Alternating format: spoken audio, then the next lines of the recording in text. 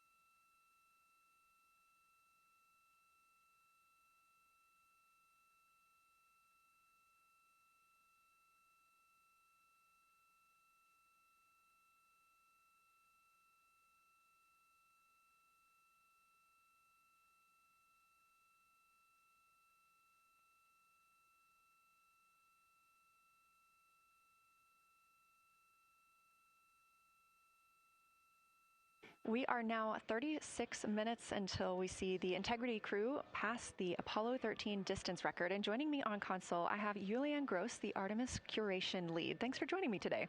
Thanks for having me. I'm very excited to be here. We're very excited to have you. So can you tell me about your role as Artemis curation lead and what that entails? Yeah, so for the overall Artemis campaign, I'm the Artemis lunar sample curation lead. That means I'm helping NASA to return the next set of lunar samples from the lunar surface. And for Artemis 2 specifically, I'm one of the science theme leads, and specifically I'm responsible, or the voice, for impacts, poles, and landing sites. Fascinating. So what helped us select the targets that the crew is going to be photographing today? So we had a plan coming in where we basically made a list of all the available targets during the April launch window, because before you launch, we wouldn't exactly be sure which targets would be visible. And so once we launched, we then were able to cut down on that list and prioritize our targets. And the 5 theme leads came together and really discussed and talked through which the long lens configured for lunar flyby. Which targets we could then see and prioritize. And so that made it into our plan. We worked then with timeline to make sure that all the targets are visible. Some targets are time dependent, like Earthset or Earthrise, and some targets will rotate out of view when Integrity starts going around the moon. And so we put these in early so that the crew has a chance to describe those to us. Fascinating. I cannot wait to hear what they have to say. So we just heard them say that their long lens is configured. That's very exciting. And for us, when we look at the moon from Earth, what features are we seeing that the crew will also fly by today? Yeah, so I really hope that people on Earth who are in nighttime will look up into the moon tonight. The features that the crew will see that we can also currently see is Aristarchus Plateau. Grimaldi is another feature. They're going to be sort of on our limb. And then Oceanus Procellarum, that really dark, large area on the near side that we can see. The crew is going to see that in the beginning. The more they fly around, the less of that they will see. So those are targets we will hear them describe early on in the flyby. Fascinating. Well, and the crew has been training for years for this day. And so we're going to hear them make a lot of calls about what they are seeing on the moon. And they're going to use a lot of interesting terms that I myself need some brushing up on. So could you walk us through a few of the things that we'll hear them use to describe the moon, like albedo, exosphere, ejecta, just some of those major terms we expect to hear from the crew? Yeah, of course. Albedo is basically a term of a reflectiveness of the surface. And so high albedo usually for the moon means bright areas, and low albedo means like darker areas. And so when you look into the night sky, you can see the high albedo areas are the white parts and the low albedo ones are the darker areas. Ejecta is when you have an impact and ejects or throws out material that then ends up on the surface, and you can see that as sort of rays or ray system. So you might hear them describe, oh, I can see Ohm, for example, with its rays. It has an isometric rays coming out, and so we're excited to hear them describe that. You might hopefully hear stuff about color or color hues, and so if they can see any changes in those color hues from like white to gray to maybe brownish, we're excited to hear about that. Exosphere is the almost no existing atmosphere of the moon. It's barely there. But there is dust on the lunar surface that can get lofted up through electrostatic forces. And when the sun goes behind the moon, it can scatter forward on those dust particles and sort of like create a little glow on the horizon. And so we're really excited to see if the crew can actually see that. This is so exciting. Thank you so much for walking through all of that with us. Julian Gross, Artemis Curation Lead, we really appreciate you joining us here today, and good luck to your team. Thank you. I'm really excited to be here.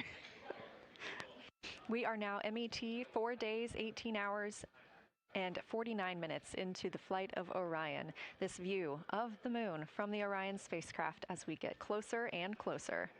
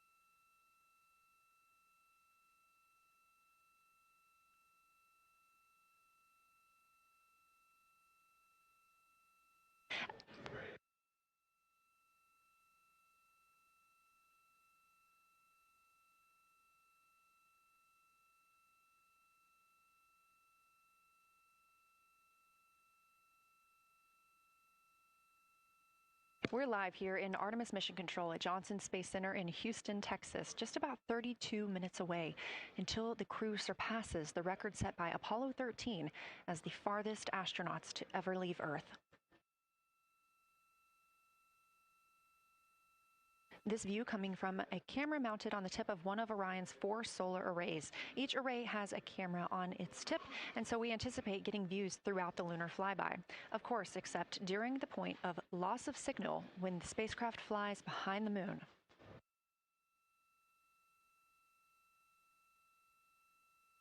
Inside the cabin, the crew are configuring the inside of Orion for today's flyby, making sure they have everything just where they want it to help them take the pictures that they are aiming for the science team here on the ground. Coming up in just a few minutes, we will have a pre-lunar flyby conference.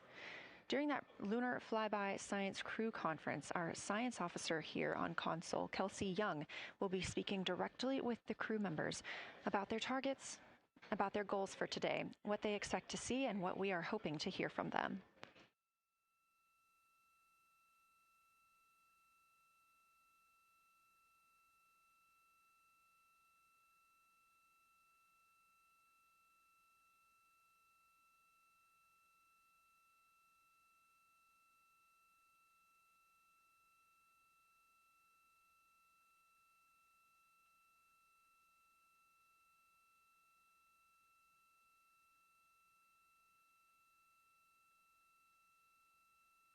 We have a lot of milestones coming up today, so make sure you don't miss them. The first coming up, again, at 1:56 p.m. Eastern Time, the crew will pass the distance from Earth record set by Apollo 13 in 1970. At 2:45 p.m., lunar flyby officially begins. The crew will have that time on their schedules to begin photographing and providing audio recordings of what they are seeing on the moon. At 7:02 p.m., Orion will make its closest approach to the moon, approximately 4,070 miles away. Of course, all of these numbers are going to have to be confirmed following the flyby. These are estimates, and we are working with orbital mechanics. At 7:07 p.m., Orion reaches its maximum distance from Earth, approximately 252,760 miles away from us all. At 8:35 p.m., the spacecraft will enter a solar eclipse. The crew will become the first to see a solar eclipse from the moon.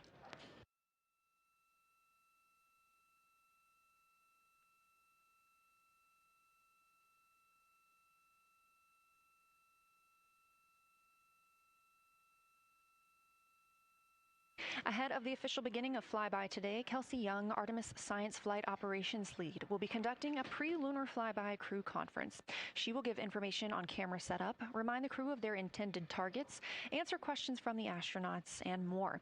Young will help the crew set their targeting timeline, which counts down the time they have to image each target and what they'll be capturing next.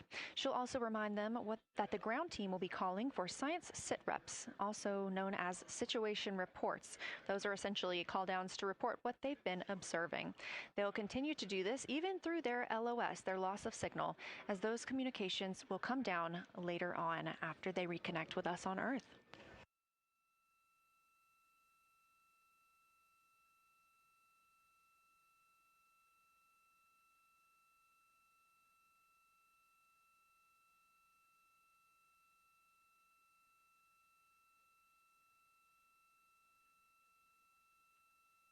This view in the cabin, you can see the crew members are already using their cameras, getting set up, and they have dimmed the cabin lights to allow them better visibility outside of the windows and fewer reflections. Now, 28 minutes until they become the humans to travel farthest from our planet.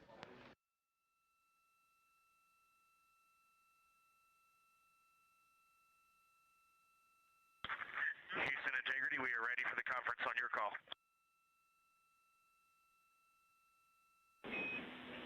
Houston is ready for the conference, passing you over to Science.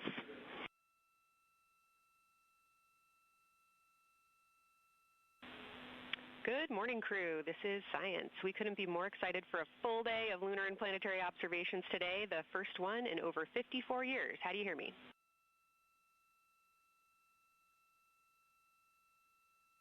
We hear you loud and clear, and Kelsey, you just got to know you're pulling us away from the moon right now, so let's go. Message received. I will keep it tight here. I did just want to start with a thank you on behalf of the Lunar Science team and the entire lunar and planetary science community, of which you are absolutely a part, for what you've already done in this mission and what you're going to do today to inspire the next generation of scientists. I have to say moon joy is the new term that's already become our team's new motto, so thanks for that. In this conference, we'll cover hardware and config reminders, and then I'll just briefly, as you said, cover today's science plan. I'm assuming you already have your LTPs up. Confirm that, and I'll jump quickly into the cabin config reminders.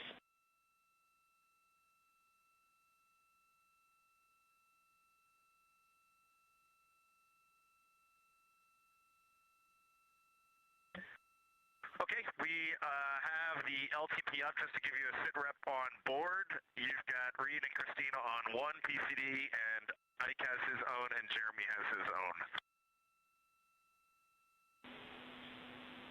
Copy that. That was going to be one of my questions for you, and I'll ask a question back. Is that the config that you and Christina plan to carry throughout the day for PCD use?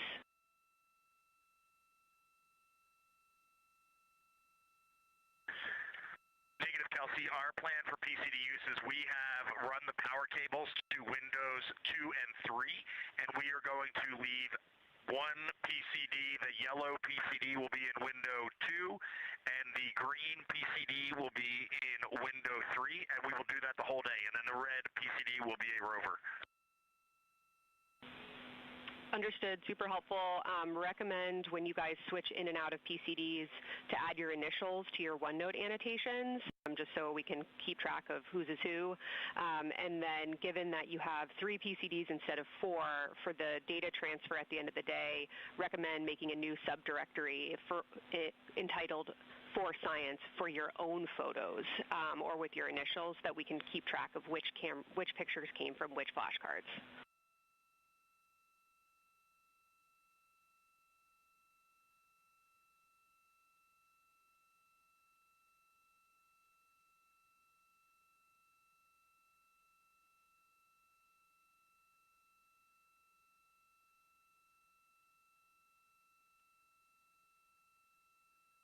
This view. So, Kelsey, I just want to here's what we're doing. We have community cards in all cameras on board, and then when each astronaut approaches their camera, the intent is they will put their card into that camera for photos and then put the community card back in at the end of the session. But just know it is harder to manage cards than we thought, and we don't want to miss science, so it might end up a bit more disorganized. Understood. Thanks for that essay. Just read the flashcard numbers down when you get a chance, and we'll follow your lead on the best thing to do operationally during the flyby. With that, I'll move on to windows. So the window characterization DFTO you guys did a few days ago confirmed that window 2 is ideal for imaging, so no change to config of photographer in window 2, observer in window 3, and science at reps in window 1.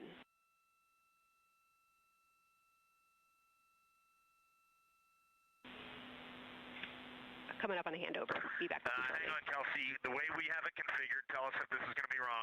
Window 2 is the long lens with a shroud. Window As you heard, science officer called to the crew. We are now in a handover time period. We will regain communications with the crew very shortly. These are tracked, and we are currently on the Deep Space Network. This is the first time humans have used the Deep Space Network in over 50 years, given that we currently use the tracking data relay satellite systems for the International Space Station.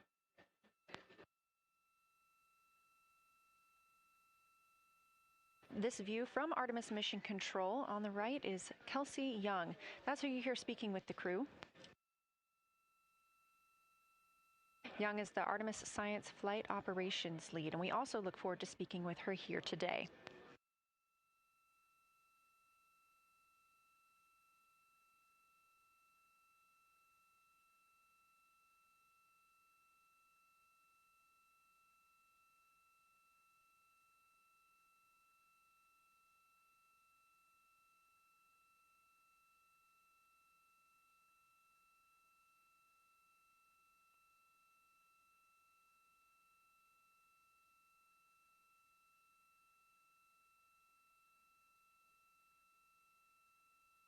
Again, we are just about 22 minutes until we reach the Apollo record. We are in a handover of satellites with the crew aboard Orion. The T-shirt shroud for the Z9 and solar, and then window 3 will be for visual observations, and window 4 is for floater. And thanks, Integrity, for that. Reed, we had a handover during that time, so I'm going to have to ask you to give that read back on window orientation for the crew again.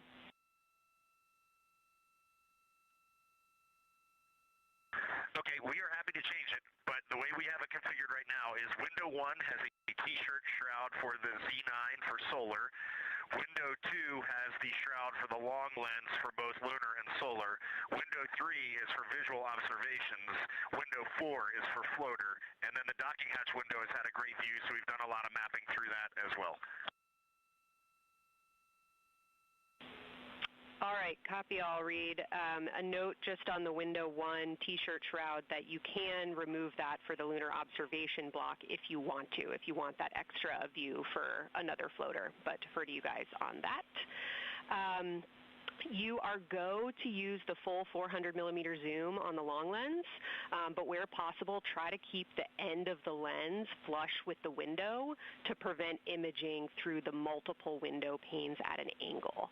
And if you have to take an image at an angle, recommend you limit the max focal length to 200 millimeters or simply acquire the images at multiple focal lengths. Last imaging update as a result of the DFTO is that if you can take the images out of the left side of window 2 where possible, that is the best half the window. Understand that might not be possible with the shroud. Any other imaging questions from you?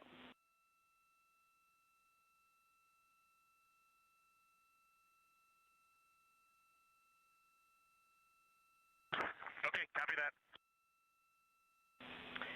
Okay, last couple reminders. Don't forget the ability to take the wave files to tag imagery that you are wanting to follow up on using the FN3 button on your camera. And then a couple quick notes on your LTP. We have refined your precise flyby timing since generating the LTP. Optimus has the correct timing for the LOS and AOS, but the LTP identifiers for LOS and AOS are roughly 2 minutes later than they will be in reality. Final LTP timing update is that the green line on your LTP should start automatically 45 minutes before the flyby. If it doesn't appear, let me know and I'll have troubleshooting steps for you. Last updates are on the eclipse, so only for that last hour today. Of course, remember if the sun is in view to use your eclipse glasses. And reminder that we will have a few activities for you prior to the eclipse to reconfigure all 3 cameras for corona and deep sky observations. These activities, some of which will occur during the forward link LOS, so we wanted to flag it for you now. Any questions before I cover the last 2 reminders?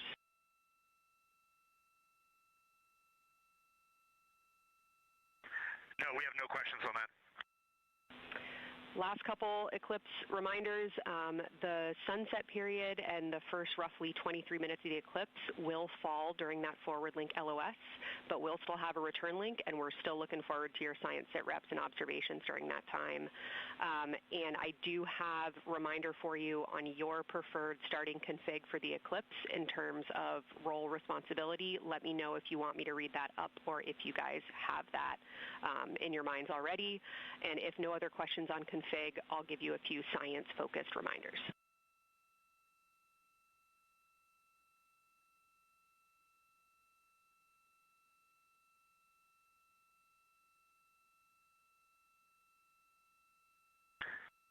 Give us a quick high level, but we see it in Optimus, and I think we got it squared away. But give us your quick Kelsey high level. Okay. A couple changes from the first LTP you studied is that Glushko is the only feature that the same pair will view twice. That's Reed and Jeremy.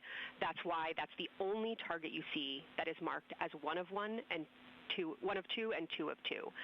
So Ohm and Oriental are in there twice, but they're by different pairs, which is why you don't see them marked accordingly.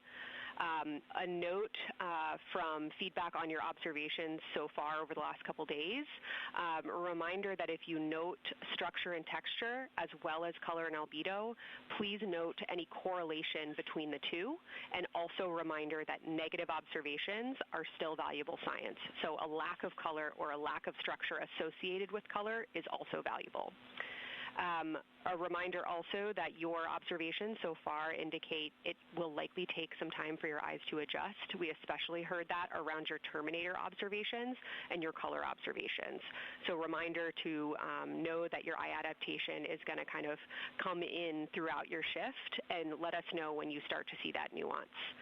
Last reminder is around Earthset and Earthrise. When you're viewing us back here at home, you'll be looking directly at Asia, Africa, and Oceania. So I'm sure people watching from those places here on Earth will want to give you all a wave as you take their picture. Any other questions for me?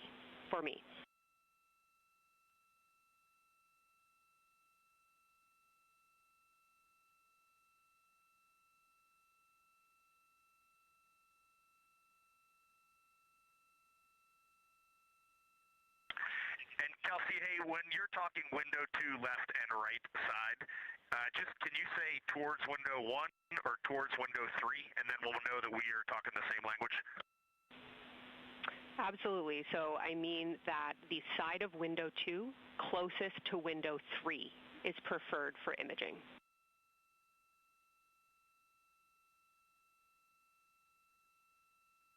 Okay, the side of window 2 closest to window 3 is preferred for recording. Stand by, we'll talk to the crew.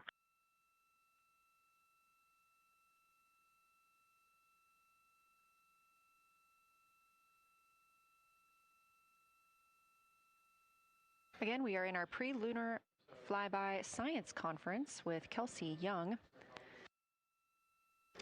Kelsey Young is the Artemis Science Flight Operations Lead, speaking with the crew aboard Orion. They've been training for this moment for years, and this is their last opportunity to get some further pointers and information. Kelsey, for the T-shirt shroud, what window does the science team think will have the best view? Is it window 1 or window 4? The only time we're strongly recommending use of the window shroud. The T-shirt window shroud for the eclipse viewing. Which window is primary for Z9? Window 1.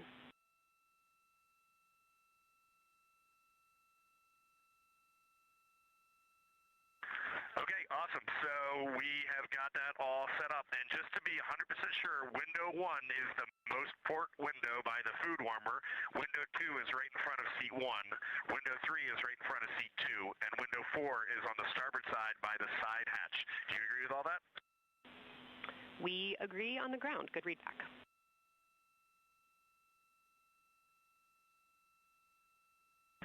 Okay, that's awesome. Kelsey, we're going to close with happy words. It's just incredible. I wish you were up here to see all the smiling faces, to hear all these terminologies being thrown around, and we are just fired up to get started on this day. Let me pass the mic around if anybody has anything to add. Kelsey, it's so great to hear your voice on the loops. I just want to channel everything that you guys are probably feeling right through my eyes and heart. It is awesome to see the side of the moon. You guys made us excited for this day, and we couldn't appreciate it anymore. And we are ready to hopefully deliver on all the awesome training you guys have provided. I'll just add, Kelsey, it is blowing my mind what you can see with the naked eye on the moon right now. It's just unbelievable. Kelsey, and to the whole Lunar Science team, all of you, all the work you put into this, we're just grateful. Can't wait to get going. And thank you for the tipper, for Carol Crater, and for Integrity.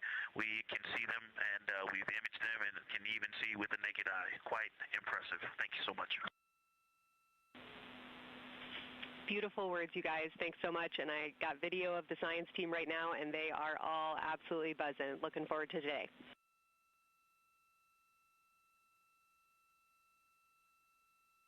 Okay, we're heading into the timeline. Cheers, guys.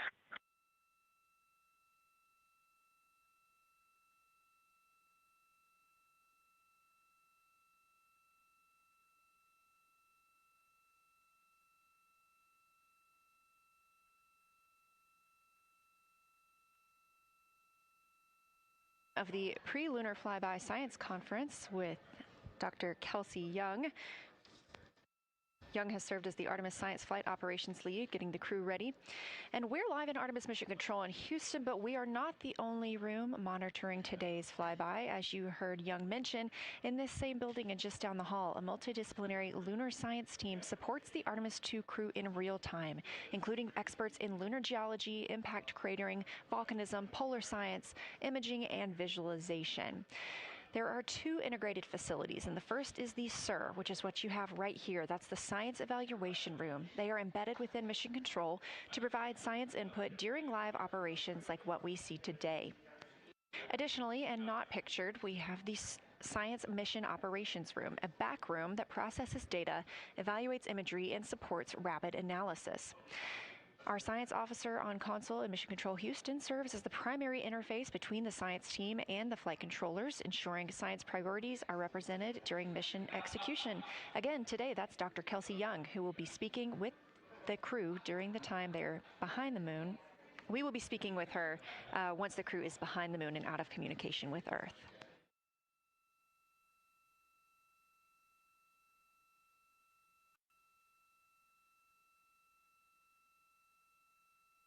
Back inside the Orion spacecraft on your left, closest to the camera, NASA astronaut Christina Cook. To her left, NASA astronaut Reid Wiseman. To his left, Canadian Space Agency astronaut Jeremy Hansen. And all the way in the back, NASA astronaut Victor Glover, our Artemis II crew.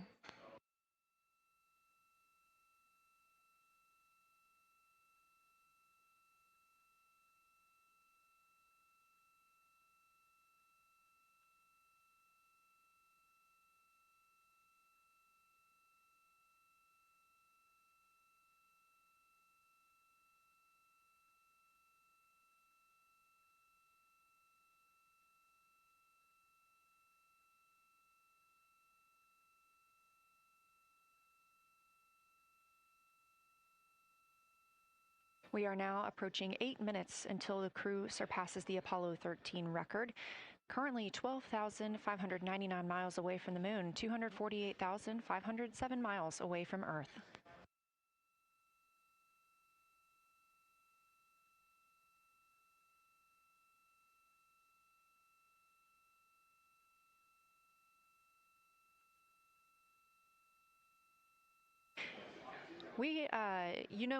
You may also hear the Orion spacecraft referred to today as Integrity. This was named by the Artemis II crew. It is Integrity crew, we have Reid's family in the viewing gallery. You're welcome to say hello.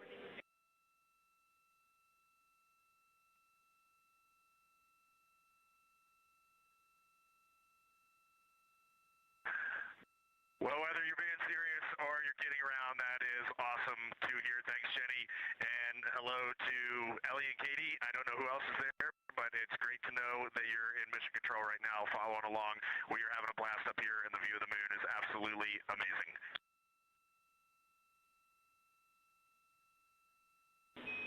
I'm seeing a lot of hearts come out of the viewing gallery and even more smiles. Thanks, Reid.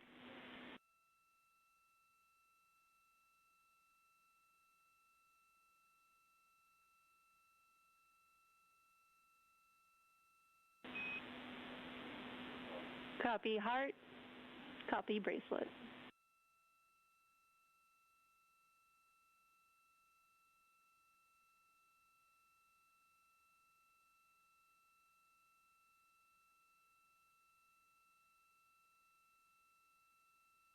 that call from Capcom Jenny Gibbons, Canadian Space Agency astronaut and Artemis II backup crew member, letting Reid Wiseman know that he has family here to support him today in the Artemis Mission Control viewing room.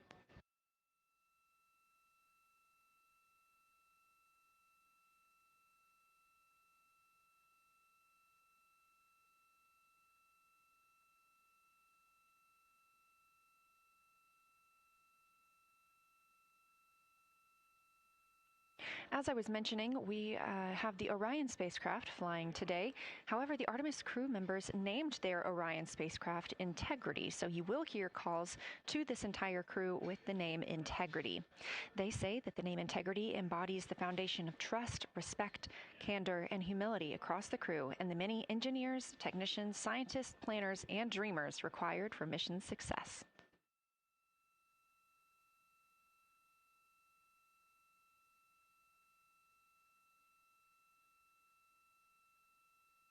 This view live from the outside of Orion as we continue.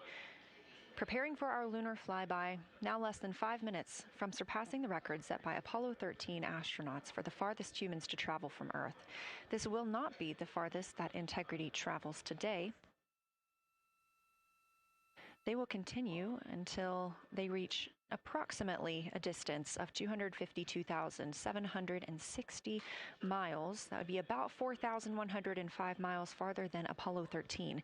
However, these numbers are our targets, and we will get confirmation on those numbers as soon as we possibly can and share them with you all.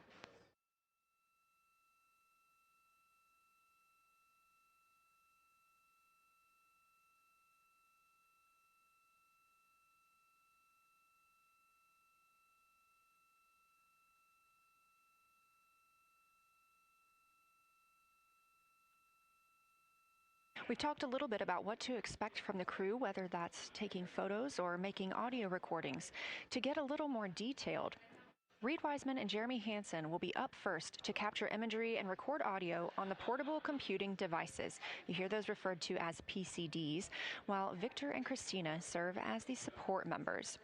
The crew will switch windows and roles halfway through their shift, and 1 hour and 5 minutes later, Victor Glover and Christina Cook will be the next crew members at windows 2 and 3 to take photos and make annotations, while Reed and Jeremy take on those support roles. There are 5 viewing blocks, and the crew will swap out with each one. During 2 of the blocks, the 2 support members will also be able to enjoy their midday meal.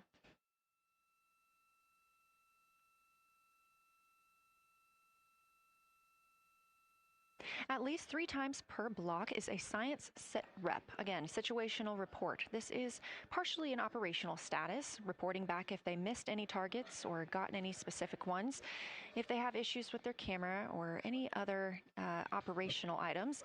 The other part is an actual description of the moon.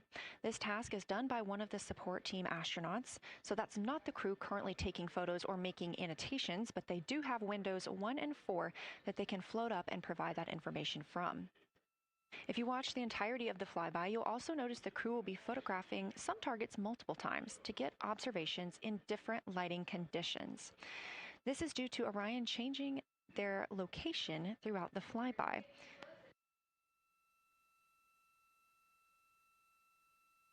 What this crew will be able to capture in a couple of hours of the same targets in different lighting would take orbiters years to do because of solar and spacecraft positioning. This crew has studied the moon extensively, and they're also familiar with what the science team calls the Big 15. These are 15 features that they've memorized, so at any time, they'll be able to see 5 of those and help orient themselves and where they are around the moon. Those targets are diverse and complex in their geologic history, and observations of them could help answer some big-picture science questions.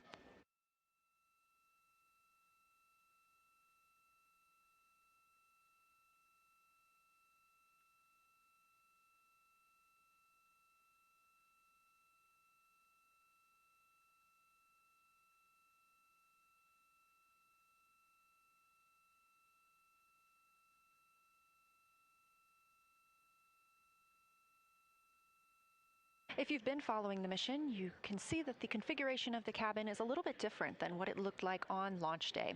After ascent, the crew were allowed to reconfigure their spacecraft, and you can see that they've taken down seats. They have also taken away footrests. This gives them more opportunity to move about the spacecraft.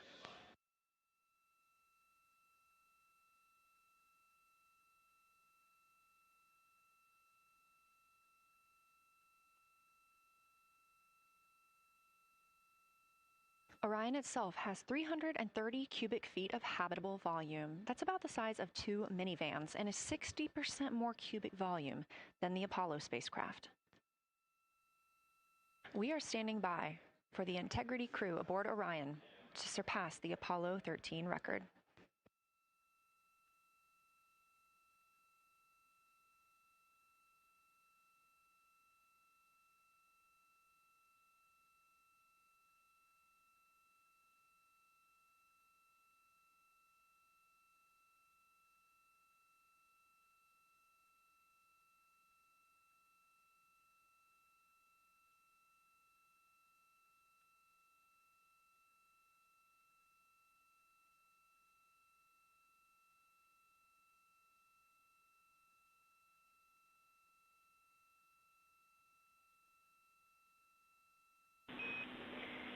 Integrity crew, on April 15, 1970, during the Apollo 13 mission, 3 explorers set the record for the farthest distance humans have ever traveled from our home planet.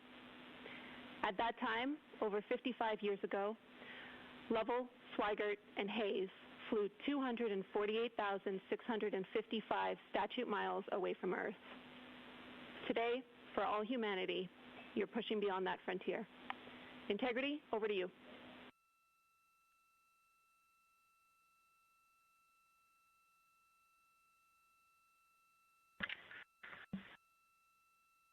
Yeah, from the cabin cabin of integrity here as we surpass the furthest distance humans have ever traveled from planet Earth.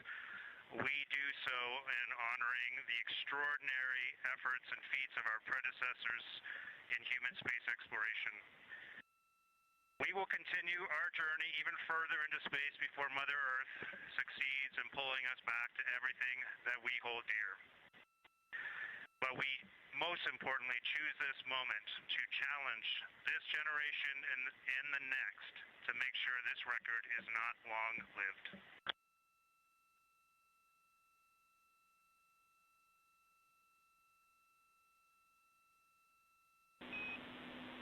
Thank you, Integrity, and congratulations to you and the rest of the Artemis II team.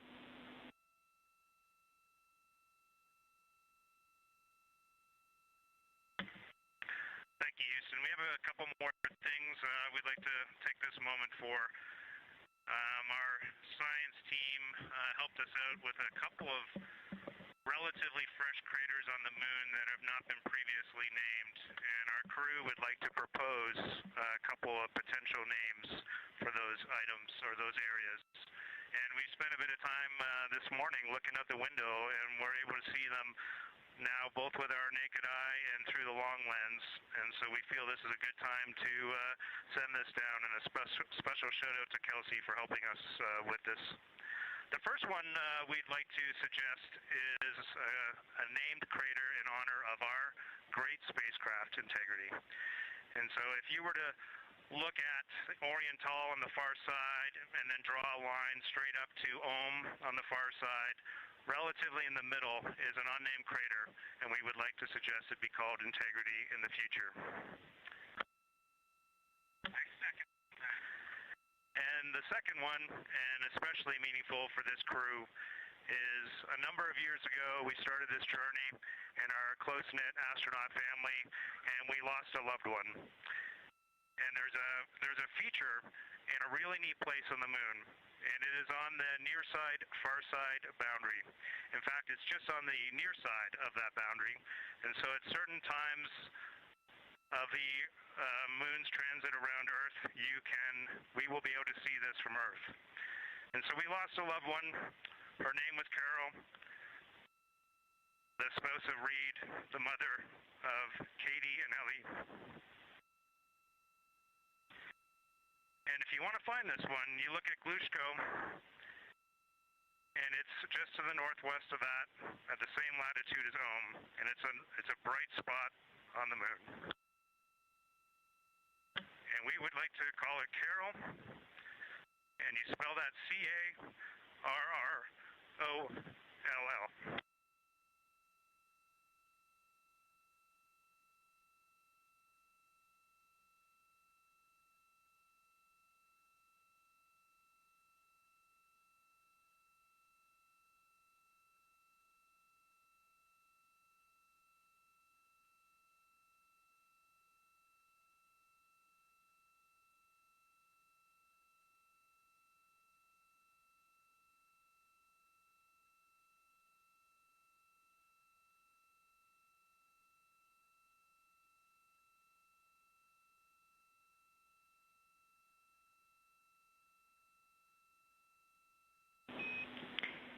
Integrity and Carol Crater, loud and clear. Thank you.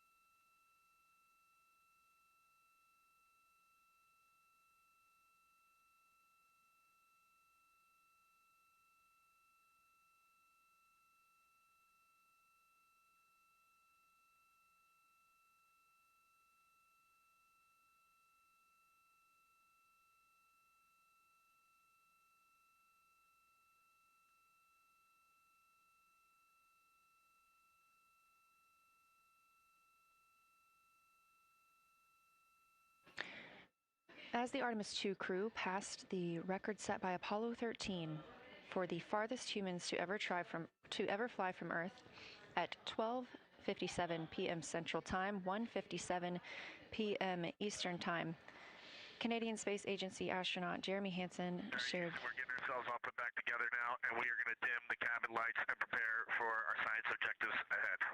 Thank you. Sounds good. We're doing the same down here, and you're maneuvering to your observation attitude.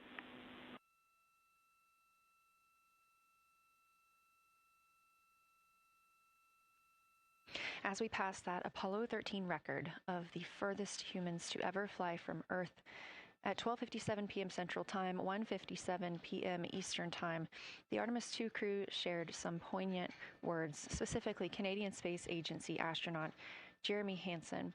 The crew also called down 2 craters not yet named that they would like to name. One, Integrity, in honor of their spacecraft, which they have named. That's near the Ohm crater. Another near Glushko, which is a bright spot, named Carol, in memory of Reed Wiseman's wife.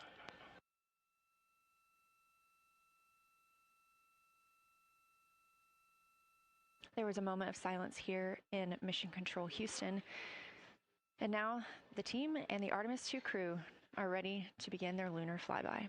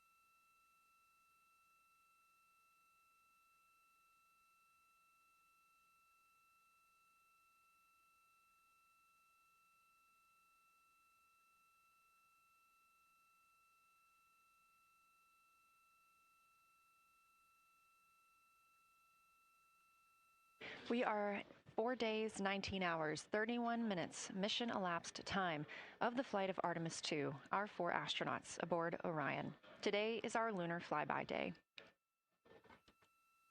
The spacecraft is currently about 12,000 miles away from the moon, and you can keep up with the distance from Orion to the moon and Earth by visiting nasa.gov/track-Artemis, or you can just stay with us here because we're going to be telling you throughout the day. They are currently 248,834 miles away from planet Earth.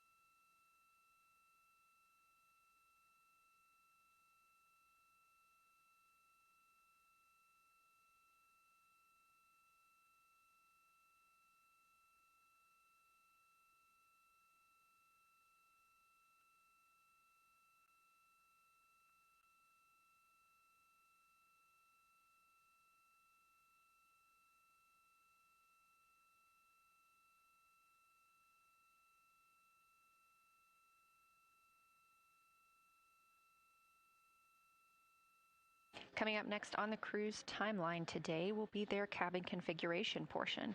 You heard some calls down to Science Officer Dr. Kelsey Young earlier about how they have configured the cabin so far. This is just a little bit more of timelined activity for them if they need to further do so.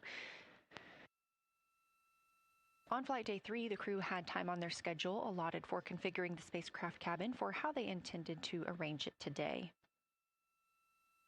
Of course, they had to take down that configuration for another test yesterday of their Orion crew survival system suits. But configuring it on flight day 3 allows them the opportunity to get a chance to see what works for them now that they are in the microgravity environment.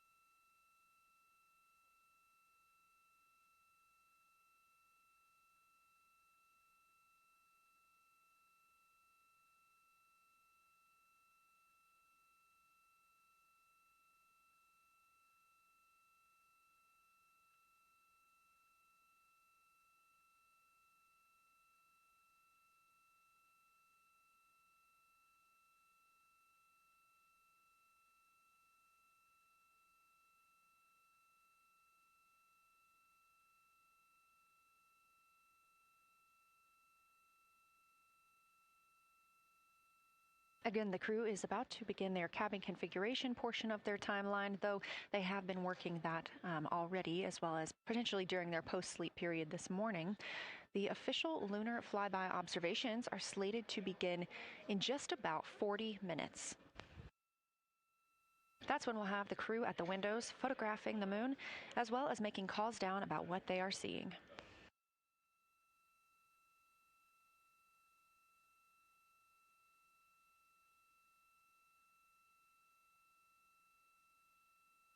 Again, we are live here in Artemis Mission Control for the duration of the flyby. Currently, the Orbit 1 flight control team is on console. This room is staffed 24/7 from the time before the astronauts step foot on the rocket until the time they splash down and are safely recovered in the Pacific Ocean on flight day 10.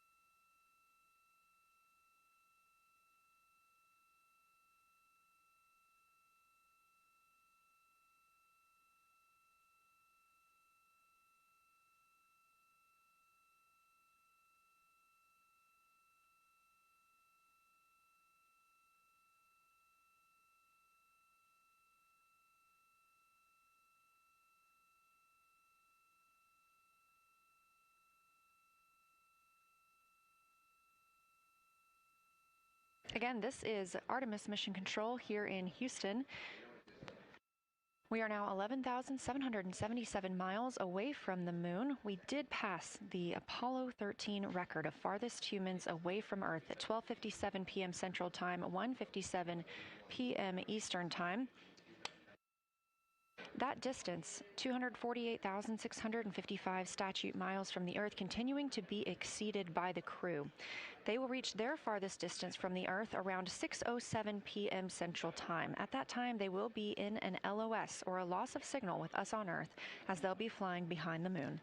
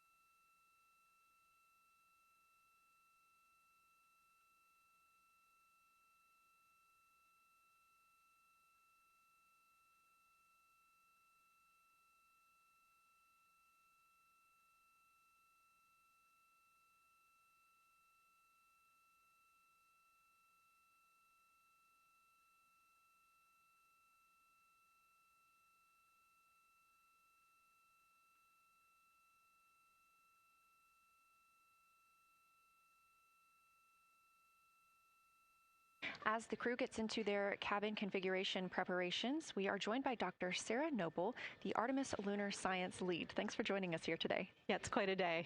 Yeah, we are very excited. I can only imagine how you guys are doing over there. So tell me a little bit about yourself and what your role is for Artemis 2. Sure. So I'm the Artemis Lunar Science Lead, so over the entire campaign, and my job is basically to make sure that as we have this big adventure back to the moon, we actually learn new things about the moon. Fascinating. So why is the moon such an important destination today? Yeah, so the moon is a pretty amazing place. It is a great place to learn about basic fundamental processes that happen on like all the planets, like cratering and volcanology. And also it is, part of our Earth-Moon system. And, the Earth recycles its rocks pretty well, right, through plate tectonics and weathering and whatever. Most of the rocks on the Earth are geologically young.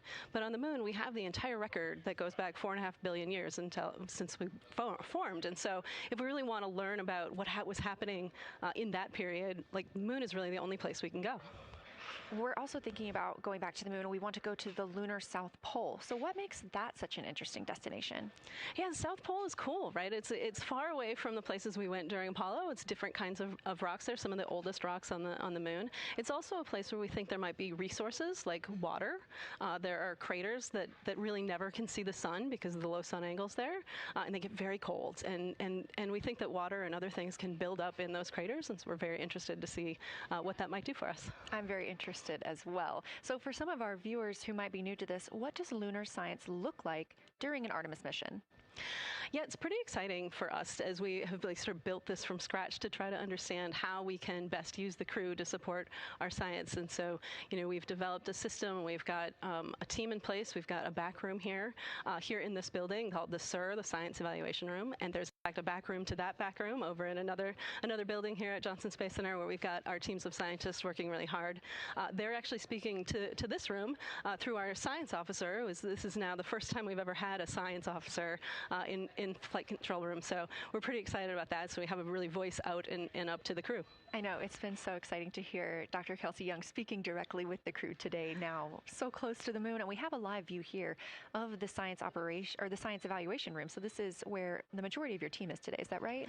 Yeah, that's right. This is a big chunk of our scientists. You can see them in there now working hard, trying to get ready for the day. And then again, there's a second room where we have a lot of our data folks where the data will first come down and they'll sort of sift through the data and get it ready for this team to take. What's the mood like right now in the SIR? It is, I would say, giddy. I think we've worked very hard for this. They have done simulation after simulation. They have worked really hard over the last couple of years to get ready for this moment, and I think everybody's just really excited to see. Even already we've had some descriptions from the crew coming down, and it's so great to see their joy and our joy, our love for the moon come through. Yes, we are in for a real treat today if it's been anything like their observations the past couple of days. So how are the lunar science teams using this test flight to prepare for future missions to the moon? Yeah, absolutely. This is the way that we are building our foundation for the future, from everything from, how do you train a crew to be a geologist, right? And so, working through that, getting them classroom training, field training, building the science team, building these physical rooms that we are in, designing the software that the teams are using, and then, figuring out what happens to that data. They're going to take this data and it's going to come down, and how do we get it out to not only our team, but out to the world and the rest of the science community. Yeah, that's a great point, because when you hear these crew members talk, you would never know that they're not geologists. Your team has trained them so well. They have been very good students. Who can blame them? It's a pretty great topic. One more question for you. How does the science that we're doing on Artemis help support long-term exploration and including our sustained presence on the moon?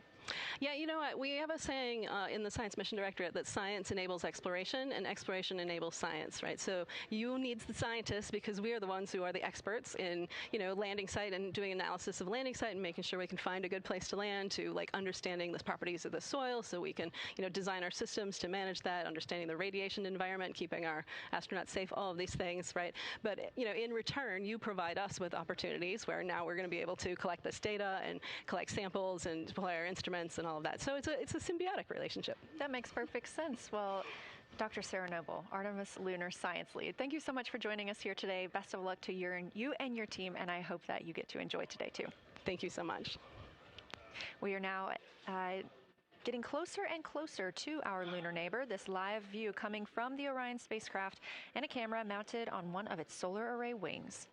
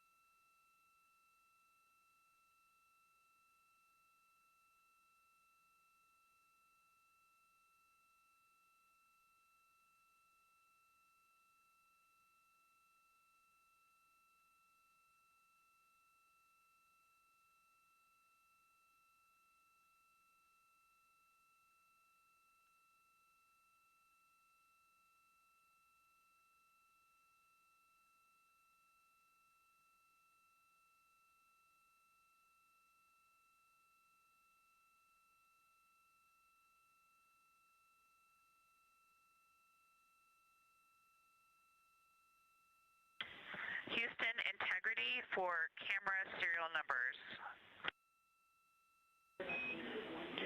Ready to copy.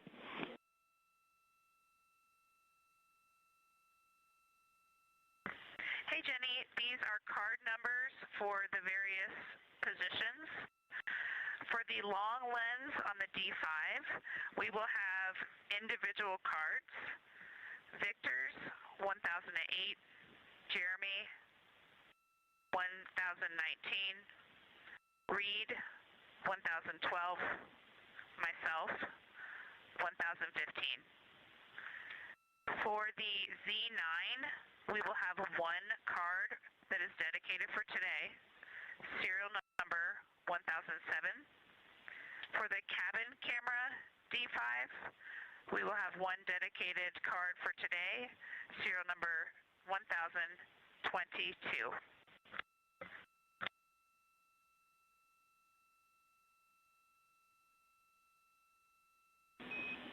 All right, Christina, we copy all. Thank you.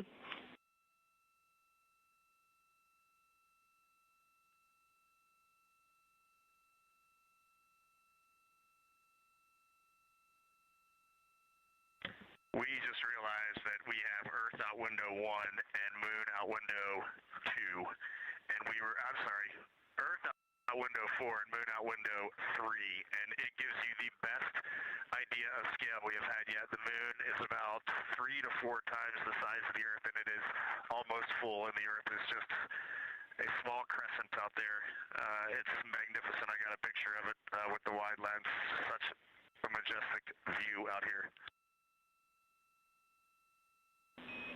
Amaze, amaze, amaze. Thank you, Reed.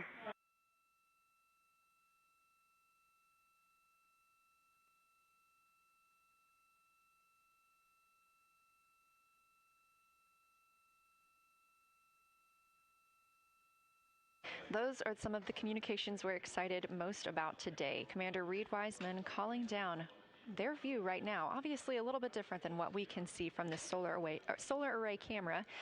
They are looking through the windows of the Orion spacecraft, able to see at the same time Earth and the Moon.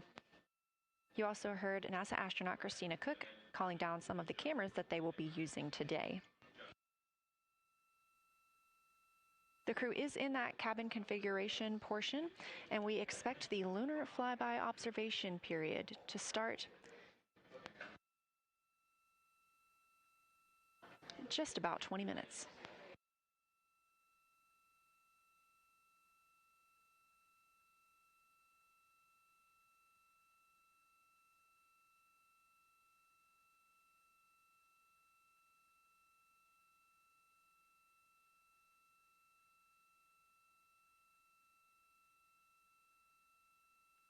Checking in on Orion's distance and speed, they are currently traveling 1,071 miles per hour, 249,159 miles away from Earth, 11,293 miles away from the moon, and continuing to grow closer.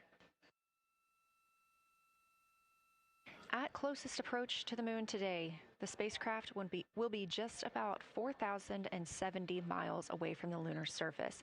This will be during our loss of signal with the crew as they travel behind the moon, and we will await their return to get the official number for you for how close they come to our lunar neighbor.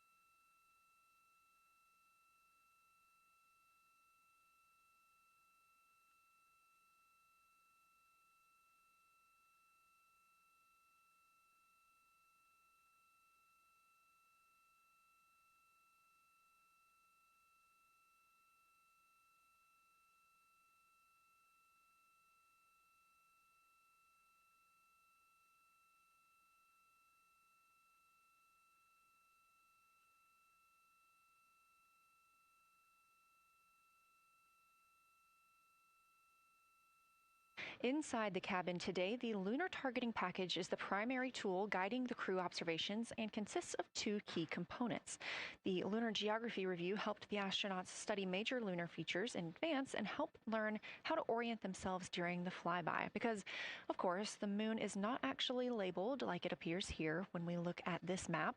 The Lunar Targeting Plan provides a detailed timeline of observation targets, background science context, and specific instructions for the pictures the crew should take, as well as the verbal descriptions that will be helpful to the science team reviewing them later.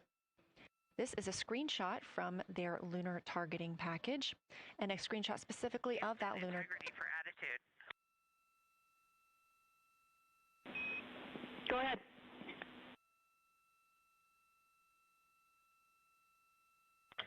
Hey, Jenny. Understanding we are in final attitude now for the lunar flyby, would it be possible to pitch the vehicle down 5 degrees? That would allow us to get the D5 long lens flush and have the least amount of window distortion. We're checking. That call from Christina Cook, NASA astronaut and mission specialist on Artemis 2. Copy. The Orion spacecraft is positioned in a specific attitude to allow the crew to best see the moon outside of their windows today for this imaging opportunity. That call was a request for a potential attitude shift just slightly, another 5 degrees, to give them a better view and to give them a better opportunity to use their long lens camera. They'll also be using that lunar targeting package we were discussing. I am following along with that real time, so I'll be able to share with you exactly what targets the crew is looking at and when. They also trained with a lunar science passport. It's a little reference guide used on Earth to reinforce recognition of key lunar features. It is not on the flight, but it was a significant study tool for the crew to get them ready for launch. The apparent size of the moon will change throughout the flyby, and it'll appear roughly like a basketball held at arm's length at the crew's closest approach. That reinforces the need for careful planning and practiced observation techniques.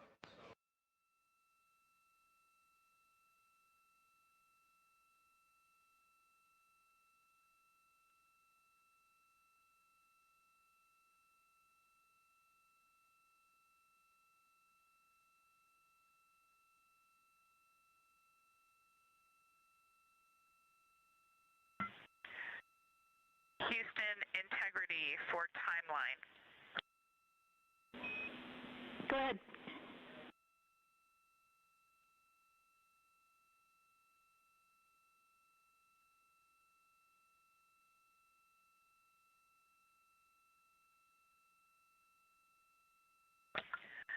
Hey, Jenny, just to make absolutely sure that we start observations when expected, we are showing in Optimus that observation time starts in about 15 minutes, and in LTP that our first target, discussion 1, starts in about 29 minutes.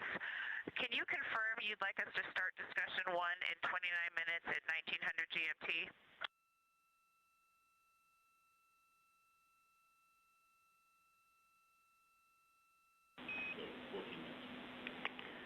Christina, we are tracking that discussion 1 should start at 18:45. That's 15 minutes from now.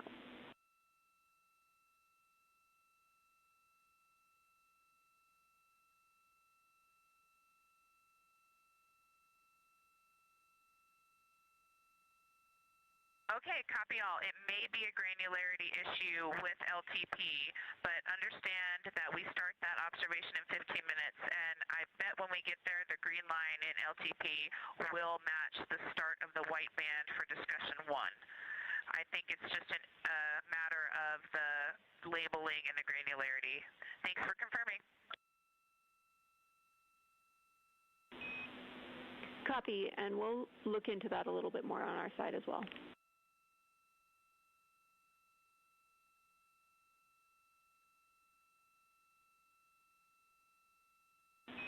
Christina, can you verify for us that your green line is moving on the timeline page of your LTP?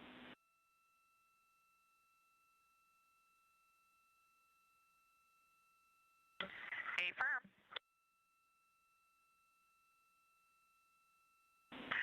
Jenny, I do think we're good. Looking closer, I see the labels are just not aligned with start or end times of the white visible bands.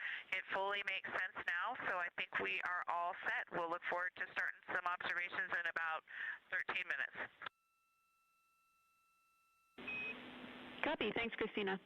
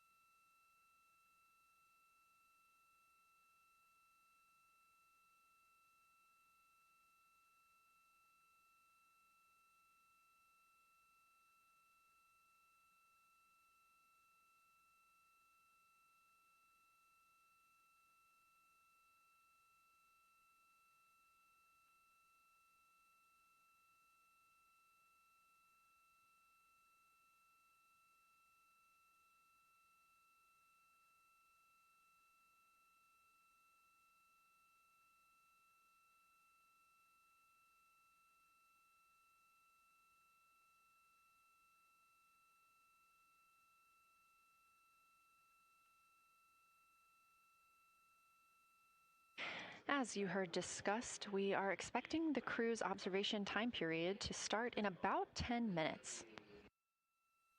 First, they'll be conducting a warm-up, warming up to their science observations of the moon. They'll be discussing with each other, helping each other orient using the major landmarks that they've studied, asking what is familiar. If we roll left, port 5 degrees, that would get the moon closer to the left side of window 2.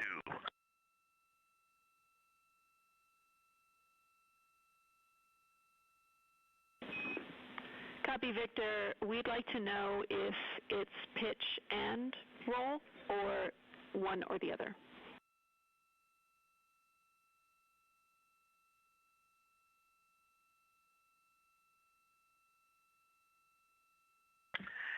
Jenny, we actually thought you already put the pitch in. Had the pitch been put in already? No, we need a little while longer to talk about it.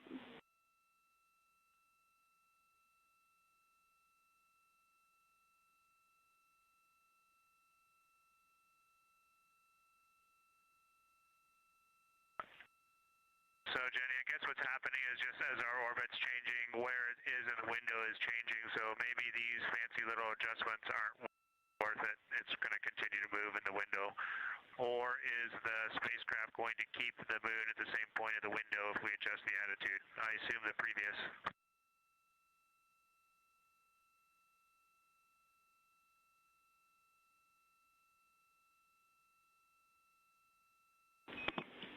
Right now, we are pointing the center of the window to the center of the moon with 2 degrees of deadband.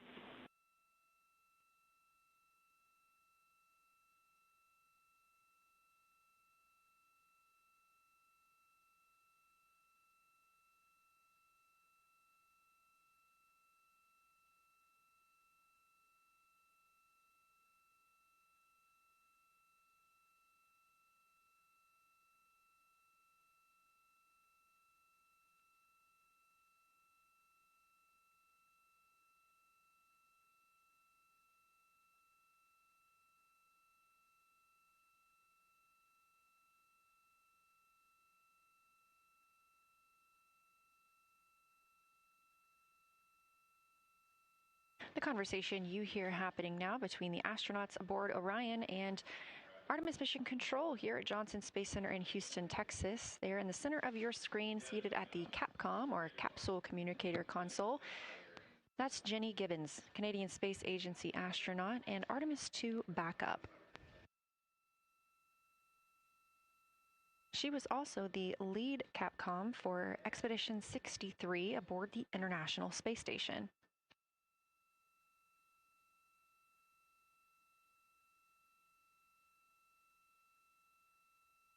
The crew is requesting some attitude changes to the spacecraft to allow them to better image the moon, our priority for today. Of course, those have to be discussed on the ground before they are put into work aboard the spacecraft, so the team is taking some time to do so. You also heard Gibbons reference that we are in 2 deadbands. Deadbands are essentially keeping us in the lane in which we're traveling. If you're familiar with lane assist in your car, very similar in this case.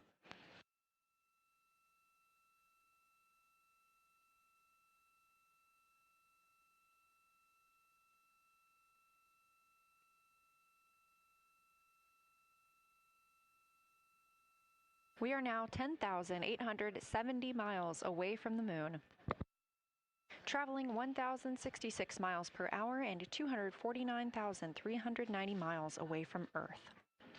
Again, we recently surpassed the Apollo 13 distance record of farthest humans have ever traveled. And upon calling down some words during that milestone, Canadian Space Agency astronaut Jeremy Hansen noting that he hopes that this record that they are setting today is soon broken by future explorers.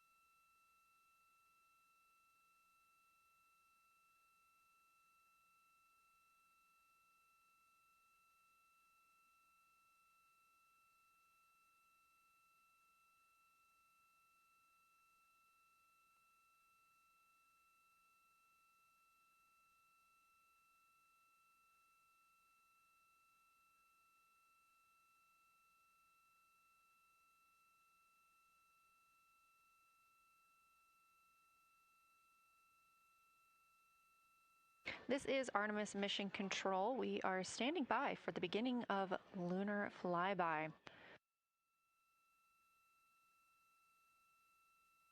Expecting that to start in just a few minutes when the crew will begin a warm-up discussion, preparing for the day. They will be capturing images along while discussing what they find familiar about the moon and what looks unexpected to them.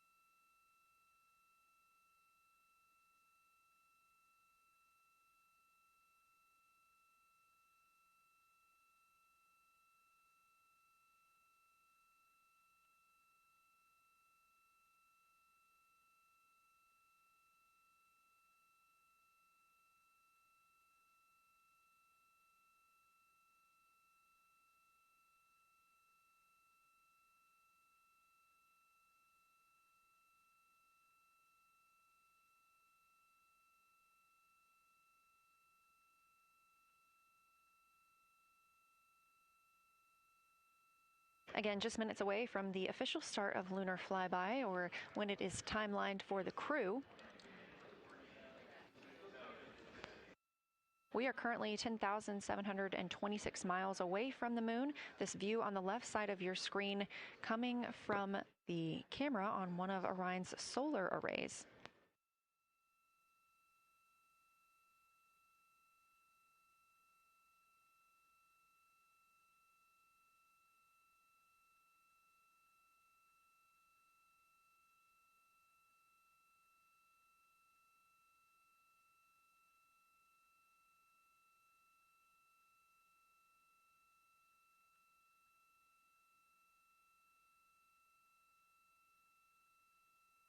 Other conversation points while the crew are getting ready for their flyby today.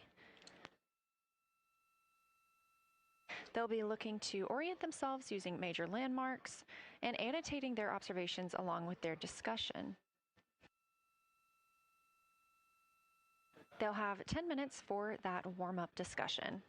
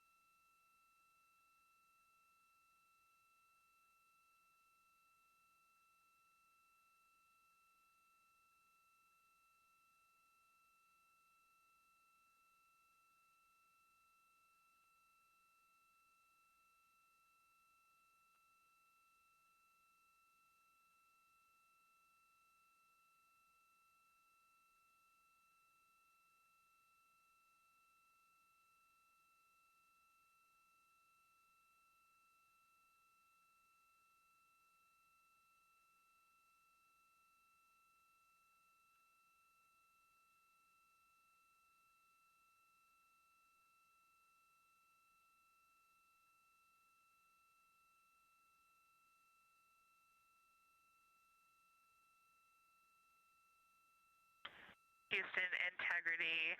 We have two folks at the window deep in discussion talking about all of the awesome features that they're seeing. We just had a huge moment realizing that Hertzsprung is about the same size as our incredible Oriental. We're really excited about this target that's kind of new to us. We're orienting on things like how we talk about albedo, finding some of the prevalent things that we're used to from all of our training, and just overall taking in this view. We also are noticing that the moon is still getting noticeably bigger as we go, even when you're watching it continuously. It's great to see these two guys get warmed up. We love the report, Christina, thanks. And you nailed it on why we added Hertzsprung. As you'll see in the prompts, we're looking for comparisons to the comparatively much older Hertzsprung compared to the younger Oriental. Great words.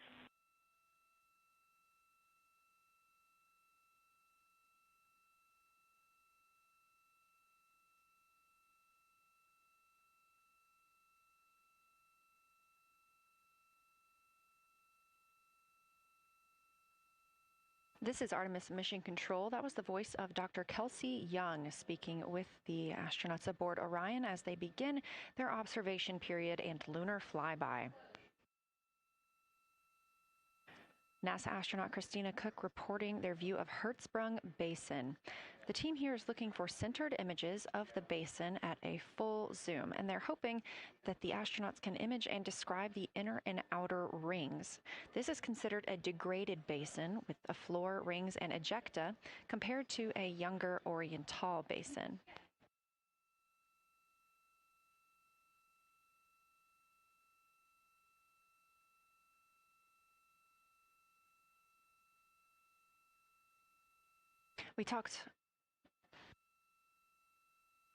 We spoke earlier with Julian Gross, the Artemis curation lead, about some of the terms we will hear the crew use today. One of those just called out, that's albedo, looking at surface brightness, or the amount of light a surface reflects.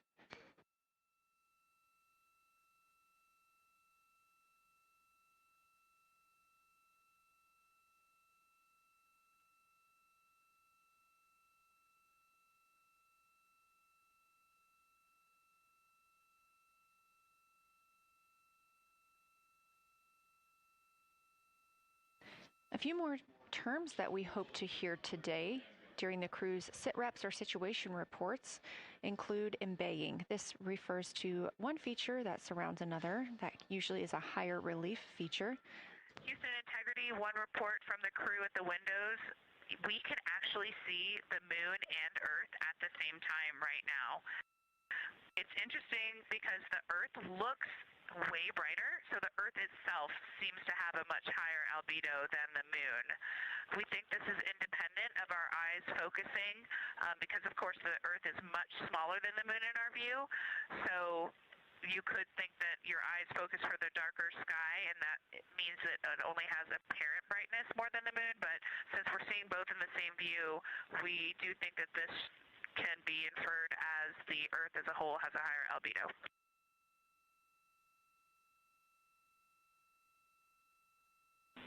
Great observation, Christina, and reminder that as you're starting to look for those subtle color and albedo variations on the moon, the relatively bright albedo Earth might make those a little bit difficult, but as your eyes continue to adjust, we expect you to start to see more nuance on the moon.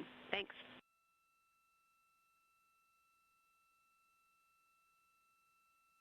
Great call. Thanks for the reminder.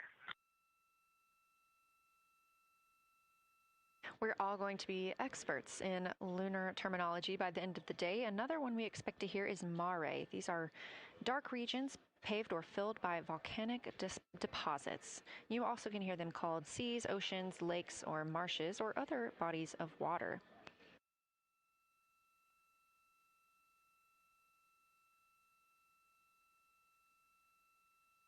Again, we are live in Artemis Mission Control, but on the right side of your screen, that is the Science Evaluation Room, team members who have been preparing for this day for years. The crew has significantly darkened the cabin of Orion. This allows them better views outside the windows and fewer reflections from inside. They reported being able to see the moon and the Earth out the same window at this time. We are really hopeful to get those photos. Right now, this view on the left side of your screen coming from a camera mounted on one of the solar array wings on Orion outside the spacecraft. The crew is equipped with 80 to 400 millimeter zoom lenses.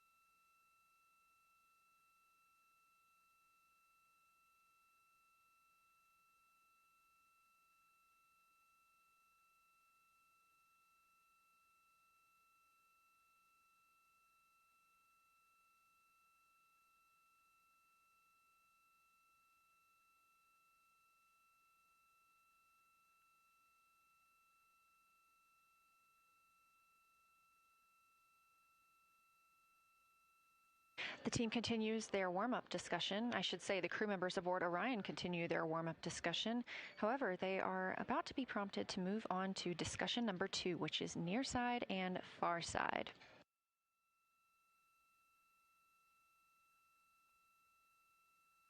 Some of the things that they are looking to capture, the ground has prompted them to photograph anything that stands out to them and to compare the near side versus the far side mare in color, albedo, topography, and texture.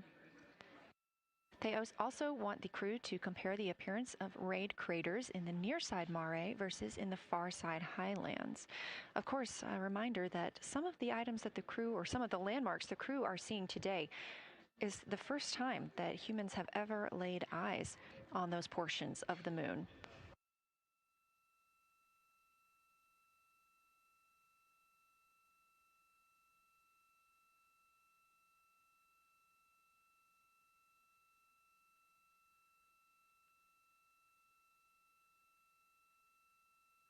In the targeting package, there are a few reminders of the crew. For the crew, there are time-sensitive observation reminders and science sit rep reminders. Integrity. We have a sit rep. The targets that are being discussed right now, it's the far side, near side comparison, and hearing some great discussion of browns and greens in the Aristarchus Plateau and how those disappear as you go toward the North Pole, and then over to the far side, you lose the color. You've got Jeremy in window 2, Reed in window 1, having a great discussion. Christina's under window, I'm sorry, Reed is in window 3. Christina's under window 1, documenting the discussion. And we've got the lights completely off in the cabin. There are some LEDs that we cannot put out that do provide some light scatter. But we have all of the internal lights off. And are letting our eyes adjust as best we can. The window 4 view, you only get about a third of the moon. Tycho is going to go over the horizon soon, and you can see Aristarchus, and then you start to lose the view as you go to the west in Oceanus and Procellarum. So far, the team is on the plan, and the long lens is being put to good use, and recordings are being made, and internal documentation of the configuration and the observations is ongoing. Science, do you have any questions for us at this time? Integrity Science. Victor, very glad that you provided the first formal science sitrep, as these were indeed your idea. One follow-up question, any relationship between those browns and greens you described? Do you see them blending into one another, and do you see any topography associated with either color?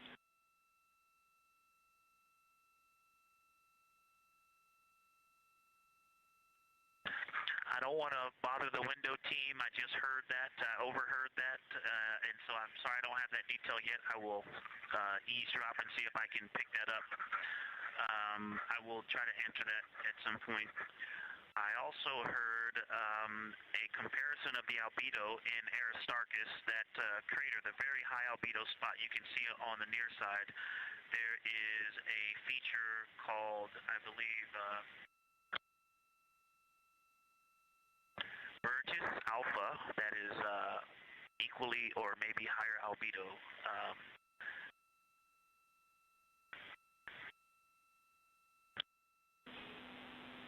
I apologize for the gaps. I'm trying to listen and talk at the same time, but I will try to get some more information to correlate those colors from Aristarchus for you. Understood, Victor, and good call to not bug the window team. Really like the brightness comparisons to Burgess A. Really helpful for the science team. Keep them coming. Thanks.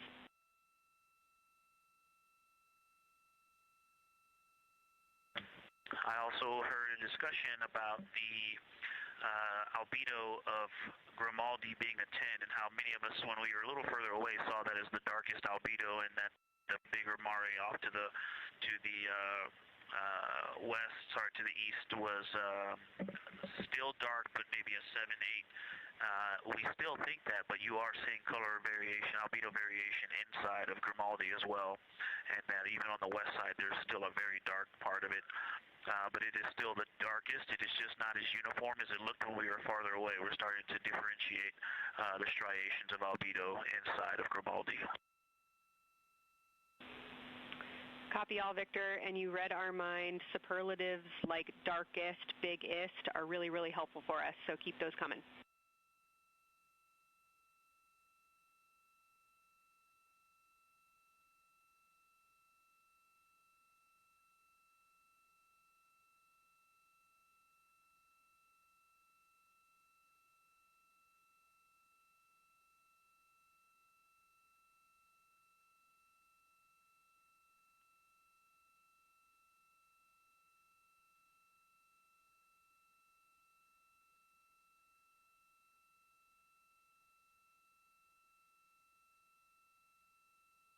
As we were just mentioning, the crew is slated to perform these science sit reps. They are prompted to do so by an icon in their lunar targeting plan. That one coming down from NASA astronaut and pilot of Artemis 2, Victor Glover.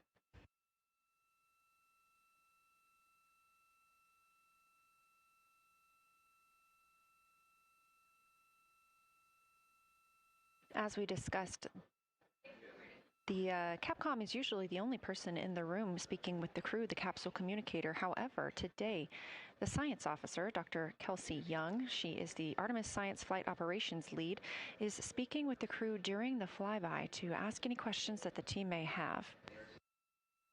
To her right is Trevor Graff. He is one of 3 science officers. Those would be Kelsey Young, Trevor Graff, and Angela Garcia, who will also join us later for an interview.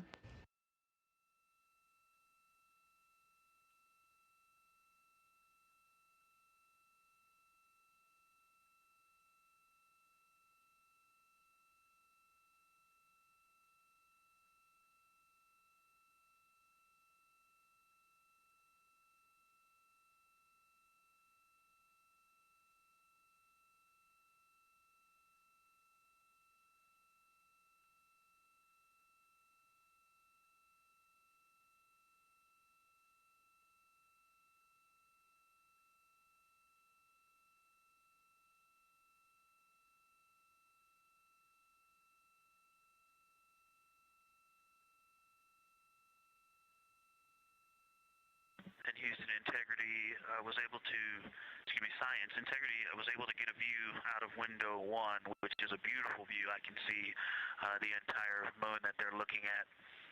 We left the T-shirt up there, so I was kind of peeking through the opening in the makeshift shroud there. And once I was able to get 2 eyes on it, what jumped out at me was Vavilov. It's just peeking out of the Terminator.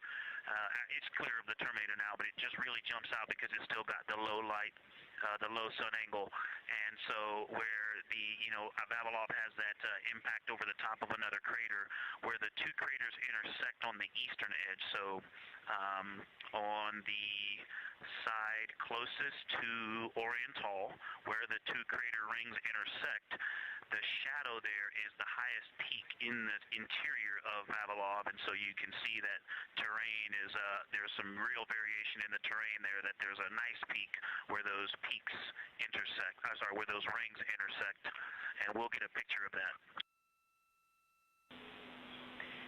Love the description, Victor, especially the comparison and relationships you just described about topography. And if it's easier for your observations, do feel free to remove the T-shirt shroud from window 1.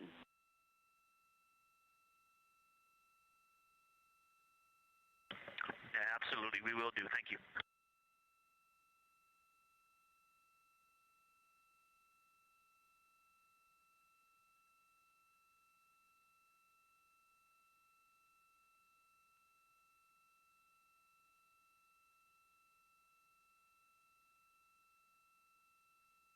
Those calls coming from NASA astronaut Victor Glover. As we discussed, the crew is working in pairs at the windows. Right now, taking photos are Commander Reed Wiseman and Mission Specialist Jeremy Hansen. Serving as their support team are pilot Victor Glover and Mission Specialist Christina Cook.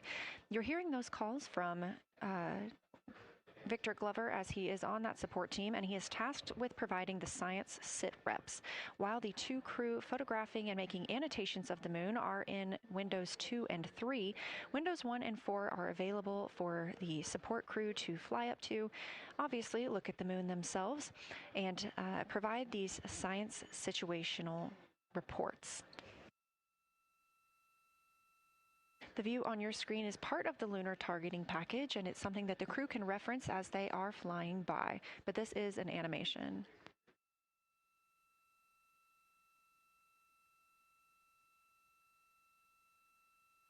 You also heard Glover mention Oriental. Oriental is a major feature that the team is interested in today, and it's known as the Grand Canyon of the Moon.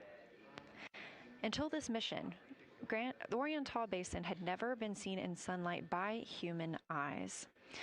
Oriental Basin and its surrounding ejecta could fit within a straight line distance from NASA's Johnson Space Center, where we are at today, to Kennedy Space Center.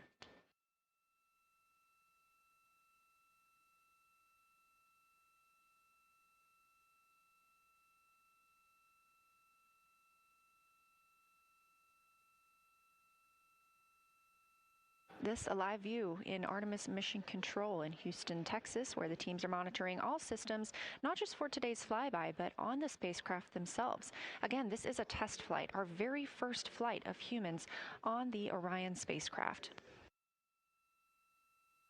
This team has been monitoring the entire time of the mission, as well as we have been live the entirety of the mission, and we will be continuing to do so all the way through splashdown and crew recovery from the Pacific.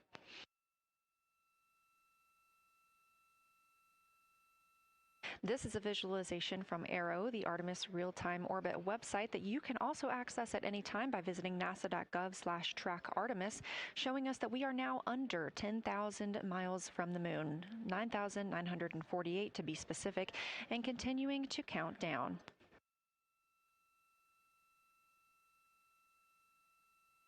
Again, our closest approach to the moon today should come about 6:02 p.m. Central, 7:02 p.m. Eastern. However, we will be out of contact with the crew at this time as they begin transiting behind the moon.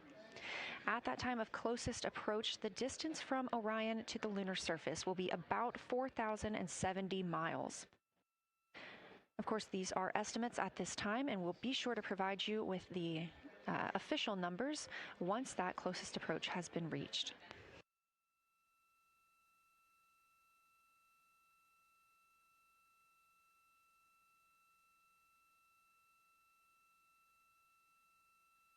This shot live inside the Orion spacecraft, where our 4 crew members are continuing with their lunar flyby activities.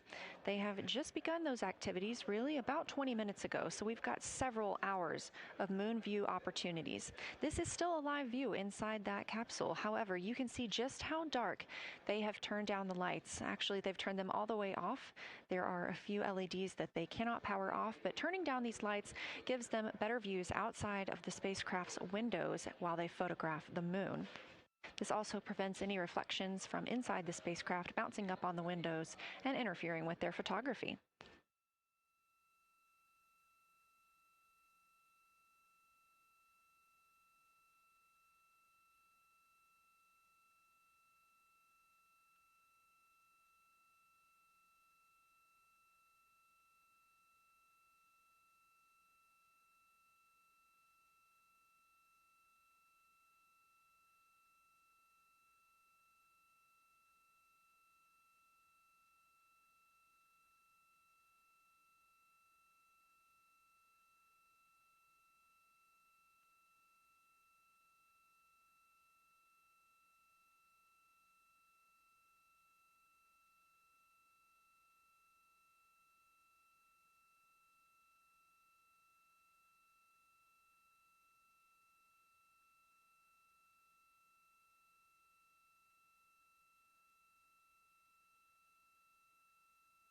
As we were previously discussing, the crew members are serving on teams. The first team being Commander Reed Wiseman and Mission Specialist Jeremy Hansen at the windows photographing what they see. We heard reports earlier that they could see both the moon and the Earth in the same view, and we are looking forward to seeing the moon and the Earth in the same view as well. That Earth set coming up in just a few hours. While Wiseman and Hansen are at the windows photographing, Glover and Cook are serving as support crew. They are able to assist with cameras.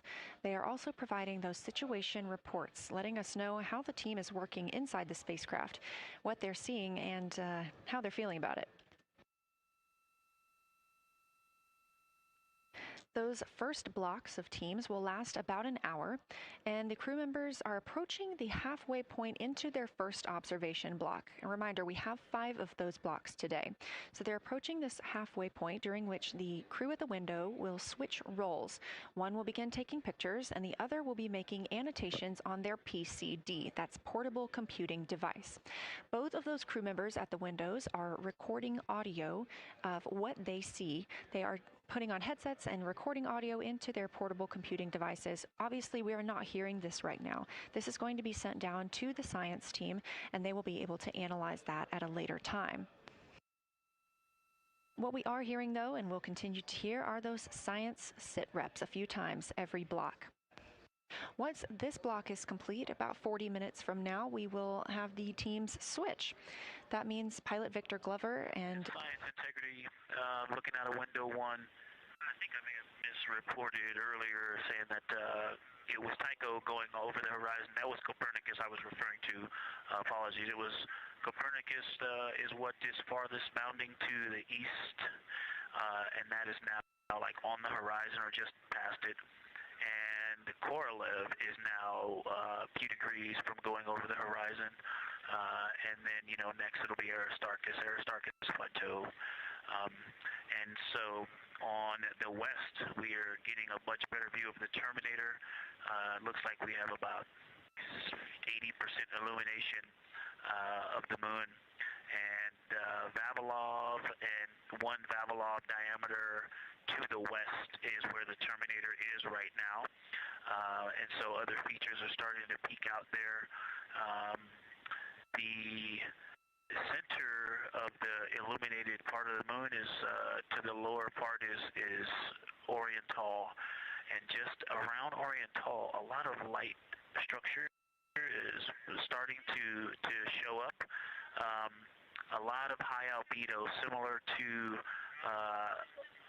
the feature, I cannot remember, Burgess Alpha and Aristarchus type high albedo in the ring. So when you look at the interior ring and the external ring, it's almost as if the edges are starting to dry up and turn white. If it was something that was wet and got dry, the edges would be the part to dry first. You just kind of outline all the topography in the interior of that wall is like it was dusted with chalk or is starting to dry, or maybe dusted with snow. If this was the Earth, I would say there was snow dumped on some of the ridges on the interior of the rings of Oriental. Also, an interesting part of the discussion that I heard between Reed and Jeremy is that from Glushko to Grimaldi, there are 2 dark features there that look like commas, but in the wrong direction. But there's also a lot of interestingness, just a lot of geometry and squiggles and dots and lines that are starting to stand out as more small features come into view. And there also is a lot of variation in albedo. In some of those, the 2 dark features, for example, have on the southern edge of the larger one, the one that's further to the south, there's a very dark, the 1 albedo, like the southern and western part of Grimaldi. And the one to the north, closer to Glushko, is also that same dark albedo. And then around them there are some very high albedo spots just to the north of the southern one, and just to the west of the smaller one to the north. Very high albedo, almost approaching the 10, a 9 or a 10, like Aristarchus. and lots of little bright spots are just starting to pop up on in this view.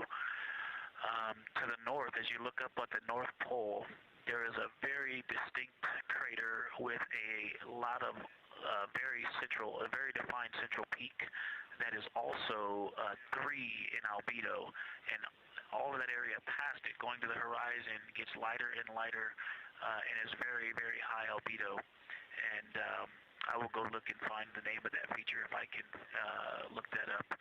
And then to the south, really getting some interesting geography and topography in the South Pole Aitken Basin. And the view of the South Pole is quite amazing. We've got some Terminator there, as well as the limb view, and there is a very distinct crater right at the South Pole. And I'm going to go look up, I don't believe that is Aiken, but I'm going to go look up the name of that one because it's also giving a lot of good topography due to the shadows that I'm seeing. But that's, I was trying to bound the view that I'm seeing for you, and I got distracted by all of these interesting albedo variations that are popping up in the interior. But that's the view that we see just a Babylon diameter to the west beyond is where the Terminator is. Just beyond, I think Copernicus is the easternmost feature that we can see. A very nice ringed, very nice structure crater to the north with a great high albedo central uplift to the north, and the south is dotted by a very characteristic crater with a lot of terrain, shadow features, and I will go try to find some landmarks to put names with those. Any questions for the observation team? Integrity Science, love the descriptions. You're definitely looking odd up there. Appreciate seeing the training being implemented. Especially interested in your descriptions of the dark patches. You compared the comma-looking features to the albedo you see in Grimaldi and noticed that you're starting to see those color differences popping out. Any observations you want to make, especially when you get on, the PCD in a little bit, would really help us tease out the differences in those dark Mare deposits. Great description, Victor. Keep them coming.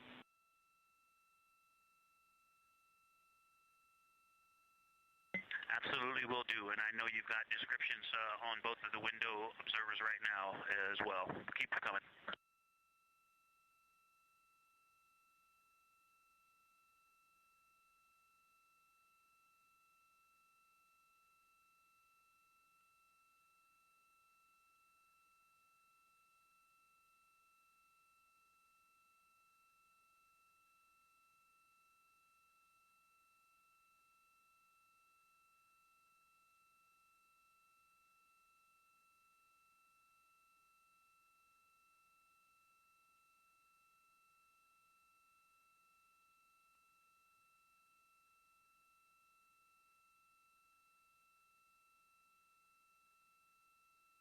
Great evidence of how well trained this crew is by the science team.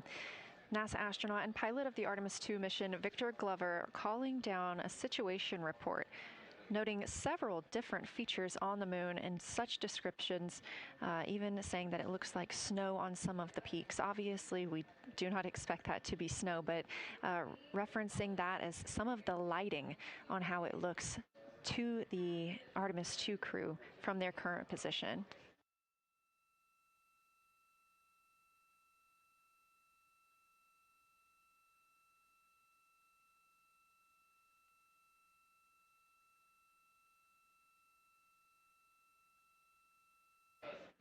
The team is slated to be switching their positions at the windows now. Both Reed Wiseman and Jeremy Hansen have been at windows 2 and 3, one taking photos, one making observations and annotations on their portable computing device. At this time, we also anticipate that they are looking at a crater duo. One of those is Glushko, and the other is Ohm. The team is looking to know the extent of Glushko's ray system and how its rays differ in the mare versus the highlands. They also want the team to compare the ray systems of Glushko to Ohm.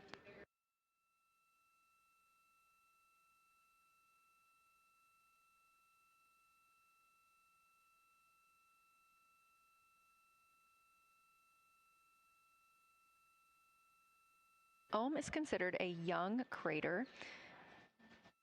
And if you've ever seen a photo of the Richat structure, it's also known as the Eye of the Sahara. It's 40 kilometers in diameter, and that could fit within Ohm's interior.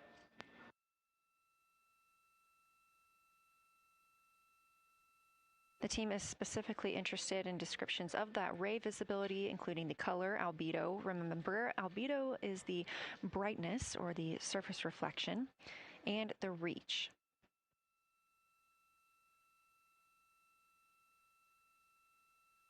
Again, I am using the same lunar targeting package that the crew is referencing on board right now. This helps keep them on time as well as prompt them for when they need to make a call down to the science team and report what they're saying.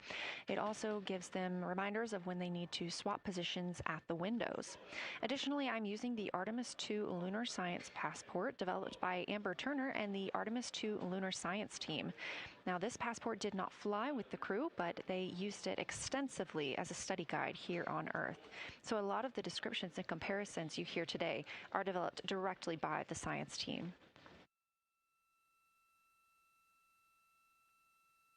We are now 4 days, 20 hours, and 43 minutes. Science, integrity, that crater to the north, that is, it's like we've got one in the north that looks like just a textbook crater, and one on the South Pole as well.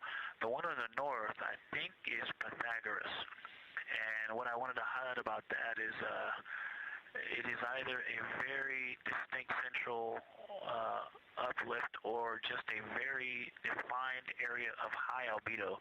If a majority of the crater, especially the floor of the crater, is, say, an albedo of 5, this center, and only a tenth of the diameter of Pythagoras is an albedo of 2, maybe 3, but it is very bright and it stands out.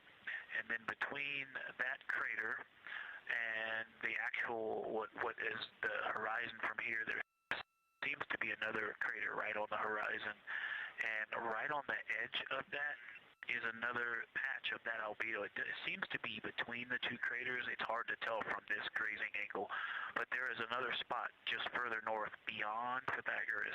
Between the two, I can draw a picture of this one and show you where that very high albedo, again another 2 albedo surrounded by 5 and most of the area bounding it.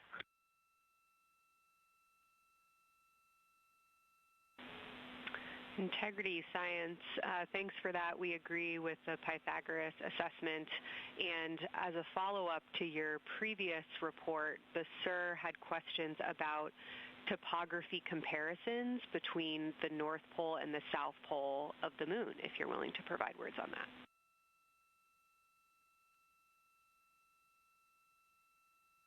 Topography comparisons, absolutely. And if you have any idea what...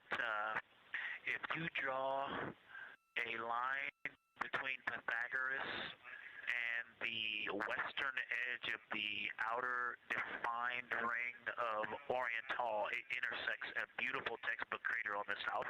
I would love to know the name of that. The topography differences, now the South Pole has a little bit of a benefit that it has more of the Terminator, and I can see a little more shadowing there, but there's a nice crater right at the South Pole, so that's the main thing defining the topography there.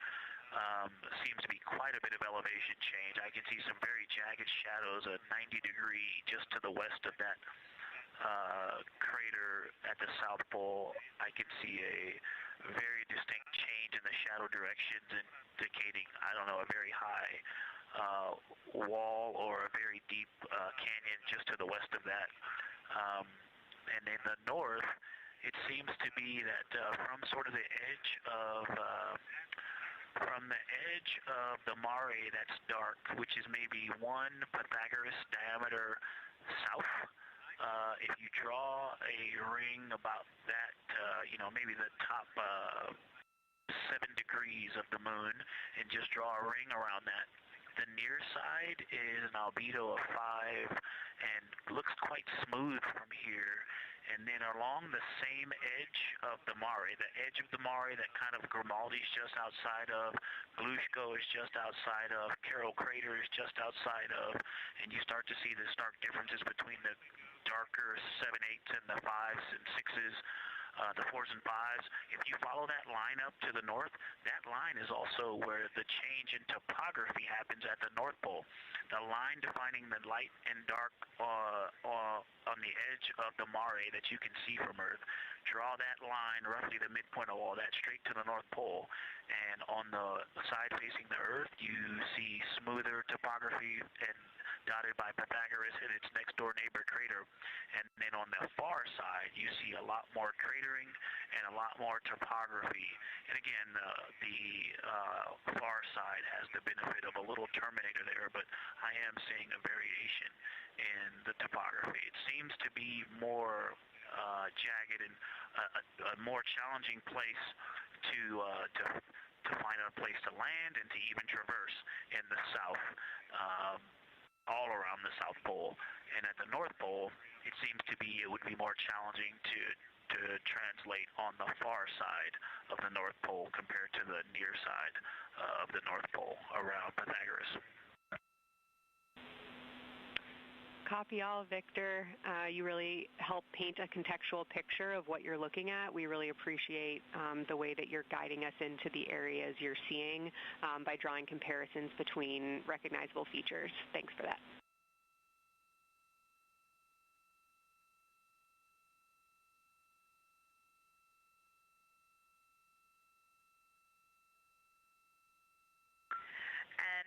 Kelsey, another little science sit rep moment, something I just heard from the window team is the more I look at the moon, the browner and browner it looks. I thought that was an interesting observation. The 2 observers have been on timeline, no hardware issues.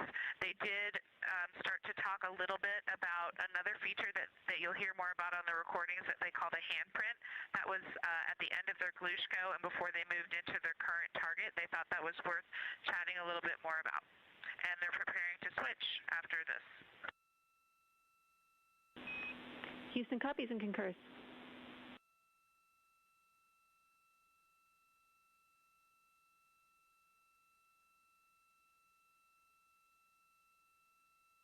Hey, Houston and Science, Integrity, another just observation from the human. My eyes have shifted a little bit since I've been up here. I've been wearing my reading glasses to look at the PCD. Well, this is a very taxing event on the eyes, looking out the window and seeing the very bright moon, then coming back inside to the dark cabin and trying to work cameras and microphones and logistics and lunch and those kinds of things, and then looking at the PCD, which is dimly lit.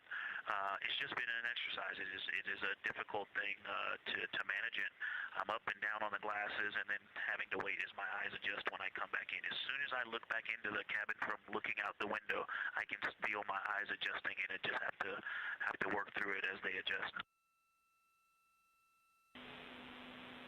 Appreciate that report, Victor, and know that we are prepared to read you up targets from the ground if that would give you the ability to keep your eyes focused on the moon and not having to swap between that and the PCD. Just let us know.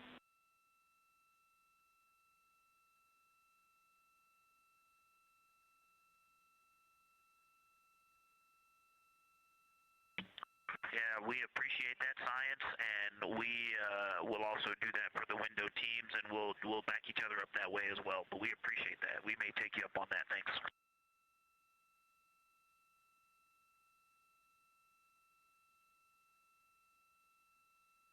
Continued detailed descriptions from the Artemis 2 crew aboard Orion. Again, this is a test flight, the first time we've flown humans aboard this spacecraft. So every detail, even that it's difficult to look outside the window and then back at the PCD, that portable computing device, every single detail is appreciated as we prepare for future missions. Glover also mentioned that he is now wearing his glasses now that he's in space and that his eyes have shifted a bit. This is something that happens when our astronauts go to space. There is a fluid shift from the lower half of your body up into your head, and that can cause changes in your eyes. It's something that we have seen over time for some crew members, especially now that we have been living and working on the International Space Station for over 25 years.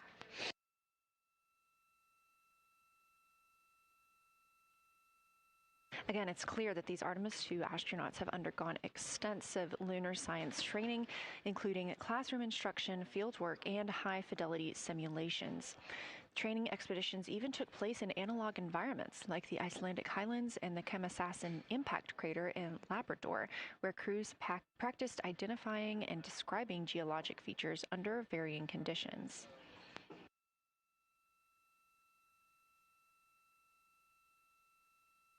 Additionally, here at Johnson Space Center, Orion mock-ups were used to rehearse crew choreography, including three-dimensional space management with an inflatable moon globe to simulate the flyby. And while on Earth, the crew also used that small lunar passport that I mentioned with descriptions, photos, and prompts to help them study the features we hope they'll see. Now, this is a view from their lunar targeting package at this time, helping them determine what they're seeing on the moon, as well as on the left, keep up with what their next target will be. As you can see, we have got a long list and an exciting day ahead of us.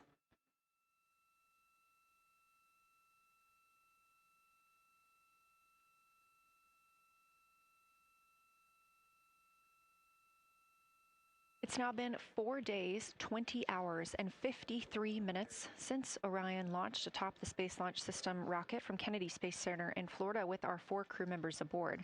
NASA astronauts Reed Wiseman, Victor Glover, and Christina Cook, and Canadian Space Agency astronaut Jeremy Hansen.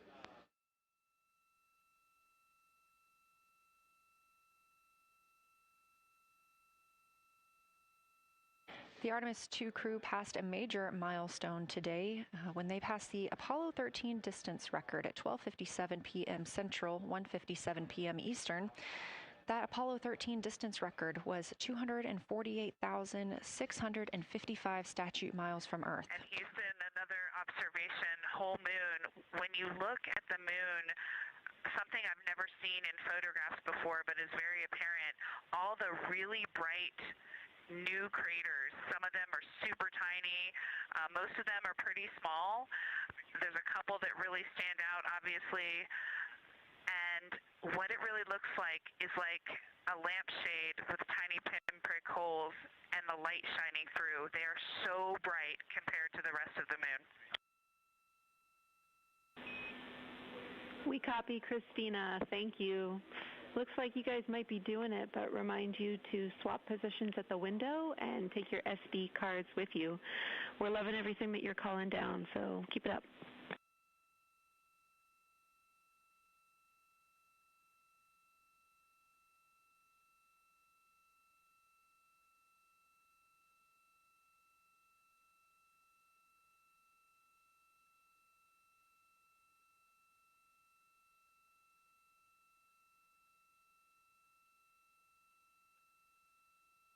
Again, Orion previously surpassed that the Apollo 13 greatest distance from Earth by humans. That was 248,655 statute miles from Earth, and Orion now 250,294 miles away from our home planet. The spacecraft is 9,033 miles away from the moon and growing ever closer. At its closest approach, it'll be about 4,070 miles away, and we will make sure we confirm what that distance ends up being. This is an approximation and an estimate ahead of that moment. We're anticipating them to make that closest approach at 6:02 p.m. Central, 7:02 Eastern, when they are in a loss of signal, transiting behind the moon. They will be the first humans in over 50 years to fly behind the moon and lose contact with Earth. We will regain that contact about 40 minutes later as they reconnect to the Deep Space Network, emerging from behind the moon, and we will look forward to seeing an Earthrise.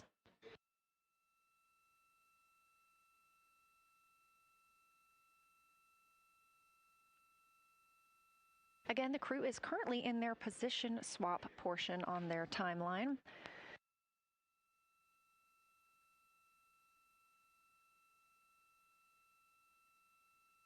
This allows crew members the opportunity and the experience of all roles necessary during today's flyby.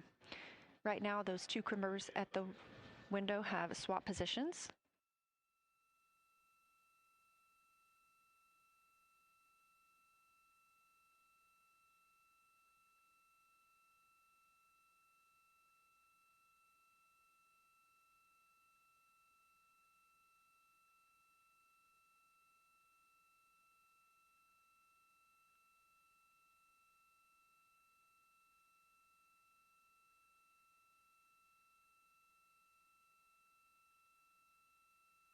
Again, the crew at the windows swapping positions.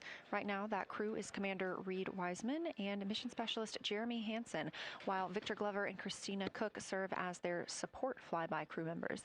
That's why you are hearing Victor and Christina during those science situation reports. Those voices will change in about 30 minutes when they take a turn, taking photos and making annotations while at the window.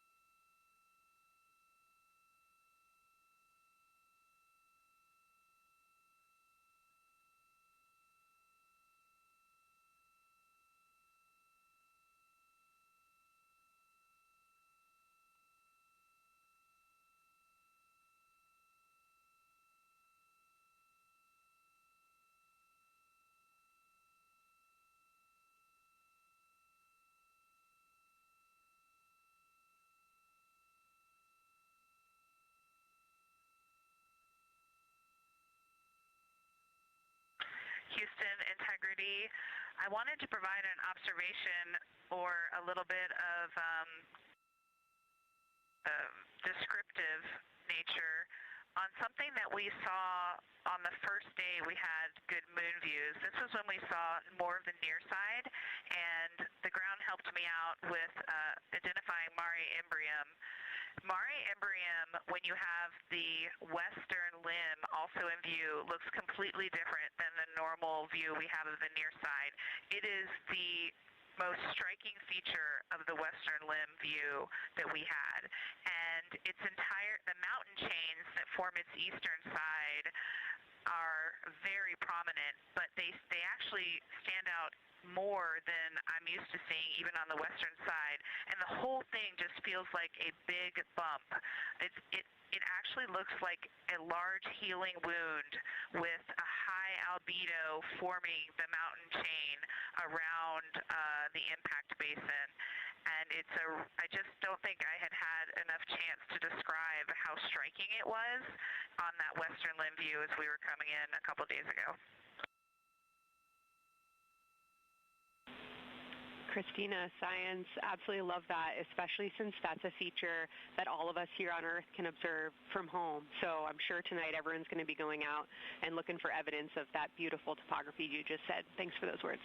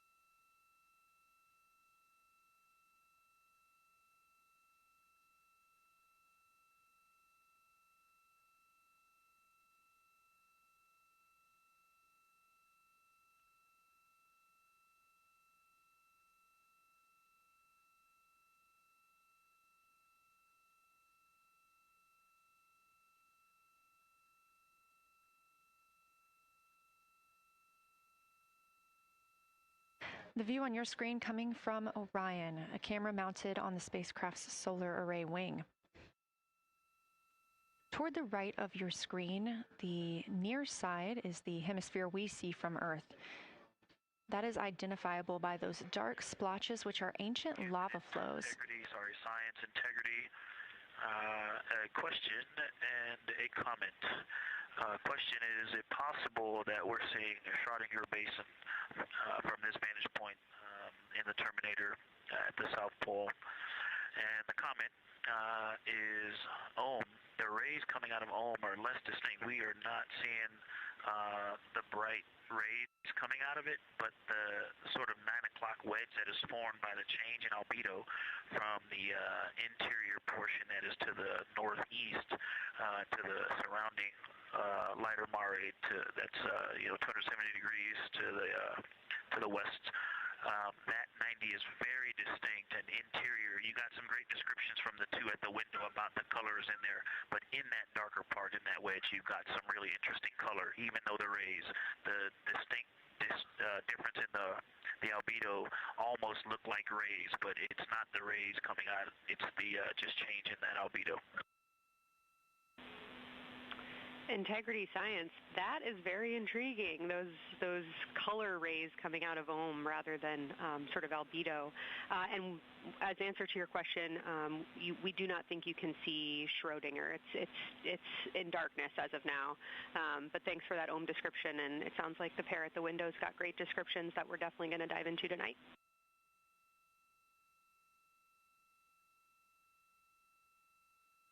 Okay. If you could help me, I would still love to know what it is. There's a very nice crater. You're going to likely have a lot of pictures of it. What would be right in the Terminator at the South Pole or close to the South Pole where it's intersecting the Terminator right now? Yeah, Victor, we're assuming you're talking about, kind of if you're looking at the Terminator, it's basically like 70% down from the North Pole. Is that where you're looking?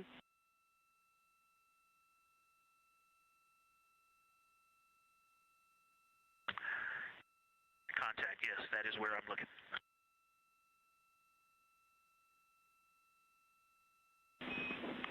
Integrity Houston, that is an enabled caution for wastewater dump required. We have hit our limit. As expected, no crew action.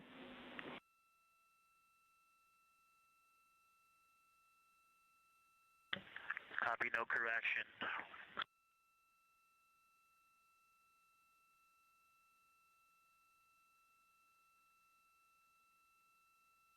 You are. And integrity science, we're trying to figure out what you're looking at there. Is it like right on the Terminator, or is it in the illuminated portion next to the Terminator?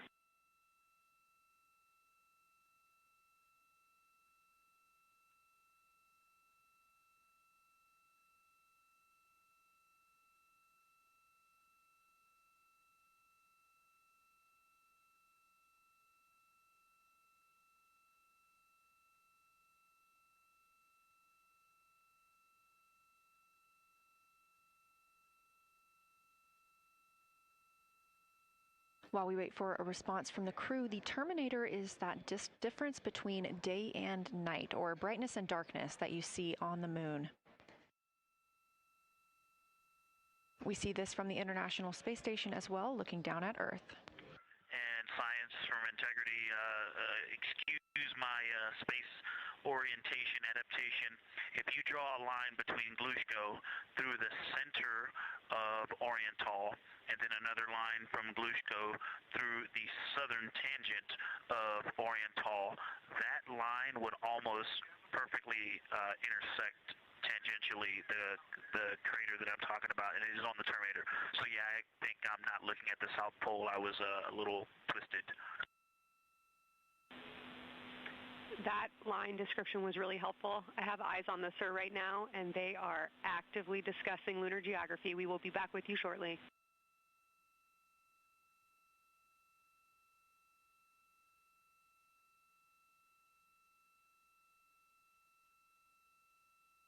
You're hearing a couple voices today in Mission Control Houston. One of those is Dr. Kelsey Young. Integrity Science, we believe that's Zeeman Crater.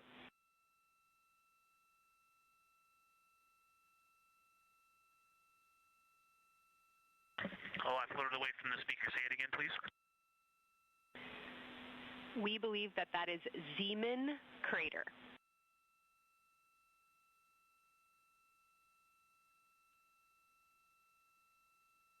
Zeeman. Okay, and can you say the first letter? I may be pronouncing that wrong. What's the first letter of that word? Zulu. It's Z-E-E-M-A-N.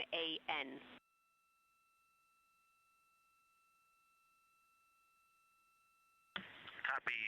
Thank you for that. Yes, we've got a great view of that. And when I went back to the window just now, the view has completely changed. Our trajectory is taking us to a new view, and I'm looking more into Vavilov. I've got a nice, great view into Vavilov. I'm actually away from the window right now, so I'm going to go try to give you some bounding words on the view that we're seeing, but I've got to get back to a window in a minute. Understood, Victor. You're defining new views of the moon in more ways than one.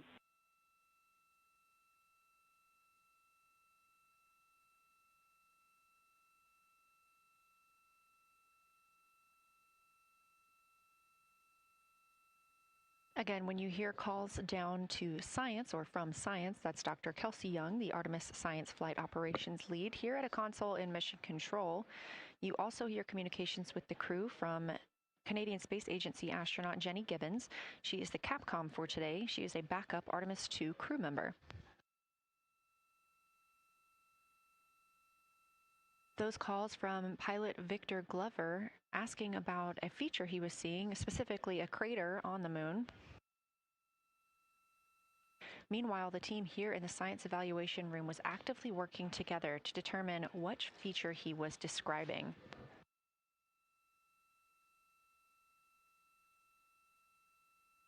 The teams at the window have continued to move through their targets, including Ohm, Aristarchus Plateau, Reiner Gamma, and we are preparing for the cabin and window teams to swap. That's when we'll hear more from Reed Wiseman and Jeremy Hansen when they take on these support roles, while Christina Cook and Victor Glover are at the windows photographing and annotating.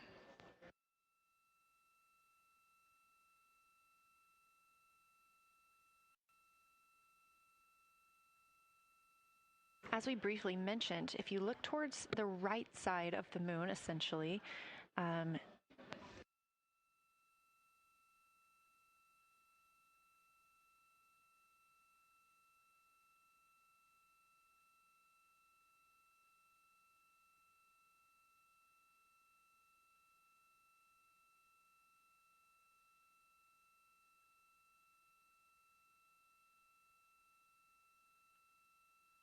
this live view coming from a camera outside the Orion spacecraft, and if you look on the right side of the moon where you see those dark patches.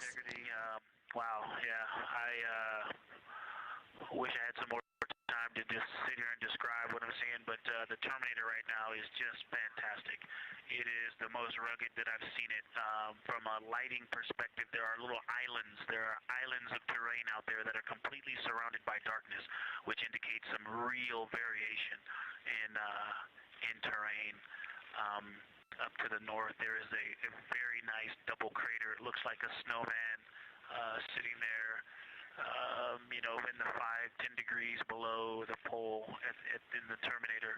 And then on the southern edge, there's almost like a hole. It looks like a hole, and it's the diameter of Vavilov size, just blackness, and then a wall of bright, and then it goes back to the black beyond the Terminator. So there's it looks like there's just a gigantic hole right there, 1 Vavilov diameter east of the Terminator.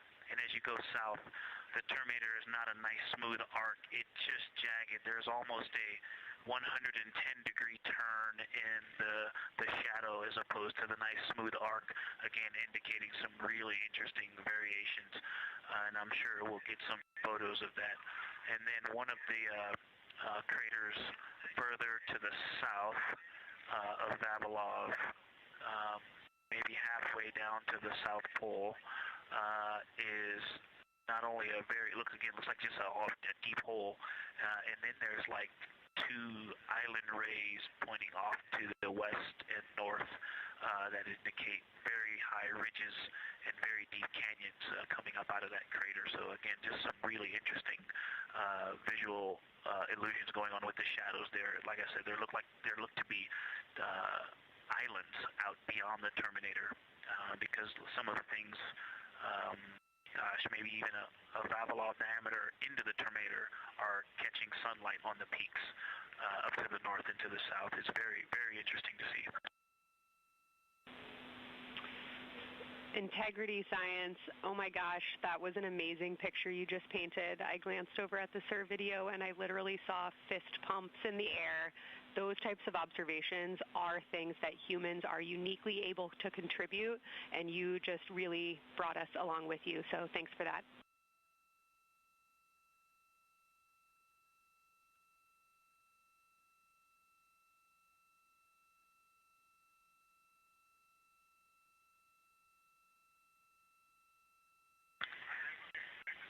Awesome, Kelsey.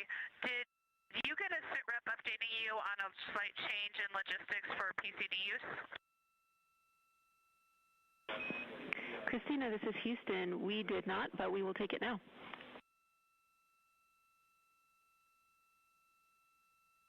We slightly changed the PCD plan for the window observers. The two window observers kept their PCD. So in other words, the one at window 2 went to window 3, and the one at window 3 went to window 2 when they swapped rather than staying at the window. We'll plan on all observers keeping the same PCD for all observations. Copy, Christina. That makes sense to us, and good plan.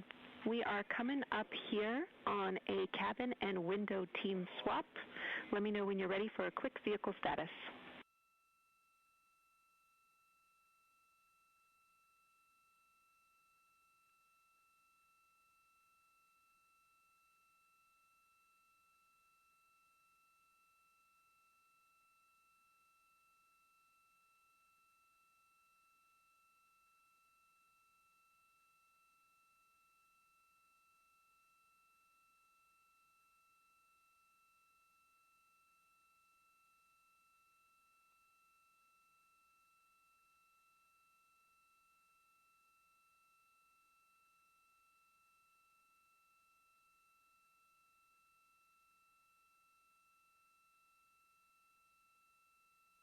As you heard, science. Houston, go for the vehicle system update. Howdy, Reed. We don't have much for you. We just wanted to let you know that toilet right now is no-go for use as we stick with the predetermined limit for now. All crew members, please use CCUs. Otherwise, Orion is looking very good. And you have 15 minutes in this handover time where we expect Victor and Christina to switch to the windows and you and Jeremy to be in the cabin assisting. Let us know if you have any questions.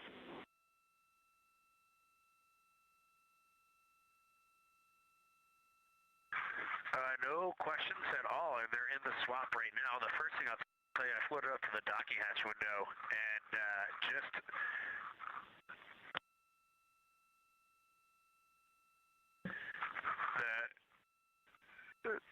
what I'm going to call the Mari around Oriental just looks so different out the docking hatch right now. It's quite a bit darker. It's the same darkness, if not a little darker than Grimaldi, but it's cool after just being in the 400 mil for the last half hour, looking up close. I got pictures of everything Ike was just describing on the Terminator. It really is a fascinating Terminator, and then Oriental just looks so dynamic right now. It's very three-dimensional out the docking hatch compared to what I was just looking at through the 400 mil. We love it. We are getting a sneak preview from one of our SAW cameras of what you're looking at, and we see some of what you're describing. We cannot wait to see your photos. Thanks.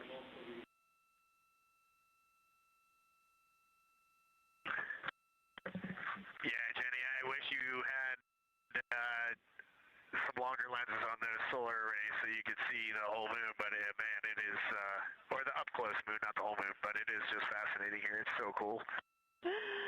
All right, MPO and INCO, take notes. We want a zoom lens on those saws next time. Thanks, Reed.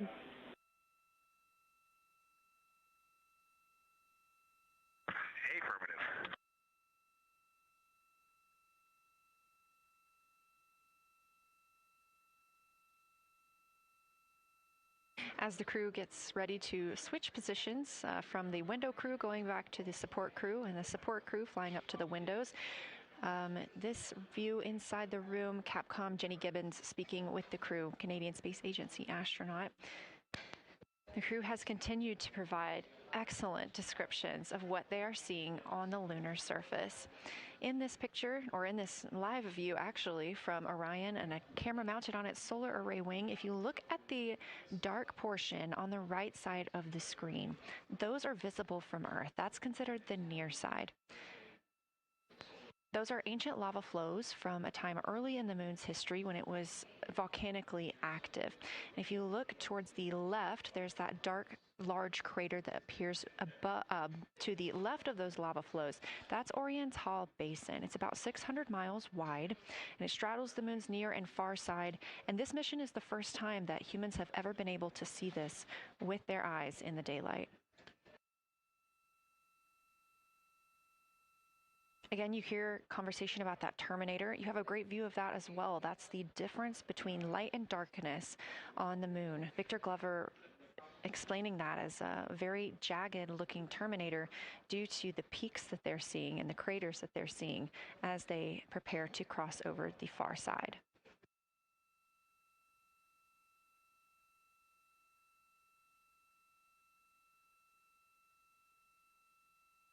You also heard science officer, the Dr. Kelsey Young, Artemis Science Flight Operations lead, sharing with Victor Glover that his responses are truly something that only human eyes can discern or provide.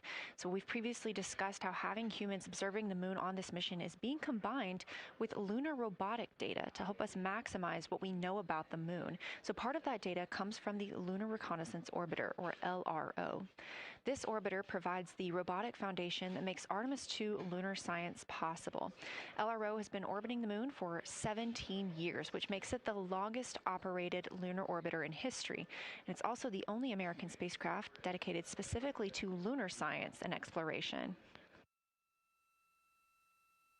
Artemis II lunar observations are designed to complement data like the detailed surface images from LRO. So while LRO provides those detailed high-resolution maps of the moon's surface, the Artemis II crew adds human observations that focus on regional context and relationships between features, giving scientists a larger geologic picture. Now, this combination of robotic and human observations strengthens lunar science. LRO delivers precise and repeatable measurements over long periods of time, while the Artemis II crew contributes real-time visual descriptions and context that robotic instruments alone cannot provide. The best description I've heard while preparing for this mission is to compare the difference in looking at the moon with your own eyes on Earth and trying to take a picture with a camera. The camera truly never does it justice, and it's much easier to describe and perceive what you're seeing with your own eyes than to take a photo. These Artemis II astronauts can rapidly scan wide areas and adjust their focus in real time, as well as describe relationships between features. The crew will also observe the same regions multiple times under changing lighting conditions during the flyby and provide perspectives that would take robotic missions years to accumulate. During the Artemis II mission, LRO is also attempting to observe some of the same lunar features that the astronauts are studying. Collecting this data simultaneously highlights how different instruments and human eyes provide complementary information about the moon. This LRO data plays a direct role in preparing for future Artemis missions. Its measurements of topography, surface temperature, composition, radiation, and lighting conditions are used to assess hazards, identify safe landing sites, and locate potential resources such as water ice near the lunar South Pole. This mission, Artemis II, represents the point where years of robotic preparation are paired with human exploration for the first time in the Artemis era.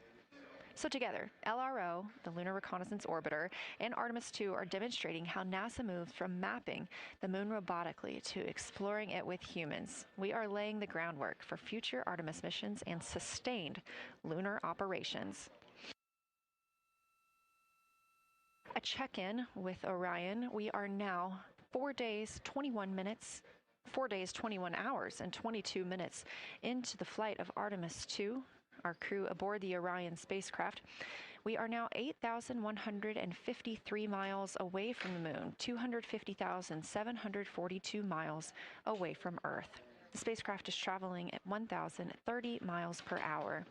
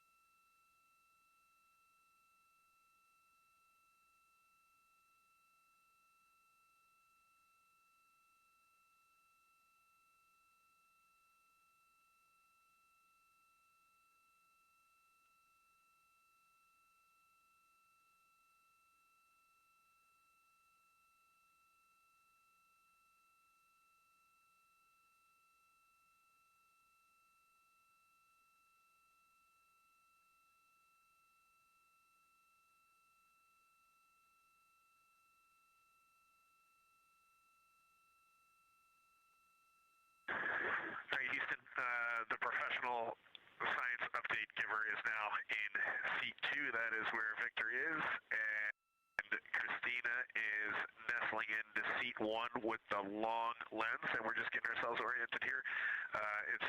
It's a cool view in the cabin. It's actually a cool view to be off the camera now and looking at my crewmates getting up to their observation posts and looking in. It's super fun.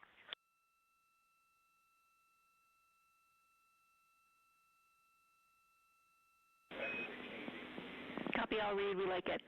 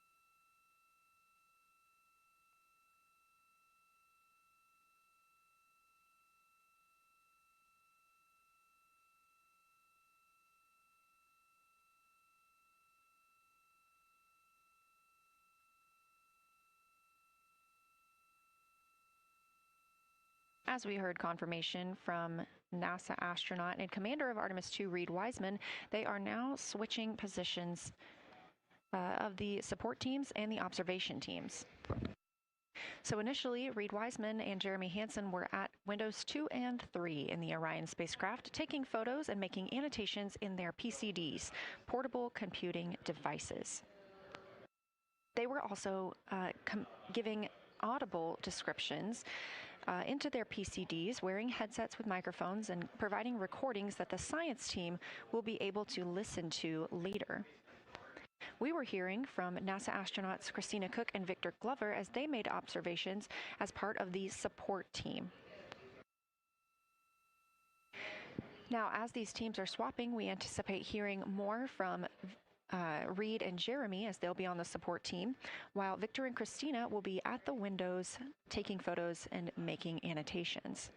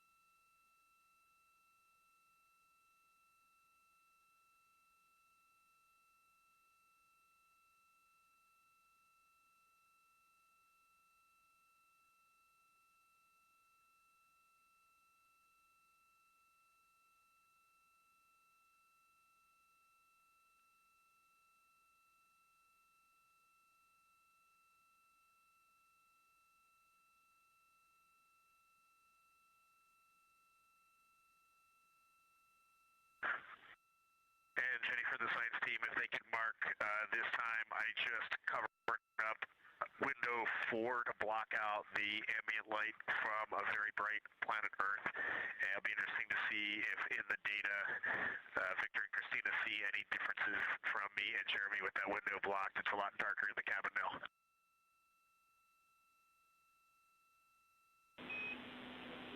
Copy, Reed. We're taking note, and we'd be curious too.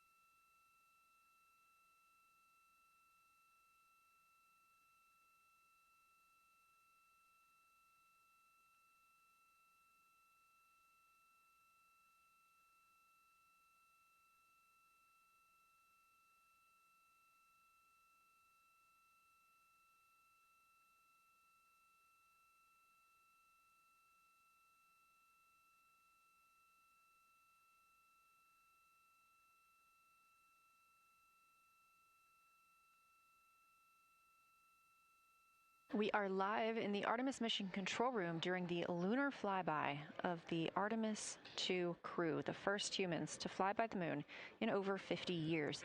Orion launched 4 days, 21 hours, and 30 minutes ago atop the SLS rocket, Space Launch System rocket from Kennedy Space Center in Florida.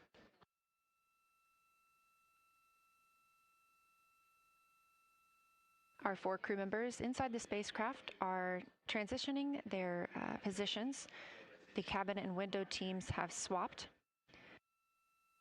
Currently at the window, we have Victor Glover and Christina Cook, NASA astronauts, and serving as support, Reed Wiseman and Jeremy Hansen.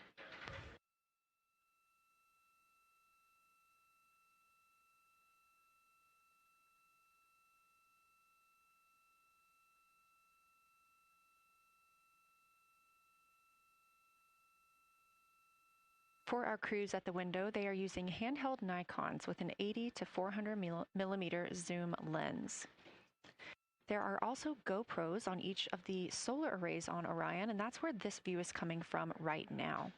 We have an interior camera of the crew as well, but they have dimmed the cabin lights. They've actually turned off the cabin lights to allow them to better see outside of the spacecraft. This also helps prevent any reflections from lights inside the spacecraft reflecting onto the windows while they are photographing the moon.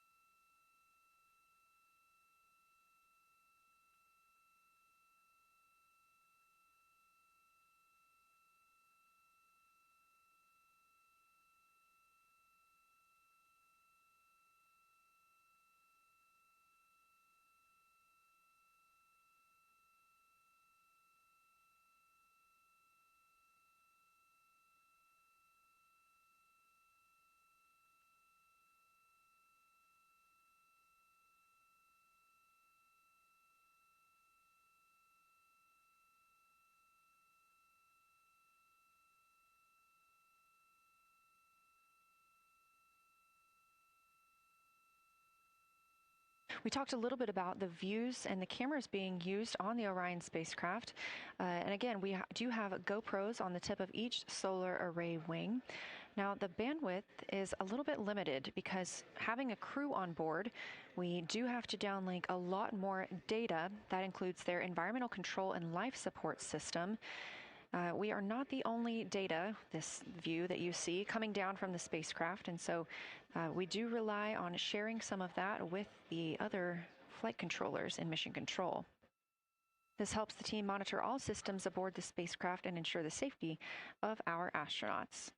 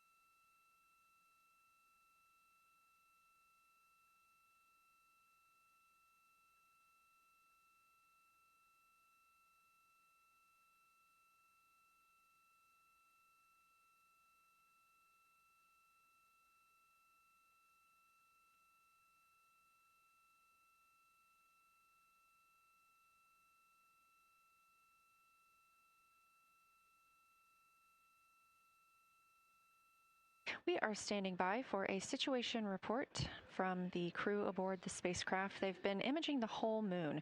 There is now a new crew at the window. That would be Victor Glover and Christina Cook. And so being it's their first time since they have moved up to the window positions, they have a chance to orient themselves and describe and take pictures of any color or albedo variations across the surface.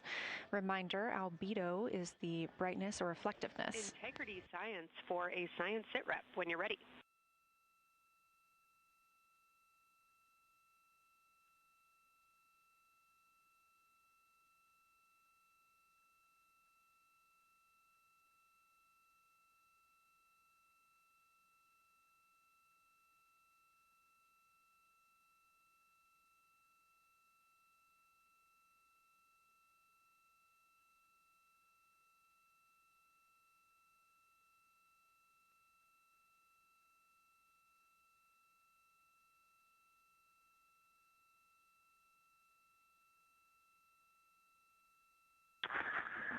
Houston Integrity, we have no external view of the moon right now for the floating crew members, so my only science sit rep is that we have Victor in window 3 doing observations and Christina in window 2 with the long lens.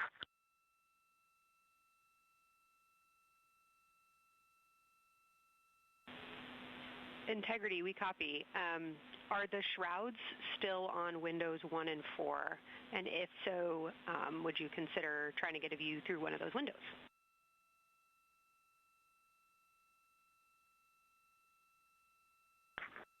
We cannot take the shroud off of 4 because the Earth is too bright and it's impacting Ike's peripheral vision. And then I can get a grazing glimpse out the docking hatch window. I can see Oriental south down to the South Pole. And the primary thing that I see from Oriental right now is just the long trenches that come out. And, you know, when you come out the north side of Oriental, the ejecta kind of boulders across the northern half of the far side. But coming out the southern half of Oriental, I just see those large, here they look like gorges. They're almost like rain when it comes down the Grand Canyon and fingers off into the desert, kind of what it looks like. Also, Burgess Alpha is extremely bright. It's the brightest thing that I can see. Even brighter now than Aristarchus, which is heading off to the Terminator. It's almost impossible now to see Aristarchus, the thing that Jeremy and I looked so much at. I can just barely see the crater rays from Ohm, and I would say for albedo right now, I would go back to Grimaldi is still extremely dark, especially in that southwest corner, and there are parts of Oriental and the outer ring of Oriental that reach that same level of darkness, especially the rings of Oriental reach the same level of darkness as Grimaldi. And then south of Grimaldi, Jeremy and I were noting a few other just really dark areas of cratering, mare there, and those have that same darker albedo. But Burgesshoff is the brightest, and Grimaldi is the darkest. Integrity Science, that was a great description. Thank you, and thanks for the docking window geometry to give us that description. Any comments before you go on the annular ring in Oriental?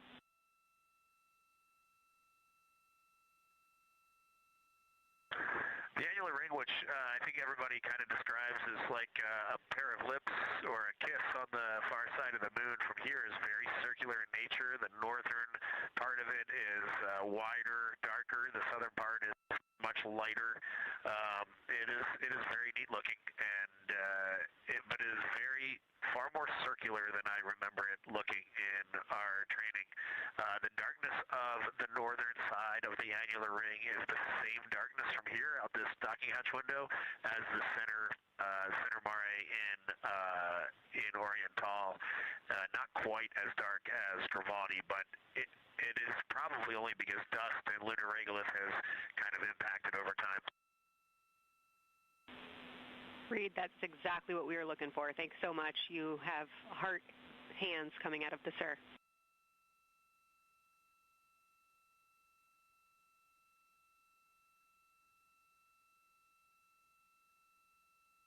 Say that again, Kelsey. Just saying that the SIR was really excited about that. That annular ring was something we were really eager to hear about, so thanks.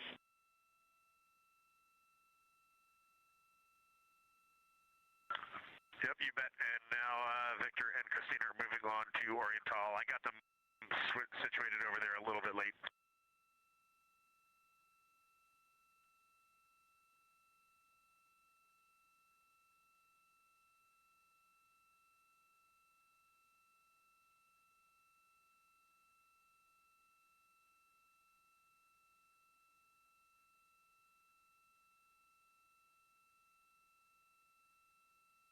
That was NASA astronaut Reed Wiseman, now providing a science sit rep as he is away from the windows most of the time. He is working as the support person along with Jeremy Hansen in the spacecraft, as Victor Glover and Christina Cook are now at windows 2 and 3, able to photograph the moon.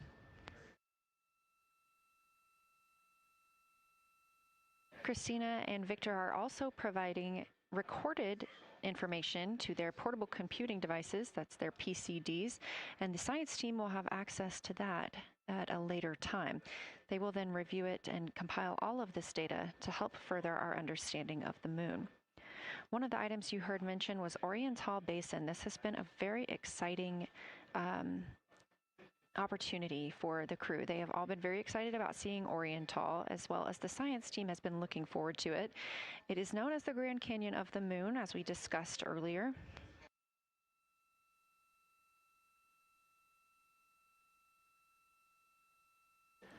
From the pictures, the science team is hoping that the crew will take centered images of the entire basin and surrounding craters in a single frame, but also use those 80 to 400 millimeter zoom lenses to create a mosaic entire basin.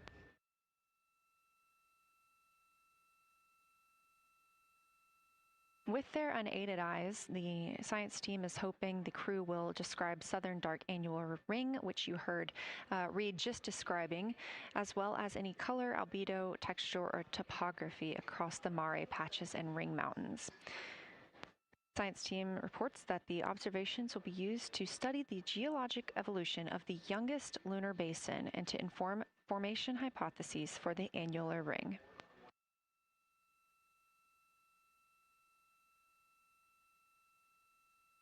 And again, another fun fact about Oriental is the diameter is the same distance between Johnson Space Center, where we are today, and Kennedy Space Center, where the crew launched on April 1st.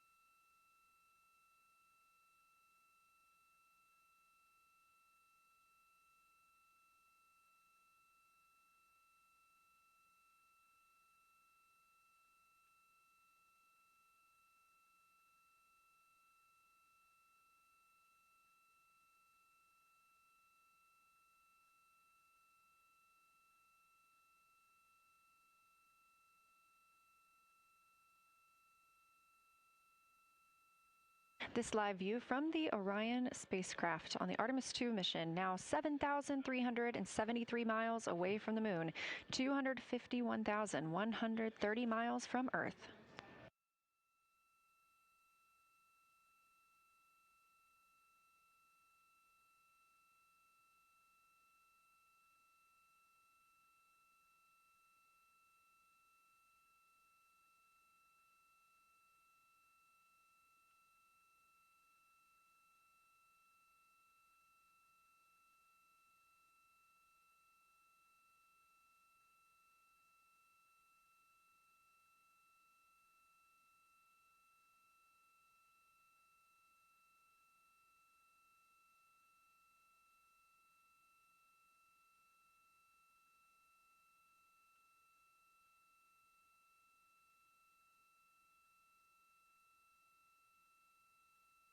Again, the Artemis 2 crew passed the Apollo 13 record of the humans farthest from the Earth today at 12:57 p.m. Central Time, 1:57 p.m. Eastern Time.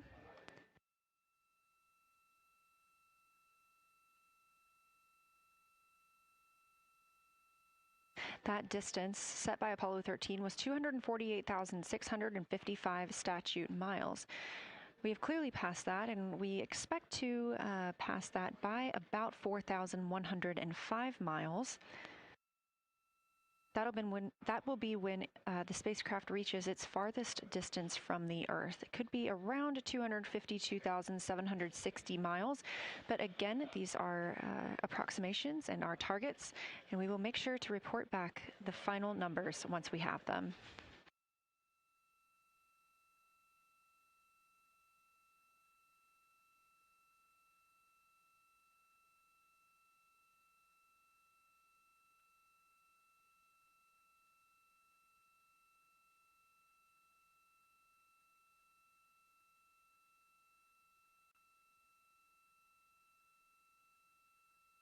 We have some refined times of when we expect to have Earth set of Earth behind the moon while Orion flies behind the moon. That would be about 5:41 p.m. Central, 6:41 Eastern. The spacecraft would make its closest approach to the moon at 6 o'clock Central, 7 Eastern, and that would be about 4,066 miles. And then at 6:02 p.m. Central, and the spacecraft will reach its farthest distance from the Earth. We anticipate that'll be about 252,755 miles, which would be 4,111 miles farther than Apollo 13. We would see Earthrise again at 6:21 p.m. Central Time, and a few minutes later, regain communications with the crew.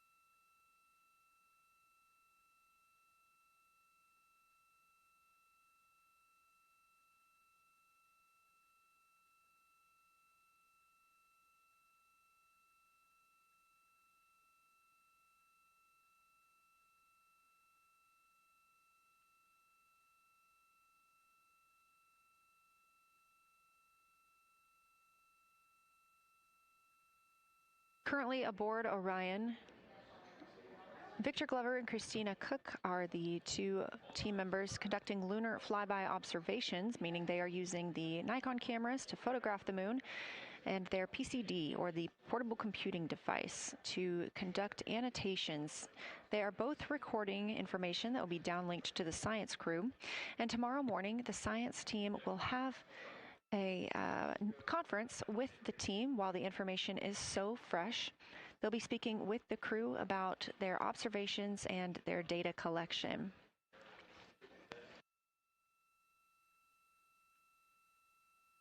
Otherwise, most of tomorrow, Flight Day 7, is considered an off day.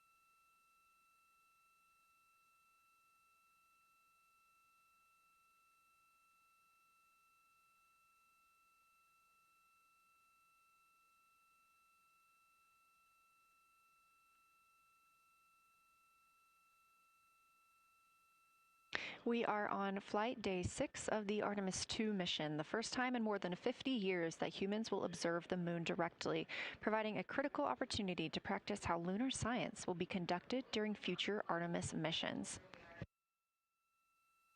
If you're just joining us, the crew is well into their lunar flyby observations, and we anticipate that we will hear from them soon. A few times every hour, they are slated to call down with science sit reps or situation reports. We most recently had one from Commander Reed Wiseman. He and Jeremy Hansen, mission specialist, were first at the windows today to photograph and make annotations of what they were seeing. Therefore, we heard more from Victor Glover and Christina Cook earlier in the day during those first blocks. But now that Reed Wiseman and Jeremy Hansen are on the support side, they are the ones calling down what they are seeing from windows 1 and 4. Earlier, we heard that the Earth is so bright in window 4, they have had to temporarily cover it with a t-shirt.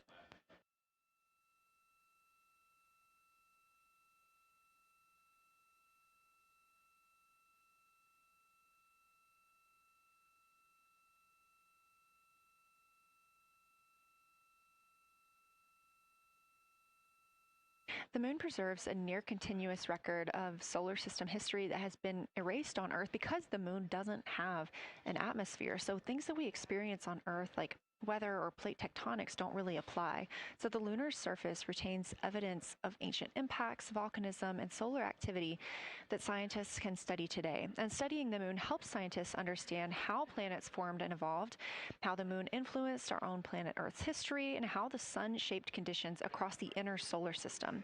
The moon also serves as a unique platform for studying the broader universe.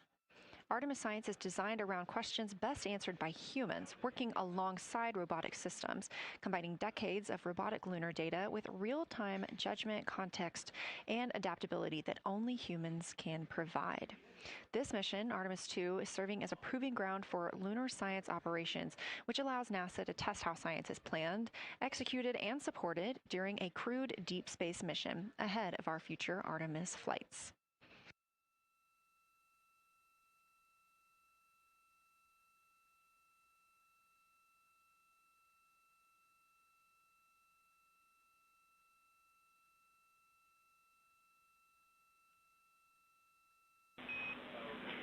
Integrity, time for a window team position swap. So Victor and Christina, please switch places if you've not done so already, and remember your SD card for the camera.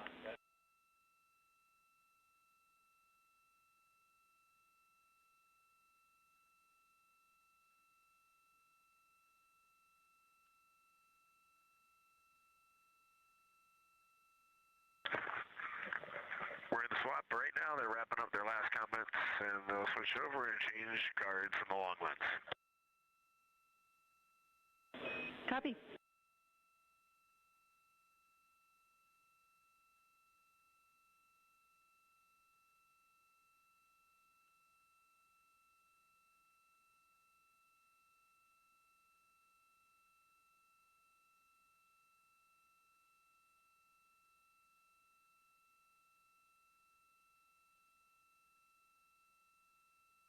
As you heard in that call, it is now time for the team members at the window to swap positions. That means Victor Glover and Christina Cook will be switching roles. One of them has been photographing the moon with a Nikon with an 80 to 400 millimeter zoom lens, while the other was making annotations on their portable computing device. And both are recording audio that the science team will be able to listen to.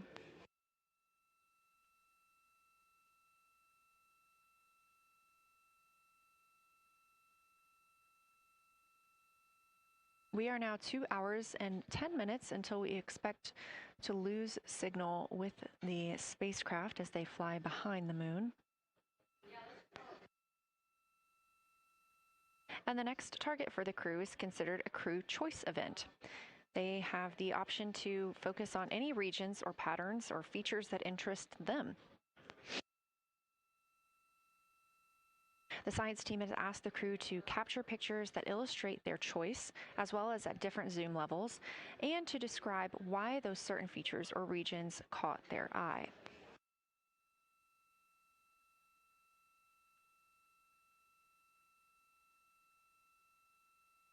Those recordings are part of what are being saved on their PCDs, portable computing device, that will be sent to the science team for analysis.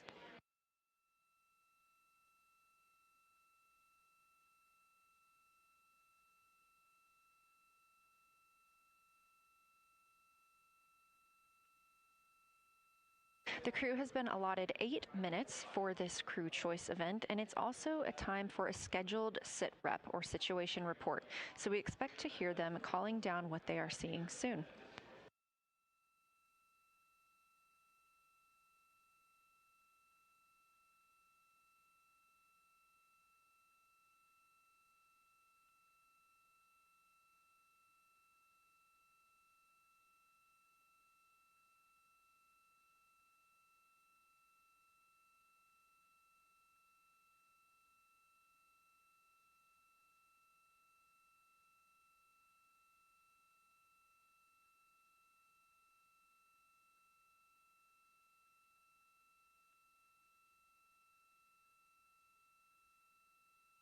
Something that the crew or that the science team has used to help prepare the crew is a cue card. These ask for a feature ID if they happen to know the type or name, and if it is a target. Of course, in this situation, when they have a crew choice, they do not need to, it may or may not be a target. They want to know the location and the observation style.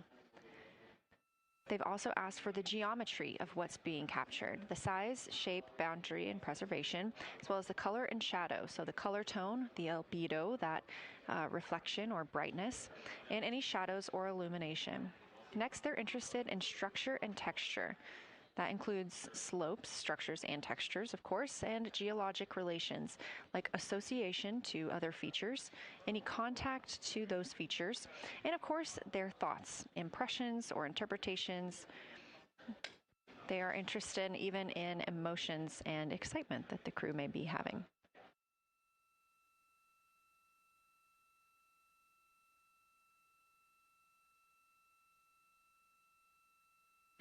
This flyby day has been practiced in many ways, even in sims here in Mission Control Houston. The team also conducted some field work, learning how to look for specific geologic features. They also photographed a large globe, and the science team helped them determine which features they would be targeting and how to look at those.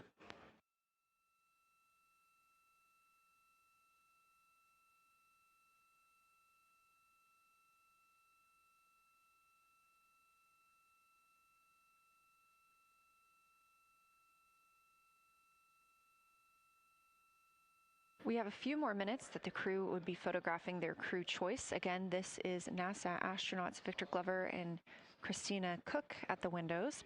They will then move on to another discussion portion. This is for the far side albedo, that reflectiveness, and color that they are seeing. We heard earlier about some browns seen on the moon, which is very interesting, especially here from Earth, where we are just seeing whites, grays, and maybe even black at some points. When they get into that discussion for far side albedo in a few minutes, the theme is looking to know how that color and albedo is, what those variations look like across the far side.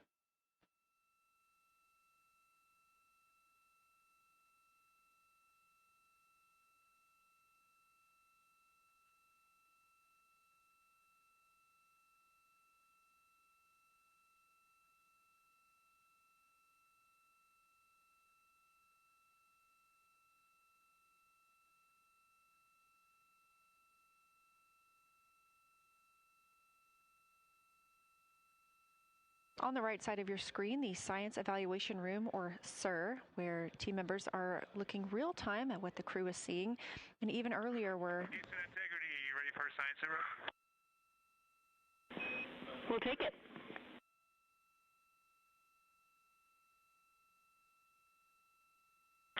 Okay, the crew has swapped positions. They're in their crew choice. element. I've been listening to both of them for a little bit, and they're really enjoying. They both decided to pick the Terminator, and they're spending a lot of time looking at the Terminator, just talking about the resolution that they can see, the depth of the craters, and the various interesting and unique excavations that they can see. So Victor is on the long lens, and Christina is just looking out the window, and I'm sneaking a peek in T-shirt window. It looks like, I don't have the best angle here, but it looks like Aristarchus is on the limb of the moon now. It's amazing how quickly it changes as we speed around the far side of the moon, stuff that's leaving our field of view, and now we have a lot of the dark side of the moon that, it's missing for us right now, but it would be in view if it was lit at all. Jeremy, Science, thanks for that sit rep. Do have a question. A few times we've heard you and the other crew describe change during the course of your flyby. Would be interested in future descriptions of more verbosity about how it's changing. Thanks for the great sit rep.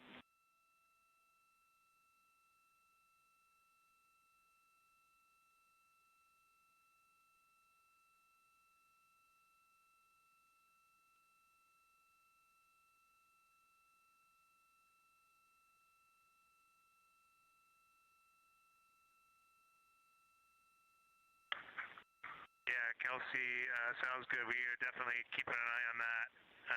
My eyes are just not readjusted. The moon is so bright when you come back to the window. I was just in the interior of the cabin.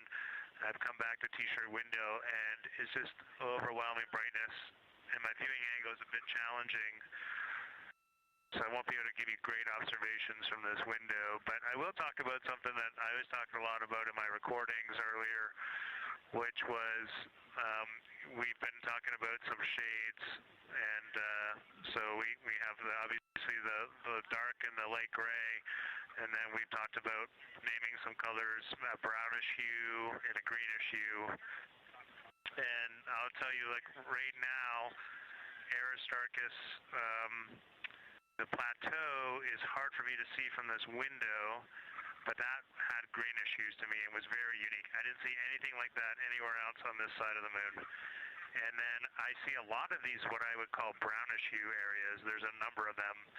And for example, in the northwest corner of the highlands, to me it looks like the brownish hue is caused by ray or ejected material landing on the highlands, and then we obviously see the ray areas as a lighter albedo, but in between the rays where the deposit would be thinnest, that is what it looks like is causing the brown to me. So I saw that in the northwest side of Aristarchus, or sorry, that dark area of the highlands, northwest side of the highlands. I saw it in the highlands to the east of Glushko, and then I see those same brownish hues west of Oriental, and I drew a contact there on one note, but that's a huge region, kind of like a piece of pie with the point of the pie pointing at Oriental and then going up towards the northern side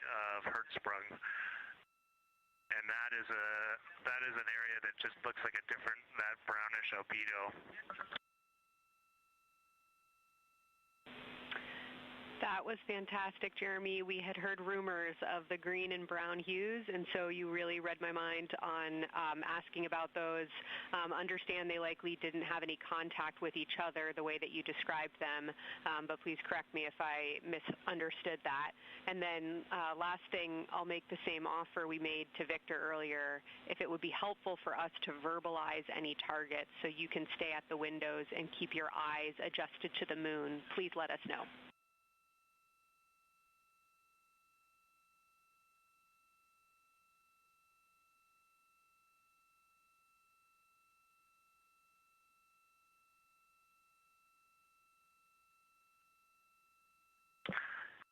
If you got something you want us to look at, Kelsey, you can send it on up.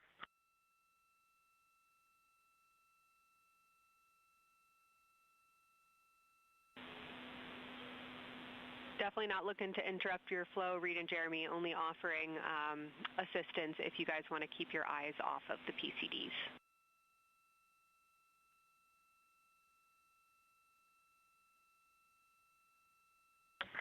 Oh, I see what you're saying. Okay.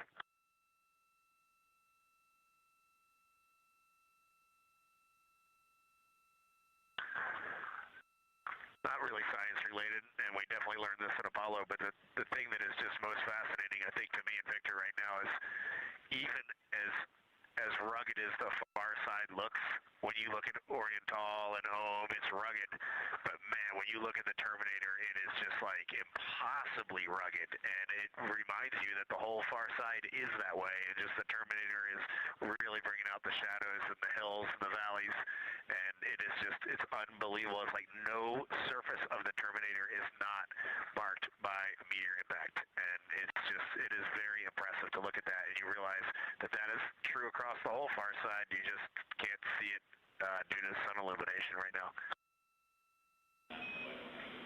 Reed, Houston copies, and we were commenting on the same thing. Even from our view, the Terminator looks absolutely alien because there is just so much texture in there that we're just not used to seeing. So thanks for sharing that with us.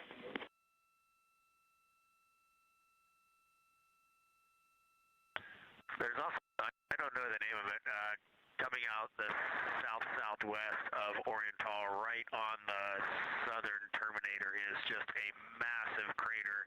I don't know the name of it. Maybe you can look on the solar array wing video and tell me it's right. It's the southernmost crater you see on the Terminator right now. We're looking for you.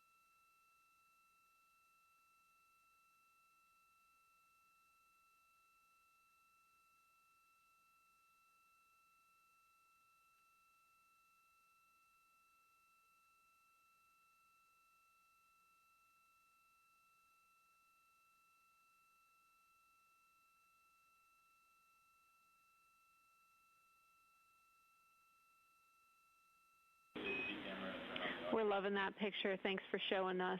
And Reed, as an answer to your last question, we believe that that is Chebyshev crater. And the sir agrees with that.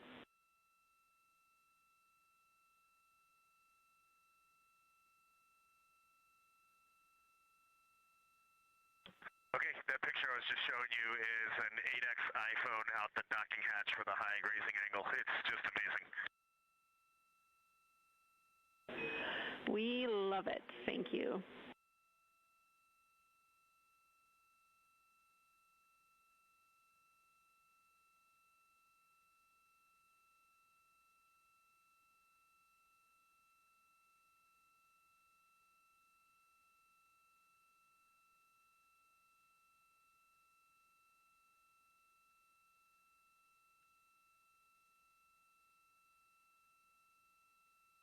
This is Artemis Mission Control in Houston, Texas. Mission elapsed time, 4 days, 22 hours, 12 minutes into the flight of Orion.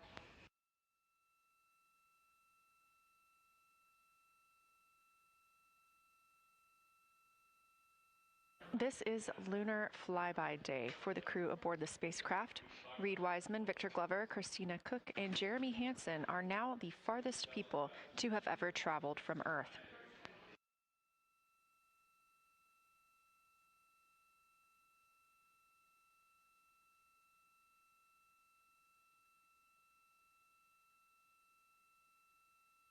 This a live view from inside the spacecraft. They have turned off the lights so they're able to see outside and photograph the moon better with no reflections from inside.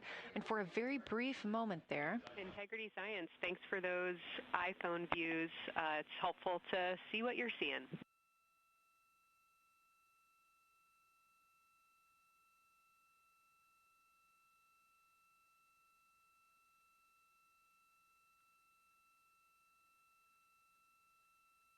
We very briefly saw NASA astronaut Reed Wiseman showing a picture he took on his phone of the moon. We do expect to get all of the photos that the crew is taking today, and we cannot wait to share some of those with you. But pretty cool in the meantime, just to see one quick shot from what the crew is seeing. And this view from outside the spacecraft on Orion's solar array wing. Orion is now 6,643 miles away from the moon and continuing to grow closer. Again, their closest approach will be about 4,066 miles. The best comparison is if you held a basketball at arm's length. That's about what it would look like to the Artemis II crew at their closest approach.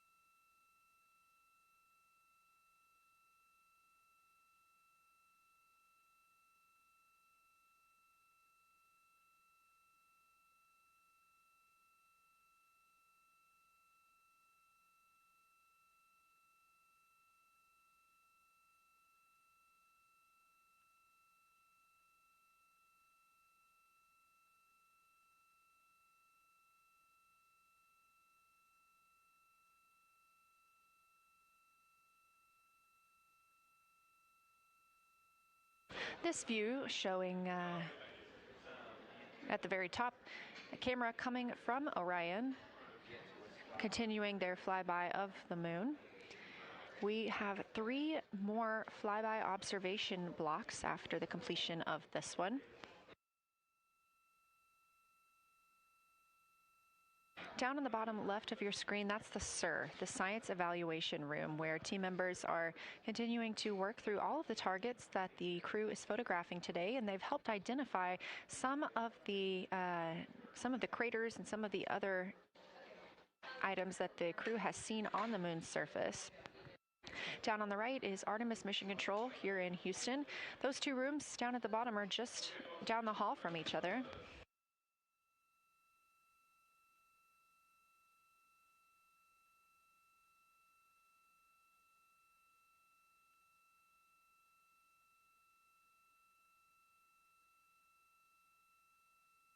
And we are just a few minutes away from the next cabin and window team swap. That means Victor and Christina, who have been at the windows, will fly to the cabin, the background essentially, and be their support crew for Reed and Jeremy. Reed and Jeremy will move back up to the windows.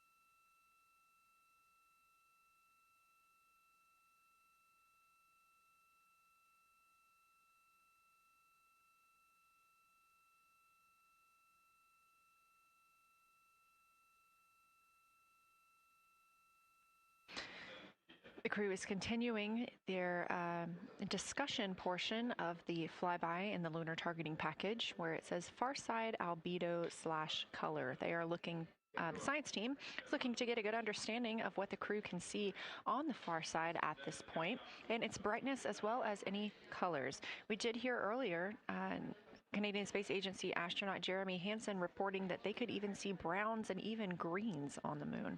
I'm really looking forward to seeing those photos. And in just a couple of minutes, the teams will swap from the cabin to the window.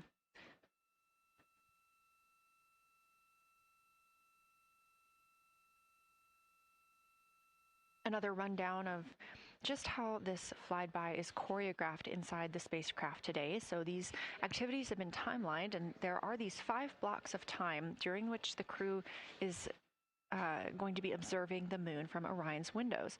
Now we are just coming up on the end of the 2nd block, and we'll start the 3rd soon. So at any time during those blocks, 2 members are at the windows working in a pair. One is taking photos from window 2 and has a blue shroud over the window to help prevent any reflections from inside the spacecraft. They are also using an 80 to 400 millimeter zoom lens. And the other astronaut on the window team will be in window 3 using their portable computing device to make annotations. Now, again, both of those crew members are making audio recordings of what they are seeing, and we are not hearing that right now. Those are going to be downlinked later to the science team, who will evaluate them and use that data to inform our understanding of the moon. Those 2 crew members at the windows swap roles. Integrity Houston, it is time for another swap between the cabin and the window teams. So we have 15 minutes of handover time, and then we will expect Jeremy and Reed at the windows and Christina and Victor at the cabin.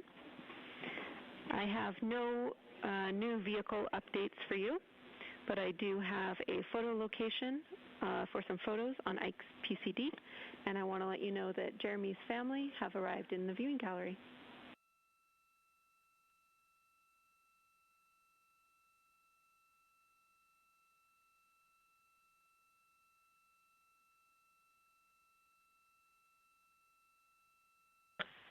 Okay, Jenny, we copied most of that.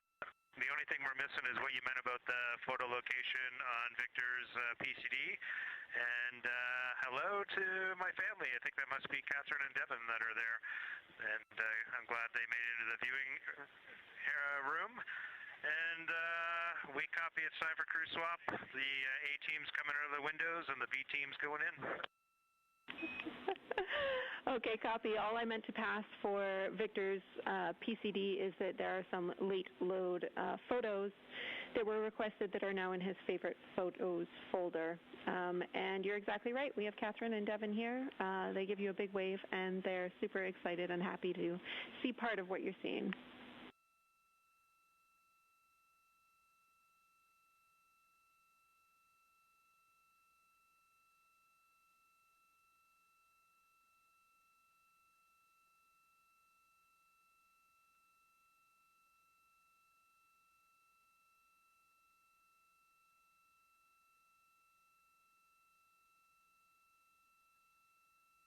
Okay, copy, Jenny. We're not sure what we're looking for in the PCD, but we're going to poke around, and we may be calling you back about that one. All right, that's no problem, and it's unrelated to Flyby.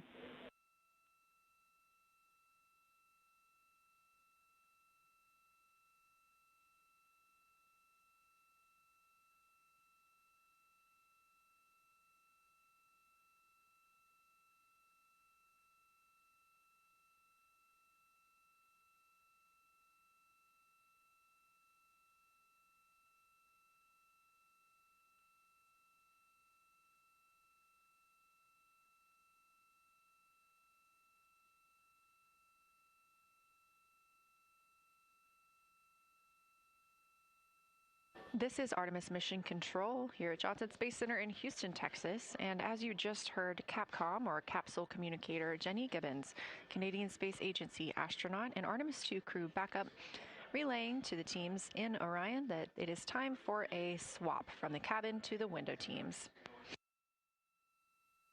We're now at the tail end of the second lunar flyby observation block. Again, we have 5 of these today.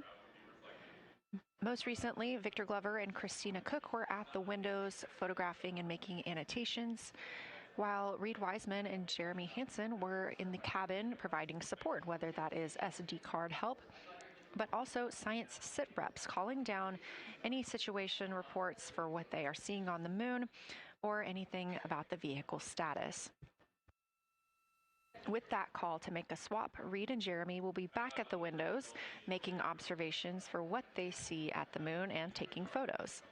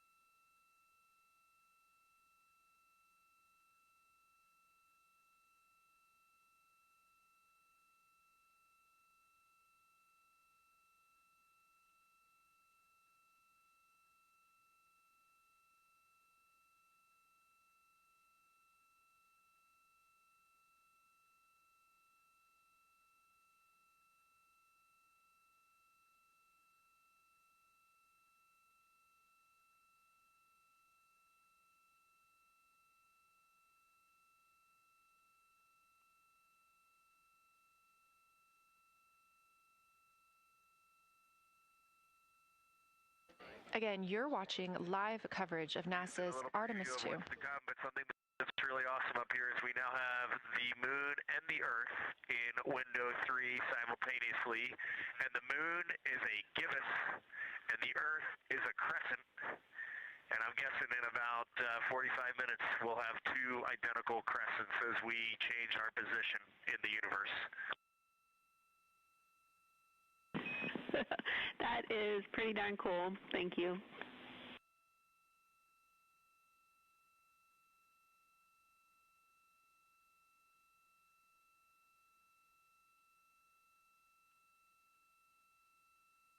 That's the Artemis 2 crew, the first astronauts to fly by the moon in more than 50 years, reporting that when they look out of window 3, one window, they're able to see both the Earth and the moon at the same time now.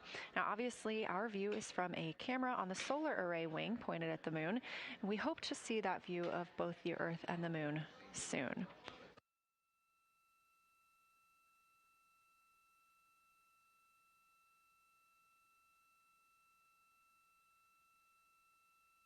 Some upcoming times for what you can expect. In about an hour and 40 minutes, we will have Earth set. And during that time, we will have a view of Earth going behind the moon. Shortly after, just a few minutes later, we will lose signal with the Orion spacecraft. This is tracked as it is going behind the moon and out of reach of the Deep Space Network. At 6:00 p.m., the spacecraft will make its closest approach to the moon at a distance of about 4,066 miles. At 6:02 Central, the spacecraft will reach its farthest distance from Earth at about 252,755 miles. Of course, these are approximate, and we will make sure to provide you with the final distances once those are confirmed.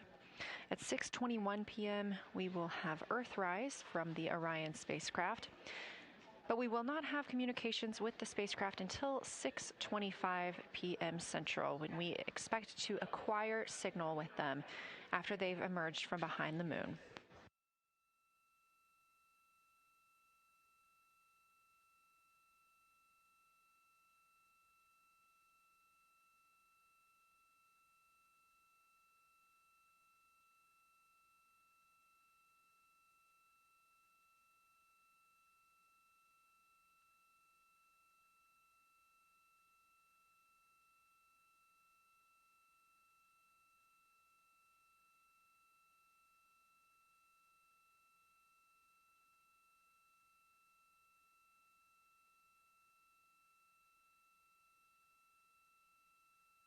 Again, you're watching live coverage of NASA's lunar flyby for the Artemis 2 mission, first crew to fly beyond the moon in over 50 years. The astronauts inside the spacecraft are switching positions, 2 at the windows and 2 serving in support roles, before they start their third timelined flyby observation for today.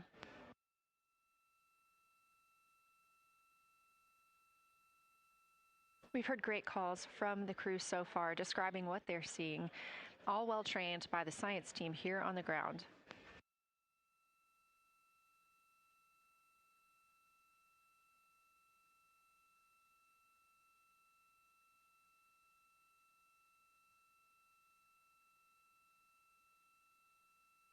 Another major milestone for the crew today will be to experience a solar eclipse from their capsule.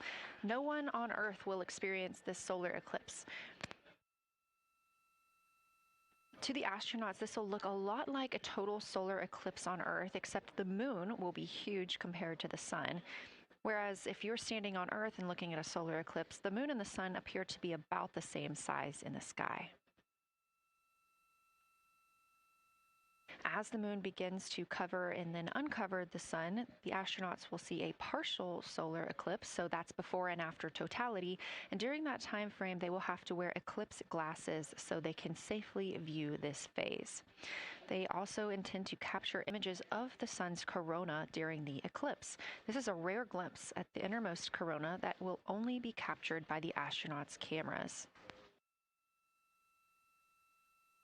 During the eclipse, we also look forward to the crew members describing what they will see, which includes unique light features like the shape and size of the corona and potentially even lunar dust.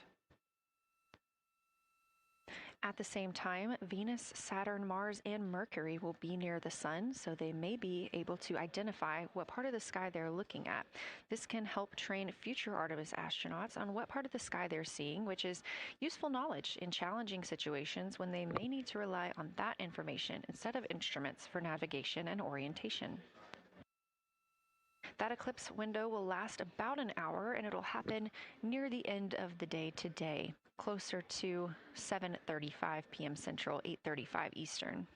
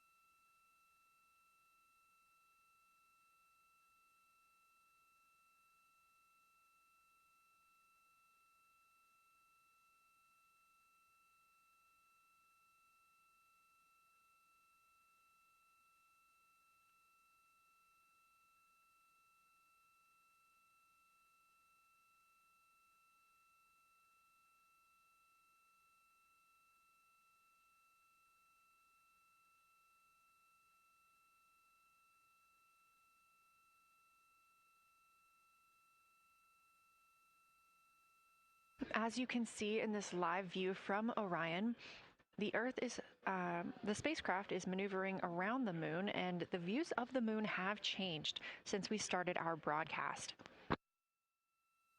The near side is now very far to the right side of your screen. This is the side that we can see from Earth. That darkened portion are ancient lava flows.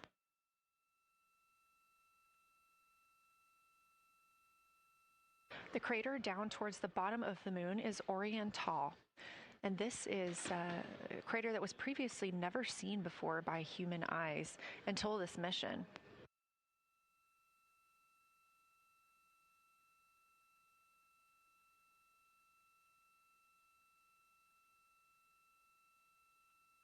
Everything to the left of Orion is considered the far side. and this is what we typically do not see from Earth.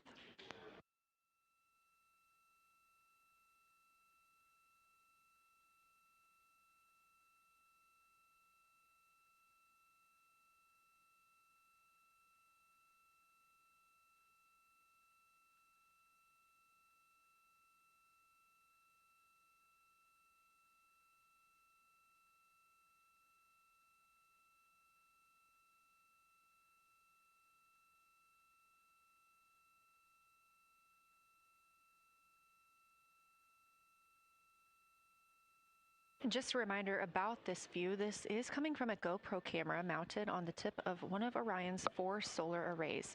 Each solar array has a camera mounted on it, and the bandwidth is limited due to we have a crew on board, and this is our first flight of crew aboard the Orion spacecraft. So having a crew means we have to have an environmental control and life support system. There's a lot of data around, a lot of data to bring down for the crew members to keep us up to date on everything happening aboard the spacecraft. So we have to share our bandwidth when it comes to imagery and data.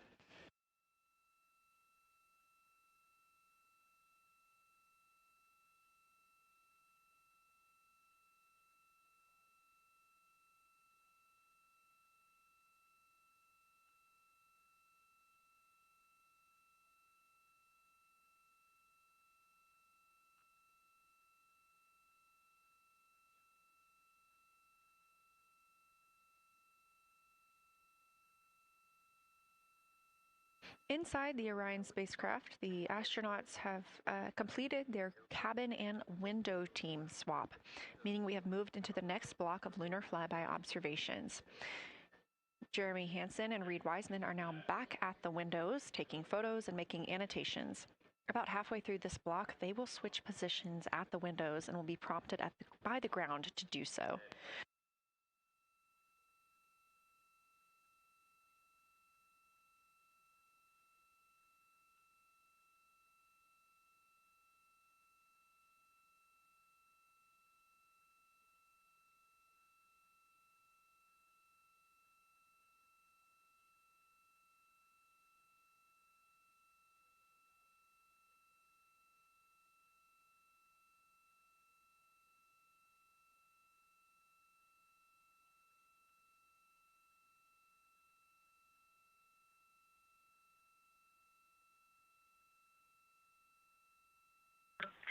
Houston integrity for SITREP. First of all, I'll just talk about the experience that I had during Victor and my observation time. It was an incredible experience. We definitely noted how much more you can see with the zoom lens. Even though we have a great visible eye image, there's just a lot of texture that just pops right out at you when you can zoom in. So almost just using it like a telescope, the camera lens. We really enjoyed our discussion time. That was a great innovation on the lunar targeting plan. We were both able to describe a lot more kind of with flow, I would say, when we were talking to each other. And it was also, we sort of were able to bounce ideas off of each other and come to new conclusions.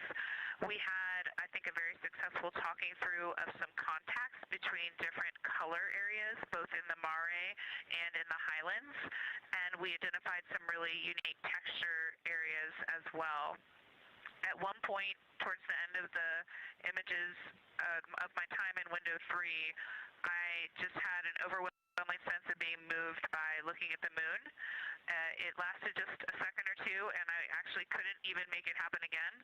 But something just drew me in suddenly to the lunar landscape, and it became real.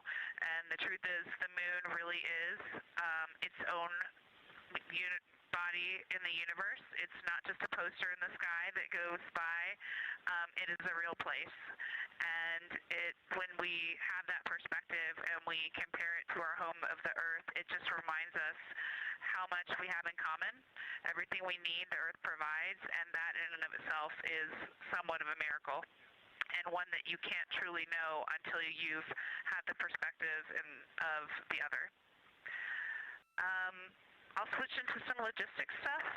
The Peltors, both their batteries stopped providing the active listening, but we have verified they're still recording, and so we are able to have discussion time and hear outside our recordings by just moving the ear cup off of the ear. Other than that, everything's working well technically, and we've been able to find all our targets, and we're having a really great time. Thanks, Christina. We copy those logistics for the Peltors, and also thanks for bringing us into the cabin with you with that description.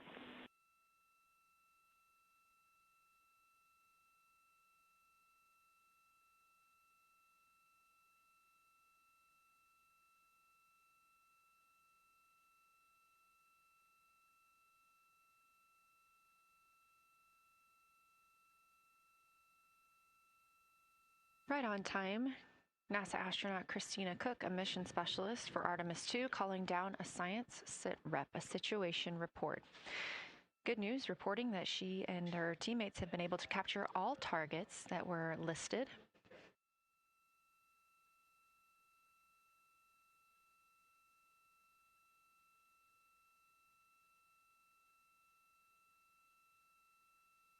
Christina also gave a vibrant description of just how it feels to be there and to see the moon up close and not just something passing in our night sky. Currently, the team members at the window are Reed Wiseman and Jeremy Hansen. Meanwhile, Integrity cabin team for window shroud.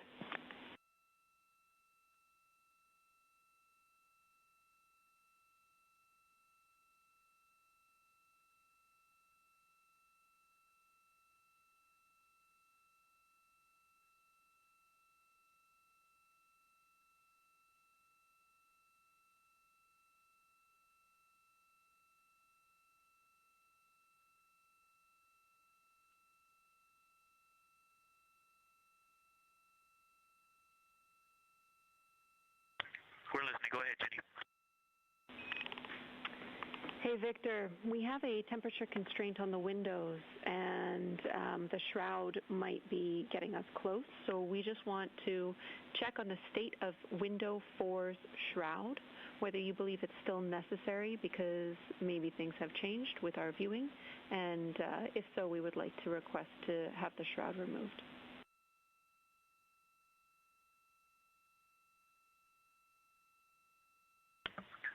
Houston, we believe it is necessary. We pulled it off just as a corner. It is very bright. It definitely would affect our night vision and maybe comfort. But is there a time? Can you tell us when we would have to take it off by?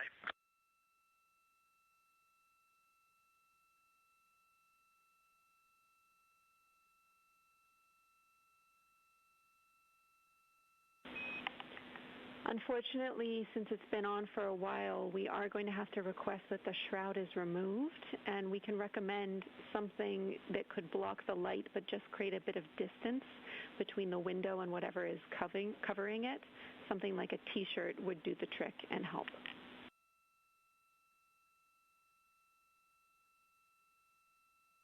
Okay, we're removing the shroud, and we'll make it work. Thanks.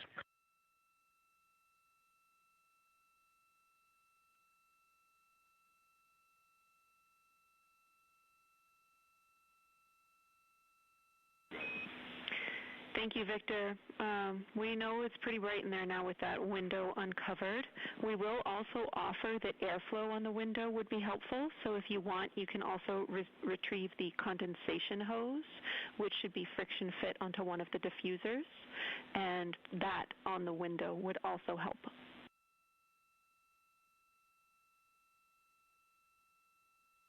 We can easily point a diffuser at the window, so we're going to start with that, and it's pointing at the window now.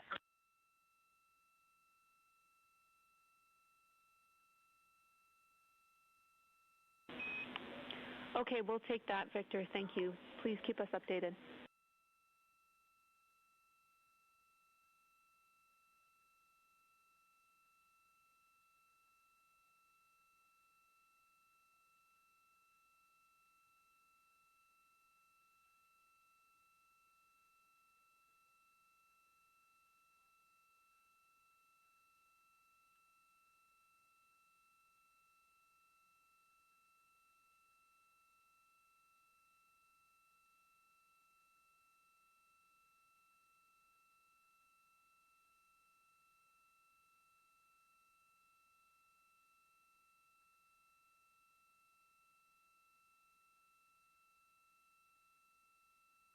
That call from Capcom, Jenny Gibbons, CSA astronaut and Artemis 2 crew backup to the crew aboard Orion, letting them know that they will need to remove the window shroud they had placed on window 4. They initially placed that shroud there to block out some of the light from the Earth. It was extremely bright coming in the cabin and interfering with some of their viewing opportunities out at the moon.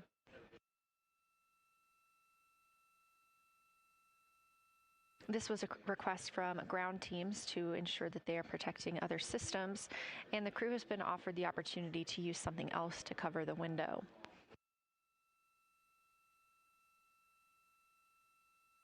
Meanwhile, Reed Wiseman and Jeremy Hansen continue with their lunar flyby observations. They have just looked at Glushko crater. That's about when we heard that call down from Christina Cook with that description of everything she had been seeing during her observation period and what she was seeing at that time. The science team asked this crew to take centered images of the entire crater and their ray system in one frame.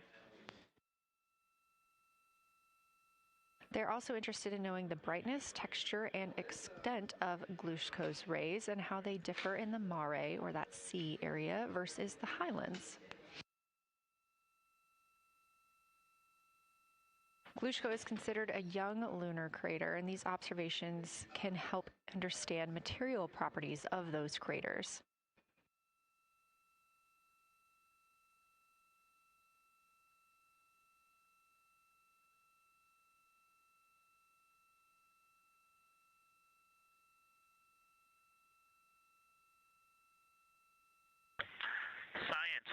Integrity. First, I wanted to start off with connecting with what Christina said, that it was very moving to look out the window. I had the unfortunate sequence to start looking out the window and then moved to the long lens, and it was hard to speak looking through the zoom. Because I went straight where Christina went, and I was walking around down there on the surface, climbing and off-roading on that amazing terrain. I also want to underscore something that she said. As we continue to explore, when we actually do go down there to the surface, I know for safety reasons that we would never send someone alone, but I just want to really emphasize how important the discussion time was. When we started to talk, we not only got better science discussion, we got better human connection, and so doing this as a pair, we just learn and grow together, and that's just super important, so thank you for adding that to this plan. Reed just passed me a note that the Orion Tall Basin annular ring has a similar albedo to the center, but a different color. It has more brownish tones in it, and he said it's very distinct now that he's been staring at it. Victor, thank you. You got a cheer from science there, and we all just went on that moonwalk with you, so highlighting how important it is to talk about these things. I also want to let you know that we have Deanna Glover with us in the viewing gallery. She's all smiles.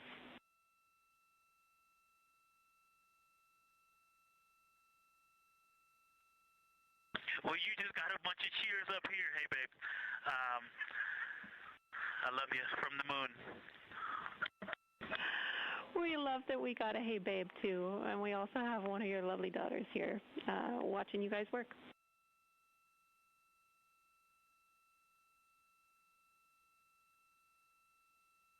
Thank you guys for doing that and for supporting them through this. And to all of you, Genesis, Maya, Joya, and Corinne, I love you. And Deanna, I love you. I'm glad you get to be there.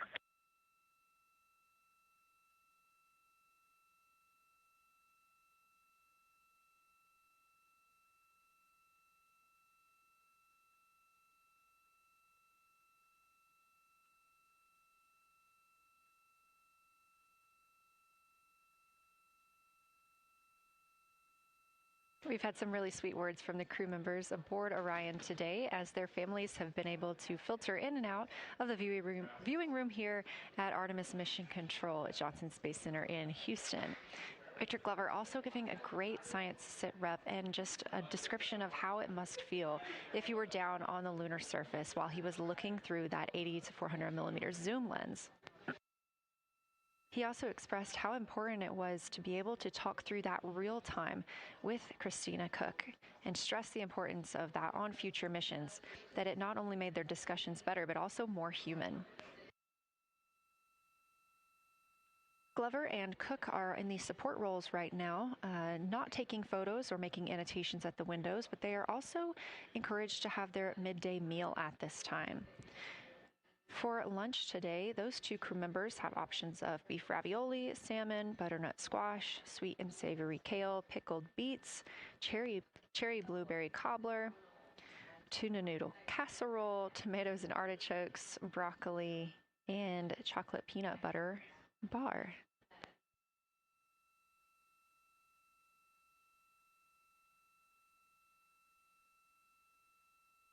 Once Glover and Cook return to the window portion of their flyby today, Reed Wiseman and Jeremy Hansen will get into their midday meal.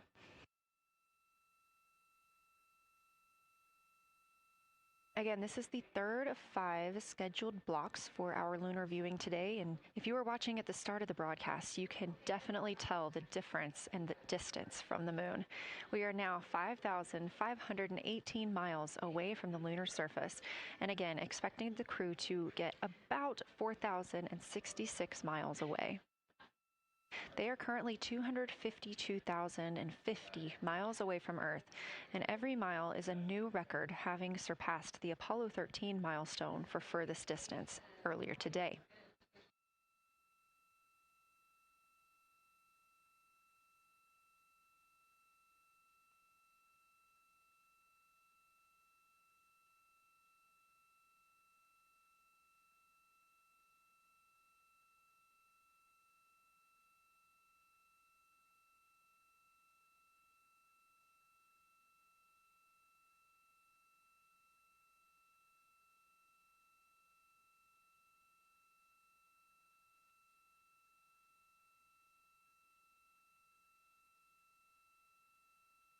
If you look down to the bottom right of the moon in that darker looking area, that is Orion Basin.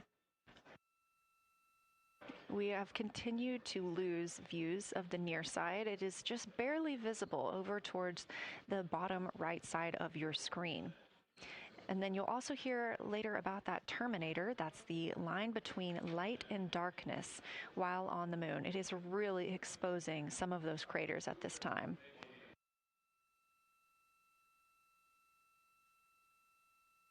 A couple of the other features in view right now are Hertzsprung Basin and Vavilov Crater.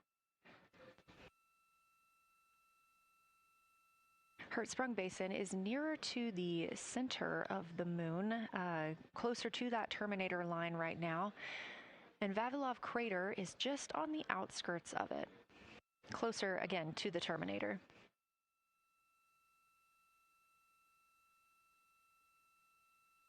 Towards the bottom of the moon and to the left of the Terminator line, or currently shadowed in darkness, is Apollo Basin.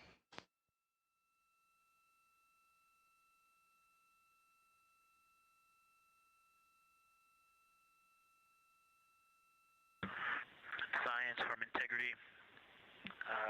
Let me find out how far we are from the moon right now. But our view is about a third of the moon is in eclipse. That beautiful Terminator is out there calling to me. We're 4,691 miles from the moon. And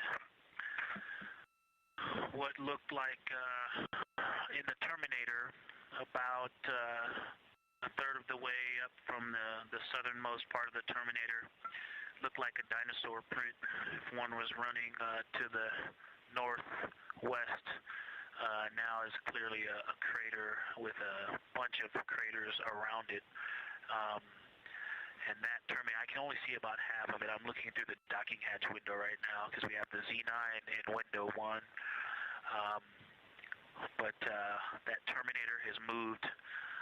I guess I've been using Vavilov the whole time, so it's gone 2 more Vavilov craters to the west, and so a few more features are starting to peek out into the sunlight there with that low sun angle, and so you still have ridges and valleys showing up very clearly, a very jagged Terminator, and a few islands of light out there with some high elevation shining in the sunlight in that darkness.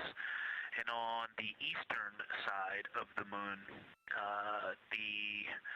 let's see, Grimaldi appears to be one of the farthest east features, and that is maybe 5 degrees from being right on the limb and going off over the horizon. It is interesting, just looking at Oriental, that my first impression of it is all of the dark areas appear lighter, which I think makes sense because it is now facing, well, it's still relatively the same to the sun, but my angle to it is different.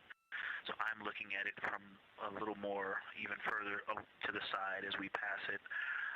But all the darker features appear to be just a little bit lighter from this vantage point. The darker ring structure in the outer and inner ring and the interior, as well as the annular ring portion, everything seems to be just a smidge lighter at this point.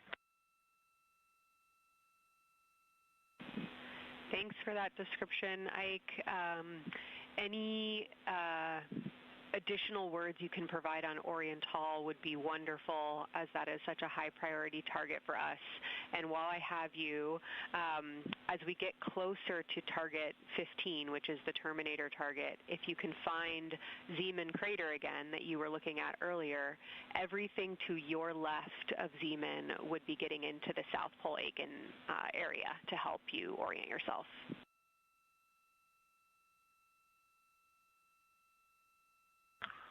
Zeeman is a great waypoint out there. I definitely see it.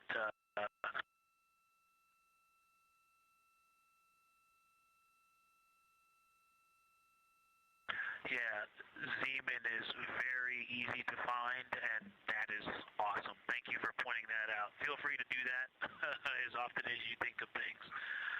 Let's see, looking back at Oriental. Okay, another thing, after looking through the zoom camera, man, you guys are smart. You probably did this on purpose, but after looking with my plain eyes and then going to the 400 millimeter zoom, now looking at it, I see the cliff face as if you were standing in the center.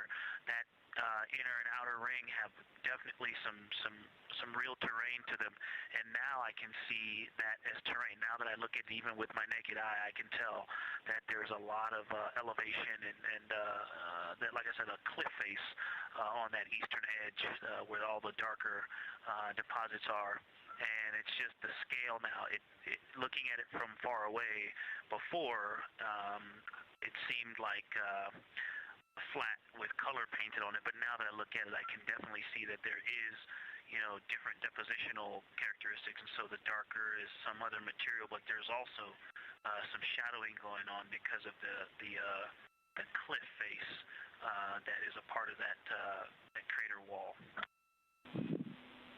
Great description, Victor. Thanks, and really interesting to hear now the distinction between shadow and color. Before I let you go back to other observations, you mentioned that Reed saw a browner hue to the annular ring than the rest of Oriental. Are you seeing that from your vantage point?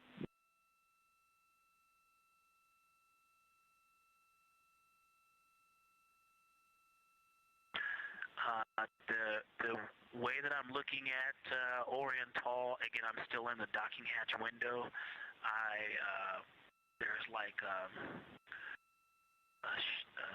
thermocouple right here in the center of the window, and it is the orange Kapton tape color, and so it is unfortunately, it's like trying to look at stars, next to a metropolis. I think it's drowning out any color that I could pick up from the moon. I am not able to see that color, but I have not looked at it through one of the forward face, from one of the windows 1 through 4. I think when I get away from this Kapton tape strip that I would be able to see the variation that Reed's talking about. That is great feedback operationally. Thanks, Victor. I'll leave you to it.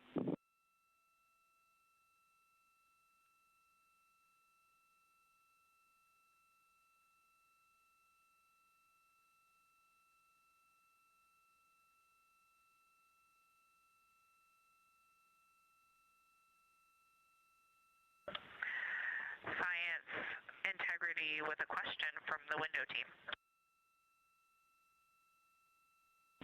Integrity, this is Science here with you.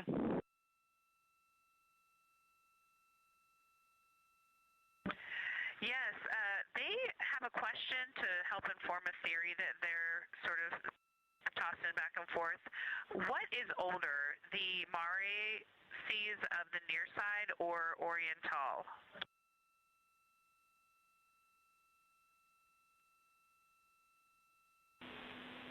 Stand by, Integrity. We're going to get you a little geologic history here.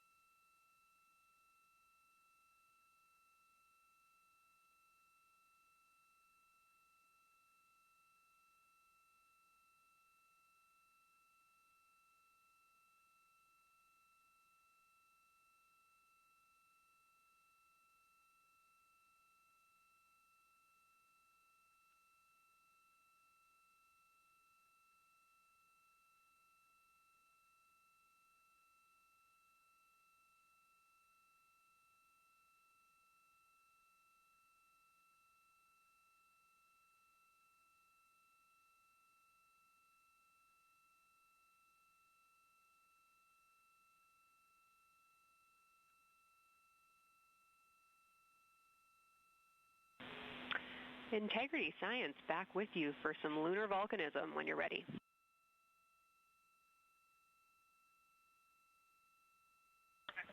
Go ahead. You're making our day down here getting to talk about lunar volcanoes. Oriental, as far as Mare go, is younger than almost all of the Mare on the near side. The exception are features like Aristarchus, which really pop out to you guys and really pop out to us here on Earth. That is younger, but other than that, Oriental is pretty young as far as Mare go.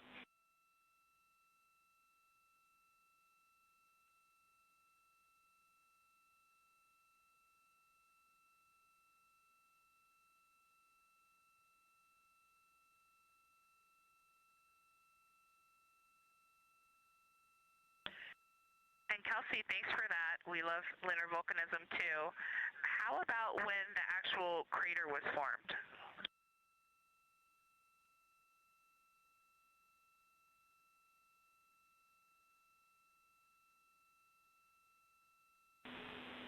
Yeah, we're going to get you an age for Oriental, and while we're getting that, Christina, can you, maybe you've heard the window team talk about the sort of contacts around Oriental, but because that material is so much younger, if anything pops out to you about physical relationship between that and surrounding terrain, we'd love to hear it.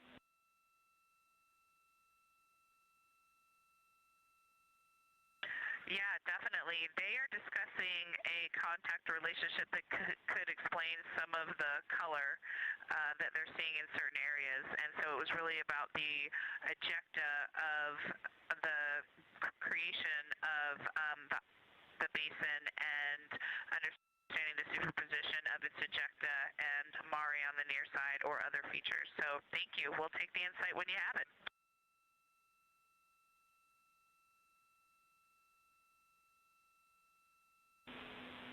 Thank you, Integrity. And I know Jenny wants to get to you with some topics, so I'll leave you with Oriental is 3.8 billion years old.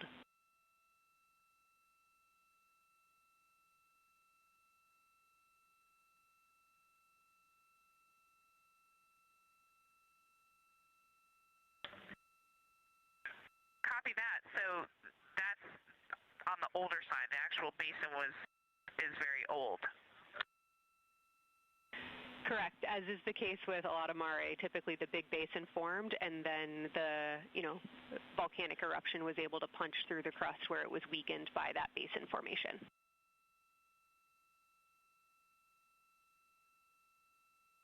Perfect. Tracking. Thank you.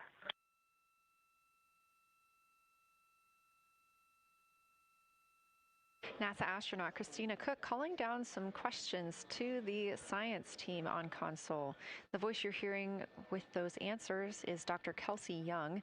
She is joined by Trevor Graff on console today. Christina asking about the age of Oriental and specifically the mare regions. Those are those dark regions that you see. They are paved or filled by volcanic deposits.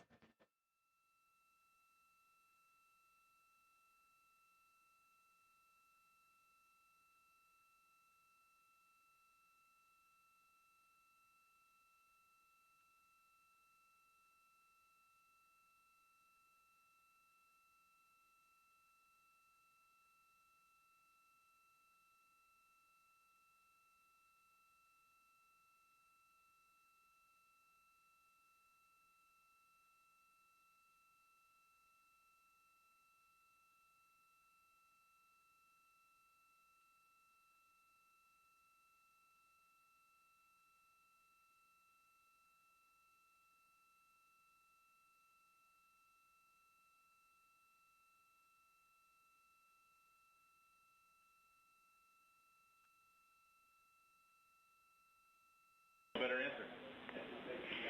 Integrity, it's about time for a position swap at the window. So we will ask Reed and Jeremy to swap positions. And I'll remind you again about your SD cards. And Victor or Christina, I have one window task for the cabin team when you're ready.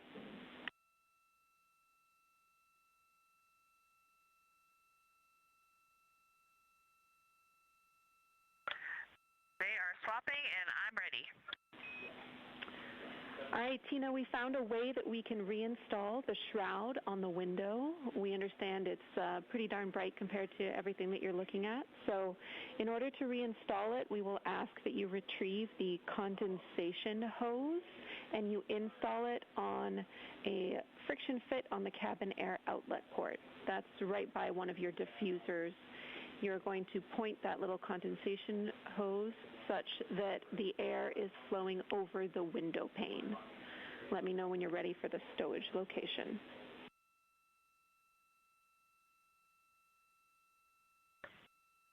Ready.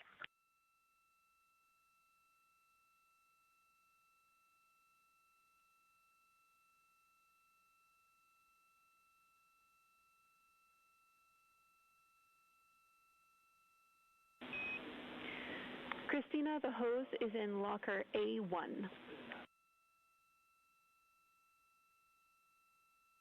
The crew has gotten a go to reinstall that window shroud they were using to block some of the earth shine. Copy. This view coming from inside the Orion spacecraft as the crew members are swapping windows, specifically Reed Wiseman and Jeremy Hansen. They've been our crew members at the windows taking photos, making annotations, and making recordings that'll be downlinked later to the science team for review. The science team will have a conference tomorrow morning with the crew to get any fresh perspectives or things that they learned during the flyby.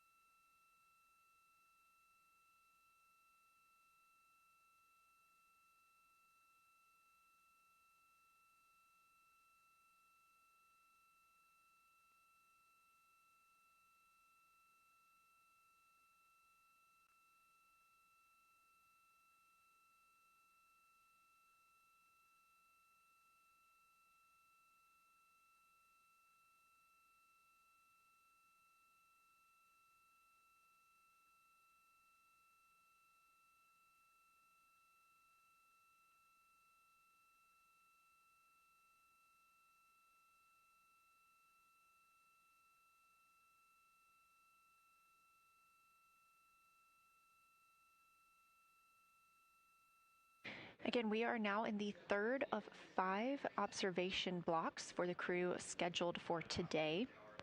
During this flyby, Orion is passing around between 4,000 and 6,000 miles from the moon and providing the crew with a full view of the lunar surface. It's a higher vantage point and much farther than Apollo's lunar orbits on average. So from this view, astronauts can observe both the North and South Pole and large-scale geologic features in one single view.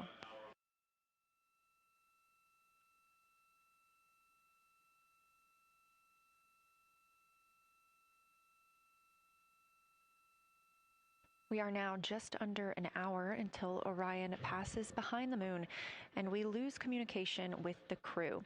They will be out of reach with any of our deep space network antennas. That loss of signal will last about 40 minutes, and we expect to regain communications with them once they fly behind the other side of the moon. While they are behind the moon, they will also reach their max Earth altitude as well as their closest approach to the lunar surface.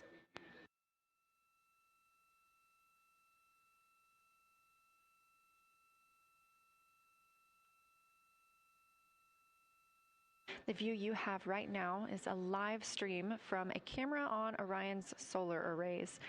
You are looking at a live view of the moon, and 4 people are inside that spacecraft taking pictures of it, telling us everything that they are seeing. The first humans to do so in over 50 years. They'll be sending those pictures down for all of us to enjoy, and of course, especially the science team, who are very excited for what they are learning today.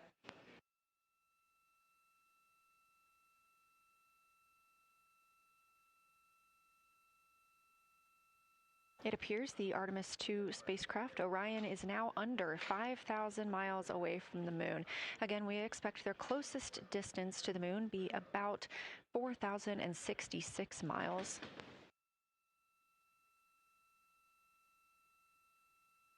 That is an estimate at this point, and we will make sure to share that closest approach distance once we receive it.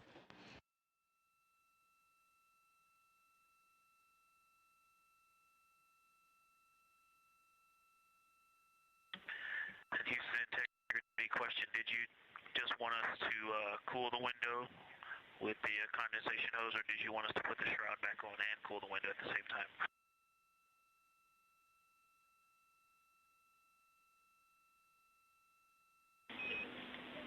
Victor, we definitely want you to cool down the window with the condensation hose. It's crew preference whether you put the shroud back on. The hose will allow you to do that if it helps with your lunar flyby.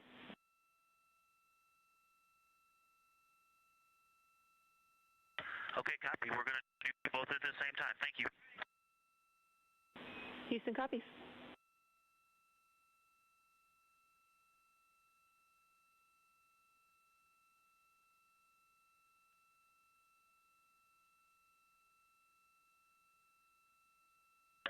Houston, thank you for that suggestion. The cabin is darkened again, and that makes a big difference for the imagery. And for science, we are now seeing a half moon.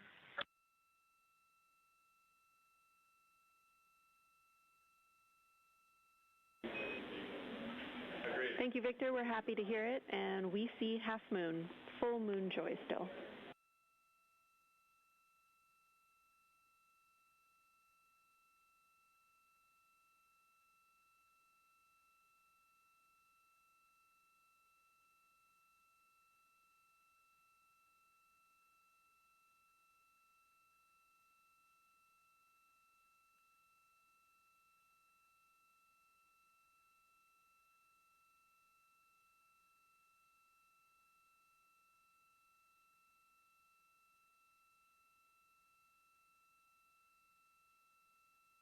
Crew reporting from Orion that they are seeing half the moon, which is about what it looks like here from this view from the spacecraft. However, what has become a little bit of a catchphrase for this mission, everyone is reporting full moon joy.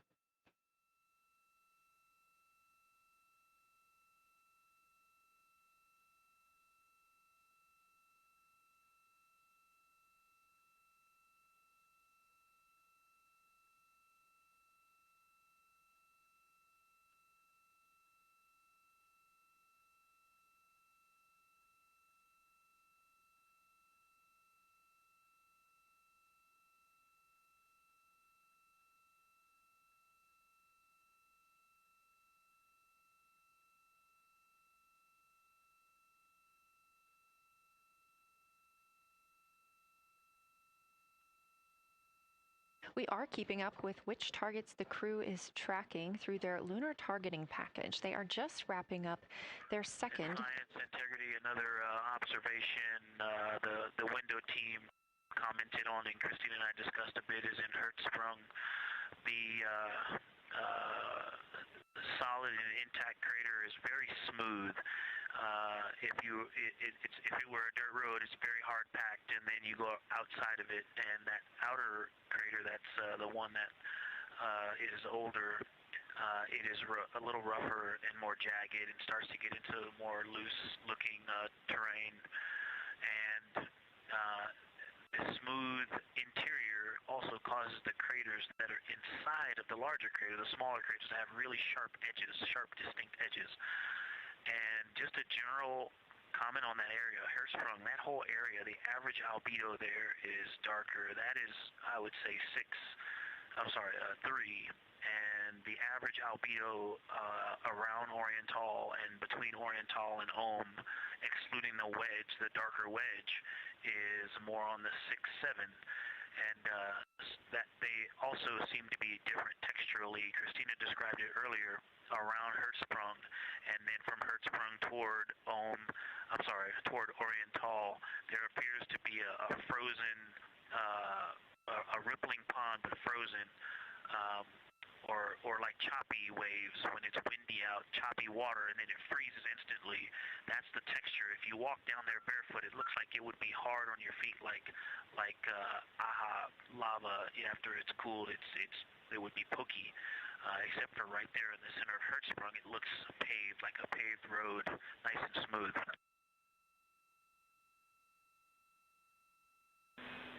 Victor, that's a wonderful description. Going from a paved road to lava reminds us of the Icelandic highlands. Thanks for that.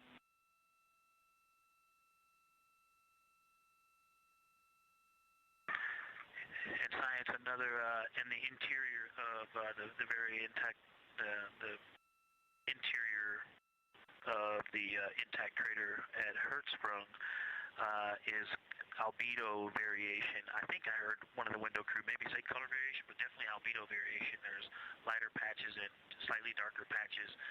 It's not swirling, it's just patchy. It just has spots that are lighter, and I would say a predominantly darker average area. Great descriptions, Victor. Thanks. Not swirly, just patchy is really helpful for us.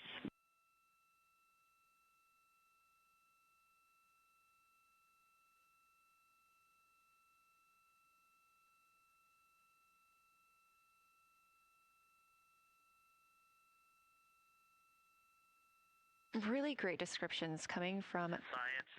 The window team is hitting all the targets. They are on the plan and starting the discussion of the Terminator. And boy, I'm loving the Terminator. I think I know it's not purely a moon feature, but what it does to the features of the moon, to the terrain, I've probably spent the most time describing into my recordings and thinking about and looking at the Terminator. There's just so much magic in the Terminator. The islands of light, the valleys, what look like black holes, you'd fall straight to the center of the moon. If you stepped in some of those, it's just so visually captivating that the Terminator is the most striking thing that I've seen so far. We've been loving your evocative descriptions, Victor. You really are bringing us along with you, and we're following along with visualizations that pale in comparison to your descriptions. Thanks.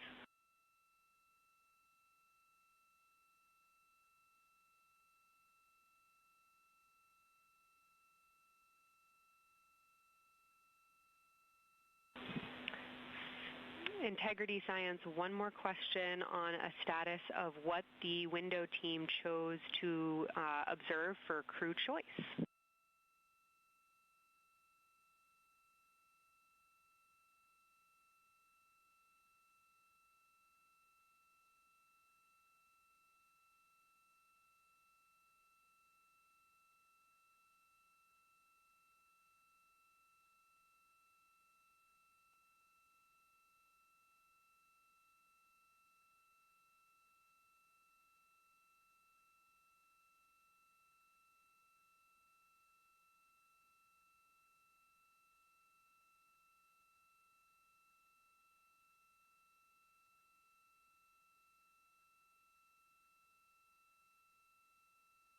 Window 2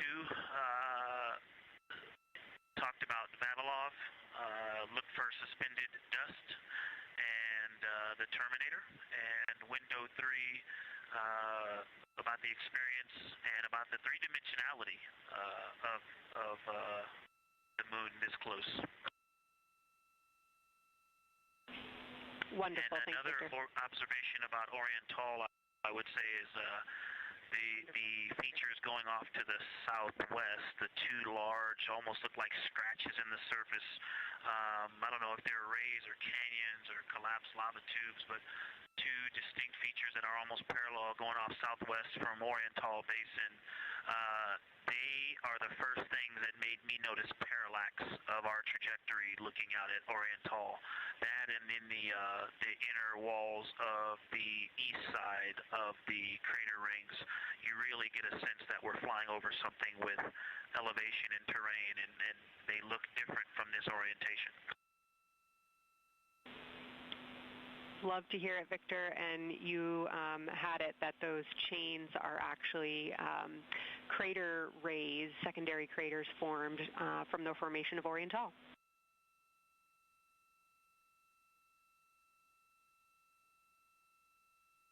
Yeah, speaking of crater rays, the crater rays that are going off to the north, northwest, that run off toward Hertzsprung and I believe toward Vavilov. I'm not looking at it right now, but those crater rays are very interesting. They're all very small. I know you've imaged this, but they're all small and they look like, you know, a big impact launched rocks and things that made smaller impacts down the way. But something very interesting, and again, you can see this in imagery, but some of them are parallel, and then some of them converge toward the center of Oriental. And then I think I even saw some that maybe diverge, not diverge, but that are convergent, which indicate multiple large impacts that created a lot of secondary impact crater rays. Fantastic, Victor, and I'll note that we can infer that you're looking down at your freshly named Integrity crater, which is near the end of one of those beautiful crater rays from Oriental. Thanks for the description.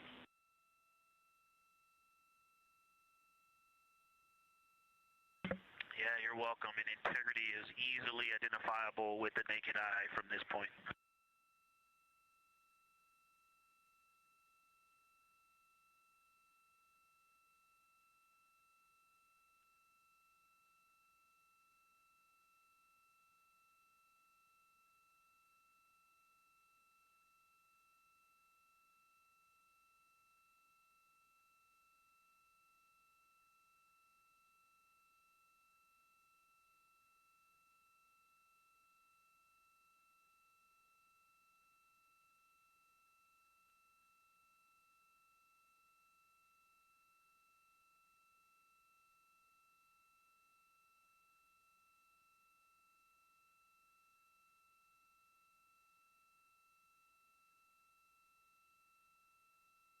We've been hearing some great situation reports from Victor Glover, the pilot of the Artemis 2 mission, calling down to the science team, letting them know what he is seeing. And one of those things is Hertzsprung Basin.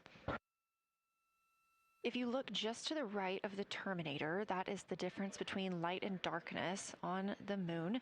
You can see what he's describing when he says Hertzsprung Basin and how it looks a little bit paved in the middle there.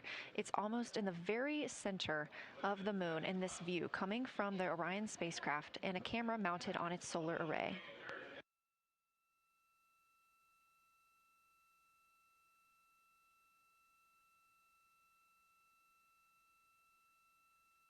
We are now 4 days, 23 hours, and 23 minutes into the flight of Artemis 2, and we are standing by for their lunar loss of signal in about 43 minutes. Again, the spacecraft will fly behind the moon, and during that time, we won't have communication with them. They will be out of reach of our deep space network. However, we will regain communication with them approximately 40 minutes later when they come around the other side of the moon.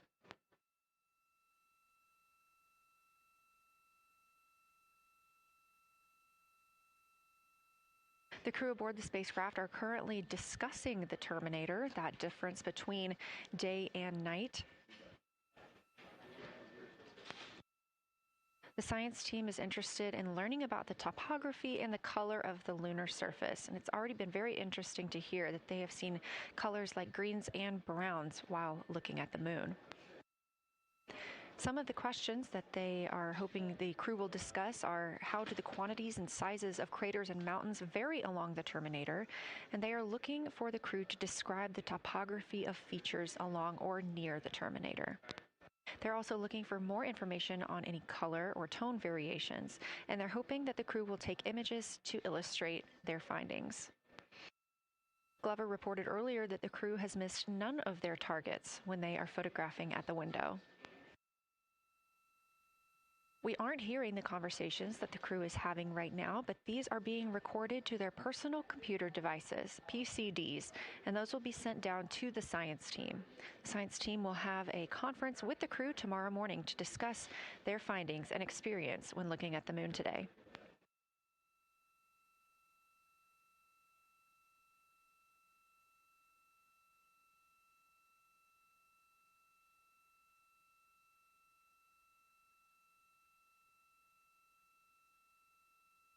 We have a few minutes left while the crew is discussing the Terminator. And if you're just joining us, you're looking at a live view of the moon, our moon, from the Orion spacecraft and a camera on its solar array. Inside that spacecraft, 4 astronauts, Reed Wiseman, Victor Glover, Christina Cook, and Jeremy Hansen, the first 4 people to fly around the moon in over 50 years.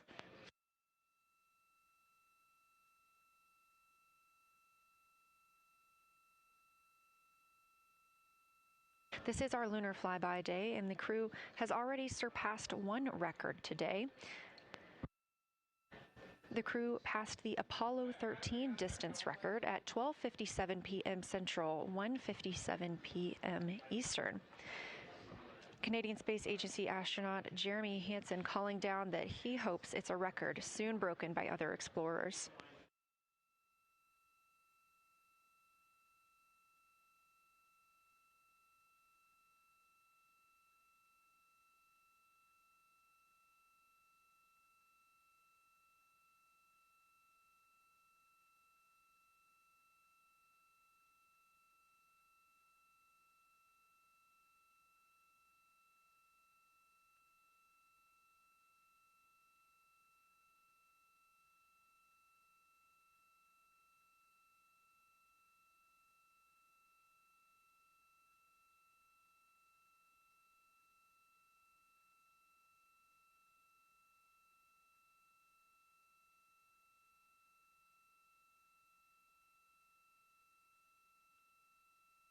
We are live in Artemis Mission Control in Houston, Texas, monitoring the flight of Artemis 2.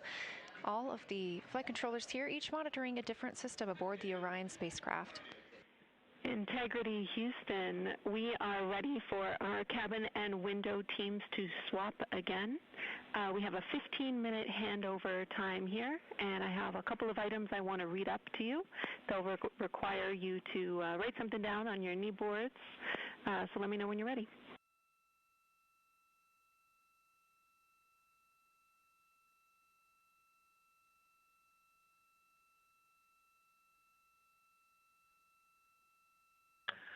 Okay, Houston, we are ready.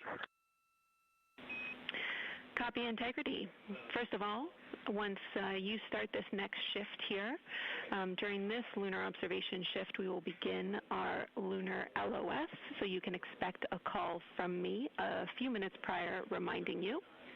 And second of all, Fido just sent us updated altitudes and METs for lunar closest approach and max Earth altitude. Let me know when you are ready to write those down. They differ slightly from Optimus.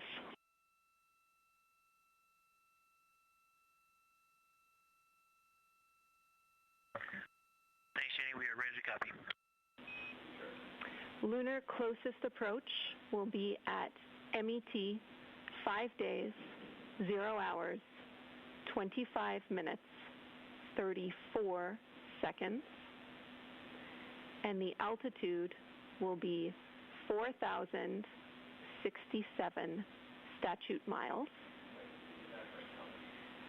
Maximum Earth altitude will be at MET 5 days, 0 hours, 27 minutes, 39 seconds with an altitude of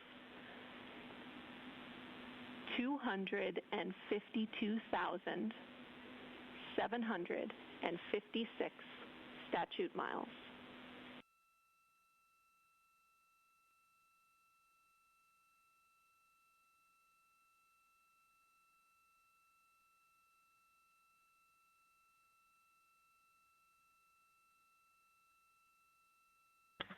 The crew really wants to ask for that in kilometers and in parsecs, but thank you for those. That is great. Thanks for that update. I'll send Fido to work, and I appreciate the metric. Other than that, I have no new vehicle statuses to pass to you. Enjoy your handover time, and we're looking forward to picking back up with you shortly.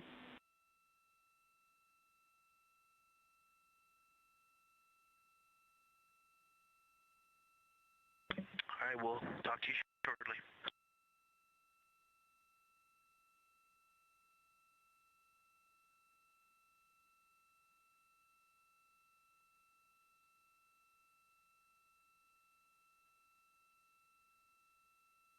Those words called from Capcom Jenny Gibbons, CSA astronaut and Artemis II backup crew member, to the crew working aboard the Orion spacecraft. Had a little bit of a view inside the cabin. As you can see, it is very dark. The crew has turned off the lights, and the light that you were able to see is coming through the window, a reflection of Earthshine and from the moon.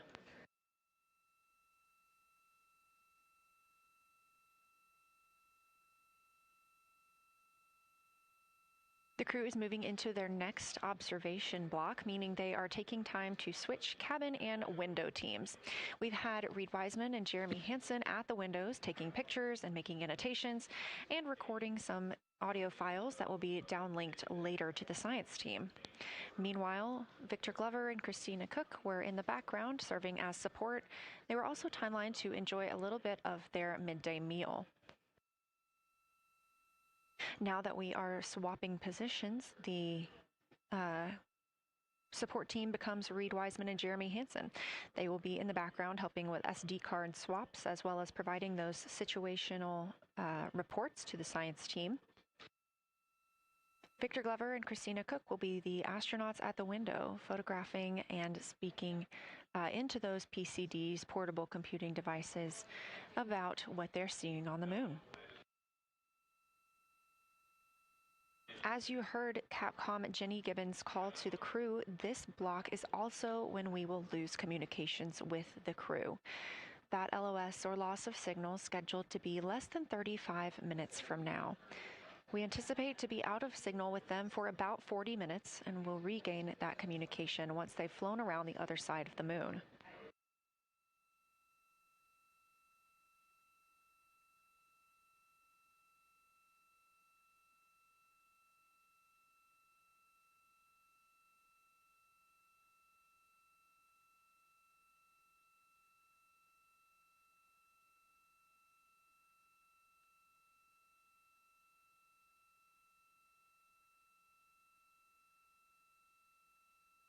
Now, even though the crew will be flying behind the moon, their observation period does not stop. They will still be taking pictures and making annotations of what they are seeing. They'll be looking for the limb of the moon, Earth set, and then Vavilov crater, which we have previously seen. They'll swap positions at the window before moving into a crew choice option. They will get to pick things that are interesting to them on the surface, take pictures, and explain why they find them that way. They'll also be looking for any impact flashes. These are short-lived flashes on the lunar surface caused by impact bombardment.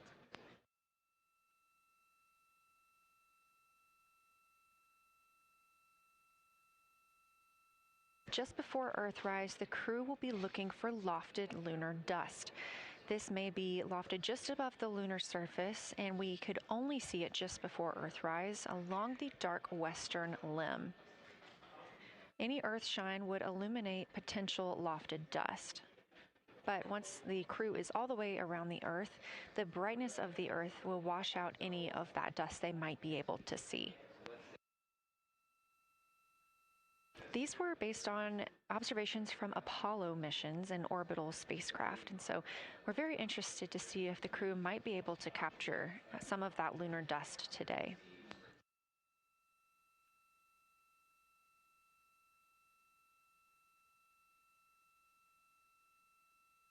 Following that lofted lunar dust target, the next will be Earthrise. We will regain communications with the crew shortly after Earthrise.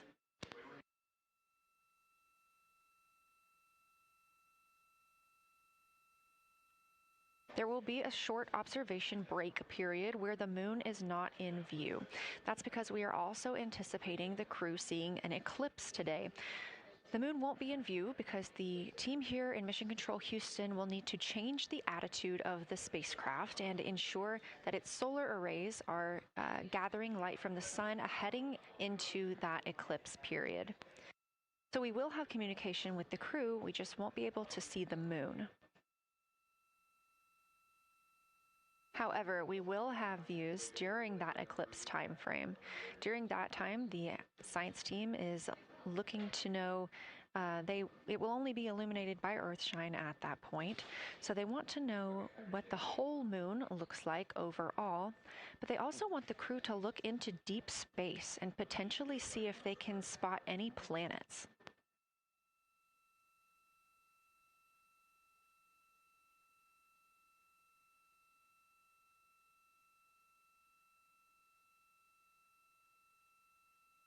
Once the eclipse is over, the lunar flyby period will have ended. We are live through the whole thing, and even once flyby is over today, we remain live 24/7 on NASA's YouTube.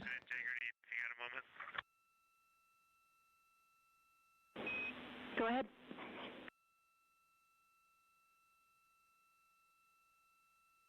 I don't know if Catherine and Devin are still there, but if they are, just wanted to just let them know how much fun we're having out here.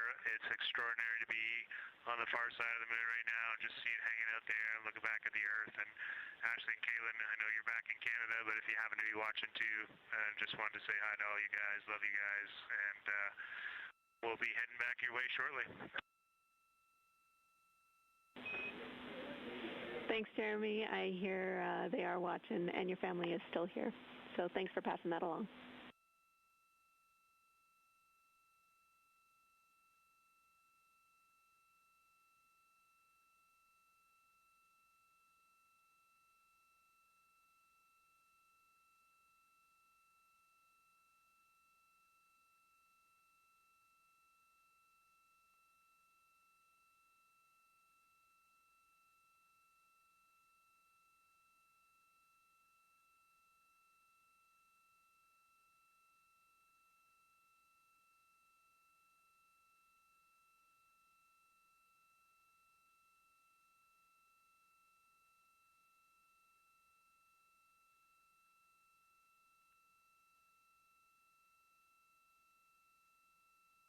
This view inside the Orion spacecraft, and it's a little hard to make out, but on the left there, that is Jeremy Hansen just calling down some well wishes to his family, joining us in the viewing room and watching online. Currently in the window are Victor Glover and Christina Cook. They are taking pictures outside of the window as they are now in their flyby observation block. At this time, Reed Wiseman and Jeremy Hansen are serving as support crew members, and they are also going to have an opportunity to enjoy their midday meal at this time.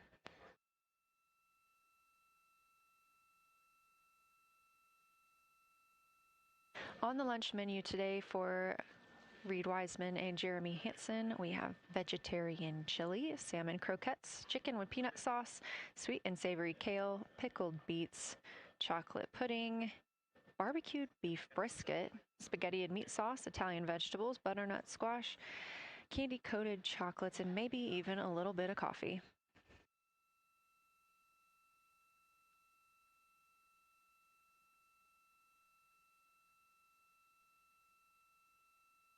And if you look closely, you can see it looks like they are getting into some of their food for the midday meal.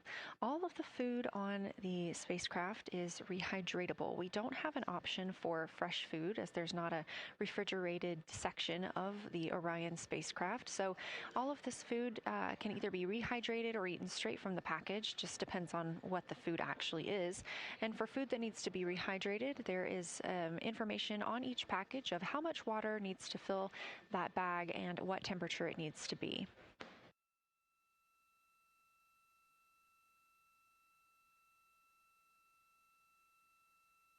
We are now 4 days, 23 hours, and 39 minutes, 40 minutes actually, into the flight of Artemis 2, the spacecraft now under 4,500 miles from the moon.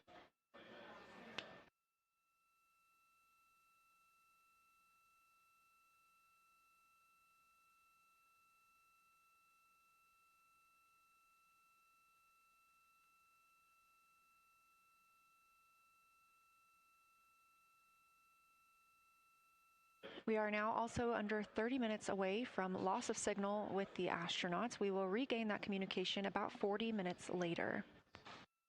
They will still be photographing the moon and documenting what they're seeing while they're behind the moon. And we especially look forward to potential Earthset and Earthrise views.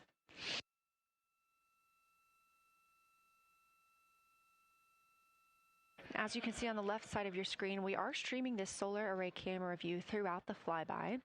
And the science team also plans to capture an occasional still photo with the solar array intermittently, perhaps one every 8 to 10 minutes. Still photos represent the highest resolution imagery from those GoPro cameras.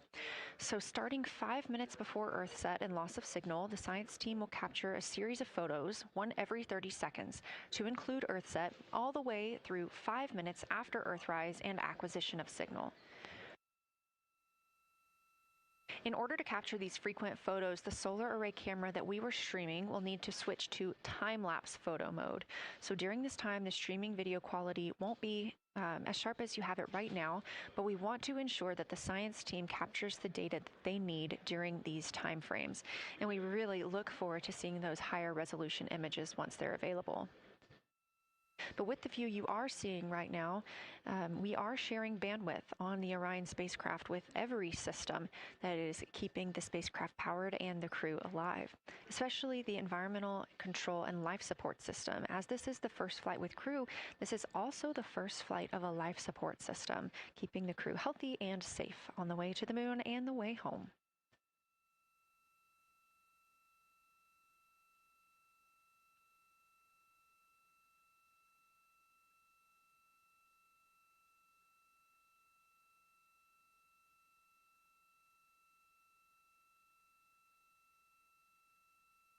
On the timeline, we're getting towards the end of the cabin and window team swap period, but it looks like our astronauts, Victor Glover and Christina Cook, are already photographing the moon outside of those windows.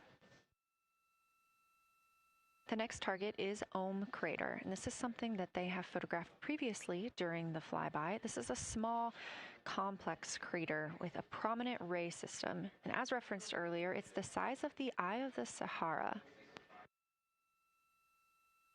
That Eye of the Sahara is a feature in Mauritania. Seeing this crater more than once throughout the flyby allows the crew to photograph it at different lighting conditions.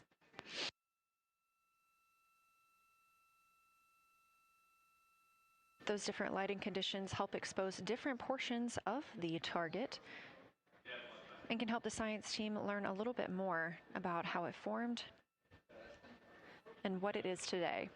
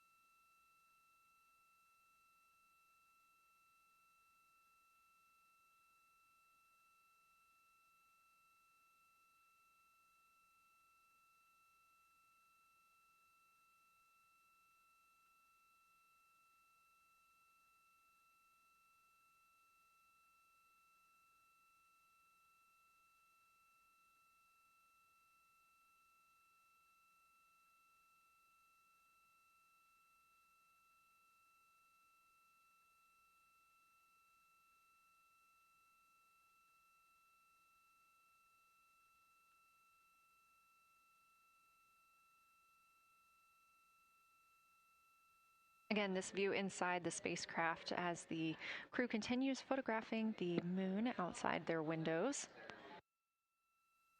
They have turned the lights off to allow them to better get photos of the moon, preventing any reflections from coming in from the spacecraft.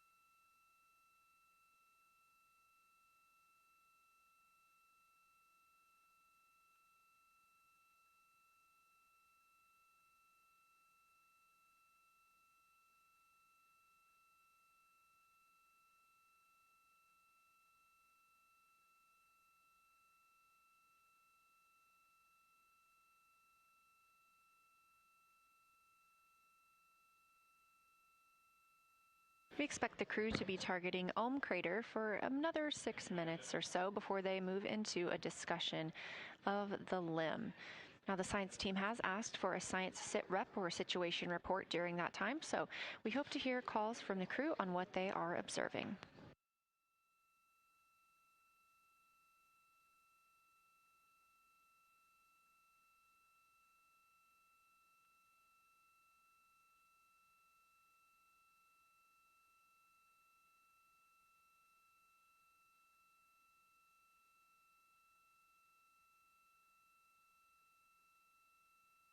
If you've been following along, at the start of the day, we did have much more of the moon visible.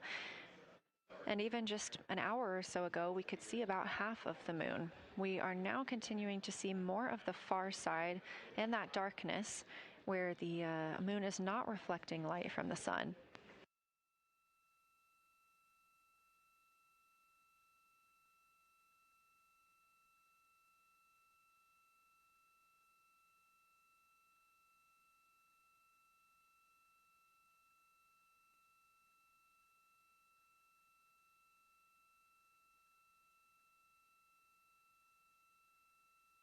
Earlier, we were also able to see some of those darker portions, that old lava flow that we often see on the near side of the moon and that we can all see from Earth.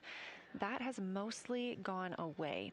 We are now just seeing very little of Orion that's down to the bottom right of the moon. You can see just a small dark portion near the limb.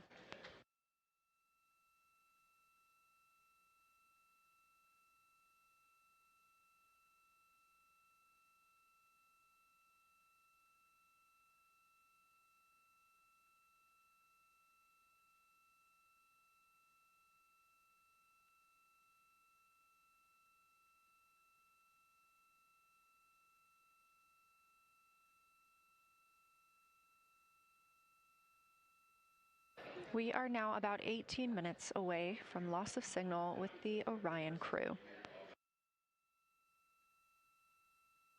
Again, we use the Deep Space Network to communicate with the crew members when they are this far from Earth. This is the first mission since Apollo when we have had humans on the Deep Space Network.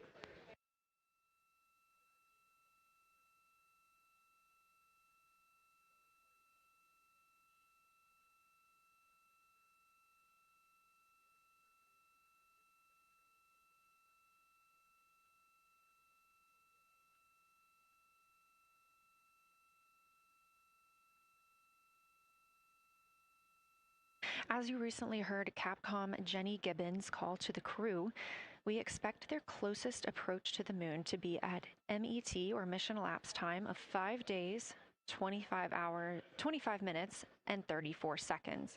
At that time, their altitude would be 4,067 statute miles above the Earth's surface.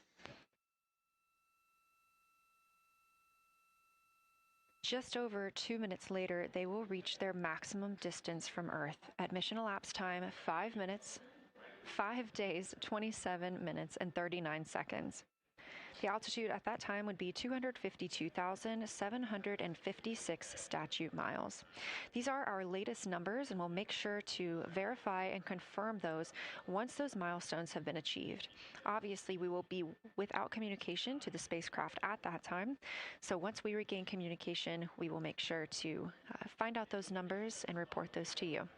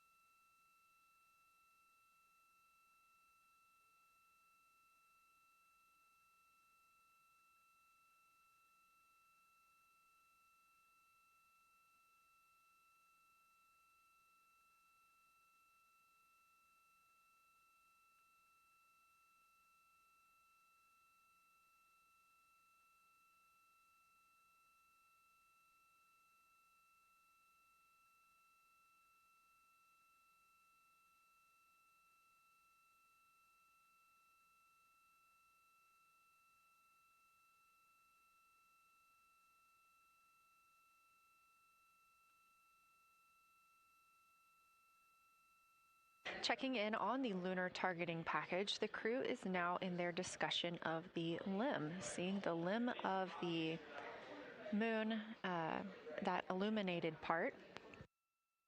Currently at the windows taking photos and making annotations are Victor Glover and Christina Cook. We are expecting loss of signal in about 13 minutes. We will regain that signal with the crew about 40 minutes later.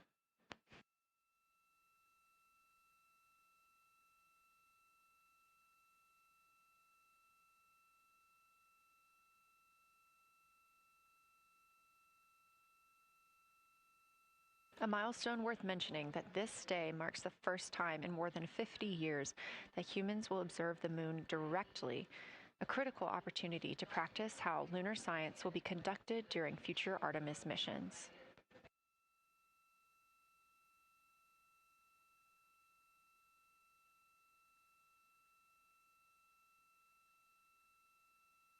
I've continued to reference the Lunar Targeting Package throughout this broadcast, which is the primary tool guiding the crew observations, and that consists of two key components.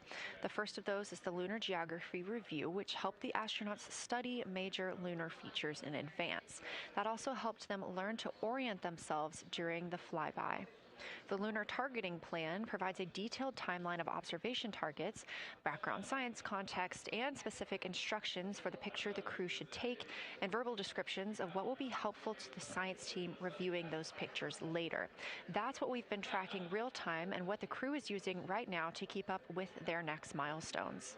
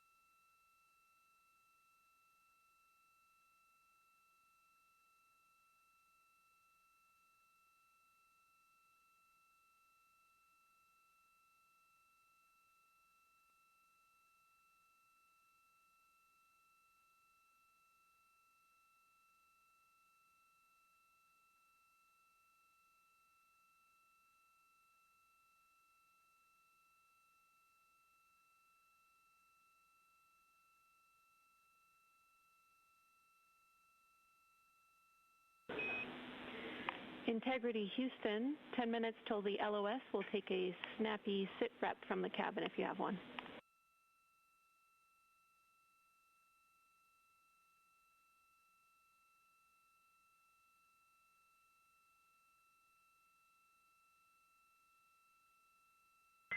Okay, Jenny, that came, we missed most of that, but just a 10-minute warning, is that what you're saying? 10-minute warning for the LOS, and I'll take a quick sit rep from the cabin, please.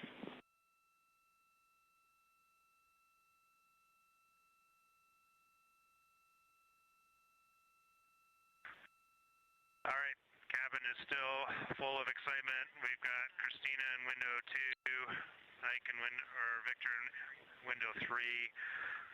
Reed's actually been trying to get some images out of the docking tunnel. We can see the Earth and the Moon and part of the Moon out of the docking tunnel, which is pretty good. And I'm just grabbing some footage right now with our interior cameras.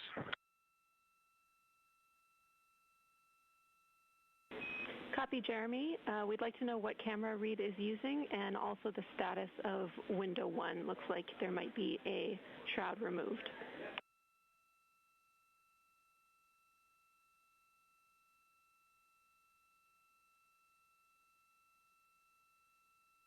Okay. Reed was using the Z9, and the T-shirt shroud is still on window 1, but we took the camera out of it, so maybe that's what you're noticing. But when I looked in there, I saw a lot of sunlight reflecting around. Copy. That makes a lot of sense to us, Jeremy. I want to remind you, coming up on this LOS, that we'll take sit reps in the blind, and as more and more of the moon is in darkness, we will take any report you have on impact flashes.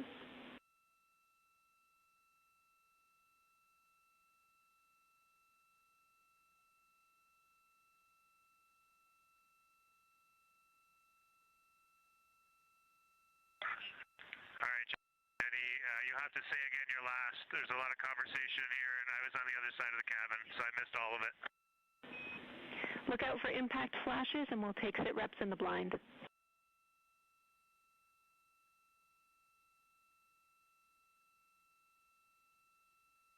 Okay, impact flashes, sit reps in the blind. We got it.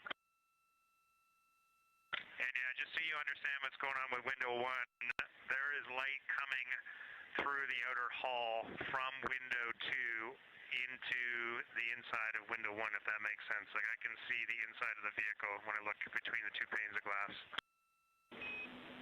Copy.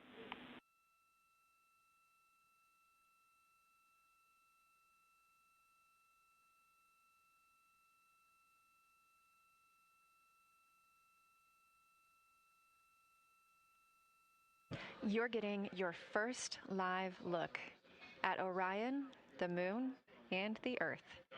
Everyone in this picture.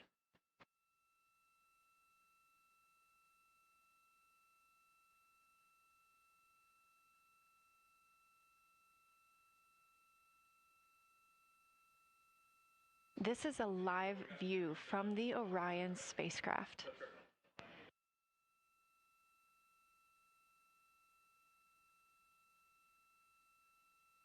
Currently aboard Orion, 4 crew members, Reed Wiseman, Victor Glover, Christina Cook, and Jeremy Hansen. And on the Earth, all of us, all of humanity. You can see the moon is starting to get a little bit dimmer as the astronauts are going to pass behind it. Now 6 minutes and 26 seconds away from that loss of signal. Again, we will be out of communication with them for about 40 minutes until they come around the other side of the moon and we can re-establish contact.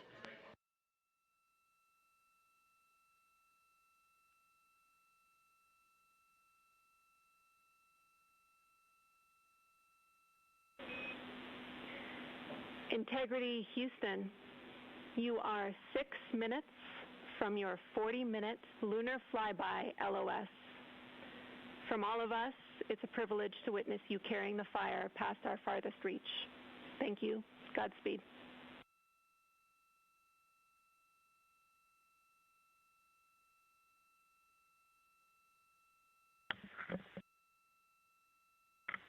Thank you for that, Jenny. And thank you to all of you for allowing us the immense privilege to be on this journey together. It's quite amazing. And as we go on this journey, thinking about the NASA mission to explore the unknown in air and space, to innovate for the benefit of humanity, and to inspire the world through discovery. And as you've gone along on this journey with us, hopefully we're doing just those things.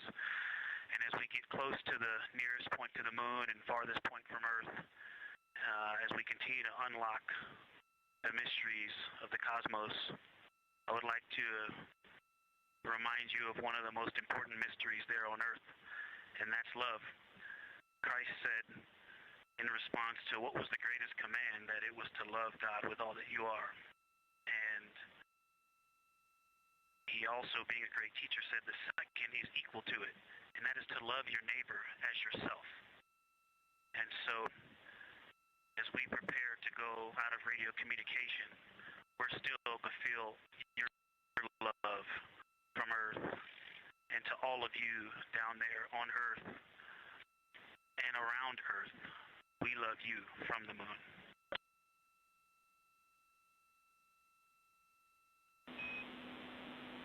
Houston copies. We'll see you on the other side.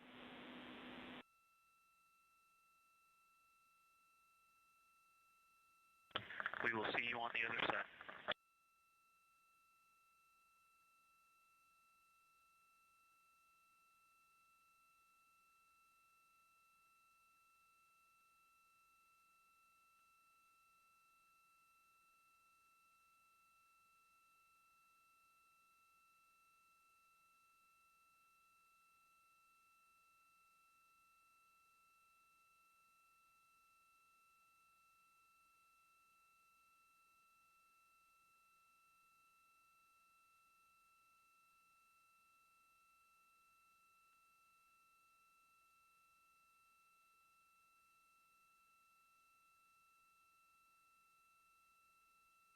Poignant words from NASA astronaut Victor Glover, and a little bit of a love letter from the other side of the moon all the way to Earth. Glover touching on the teachings of Jesus, including to love your neighbor as yourself. We are now less than 3 minutes away from loss of signal with the Orion astronauts. The Artemis 2 crew will be out of signal for about 40 minutes as they are on the other side of the moon, continuing their work photographing the lunar surface, and they will reemerge, and we will also get this view on the other side.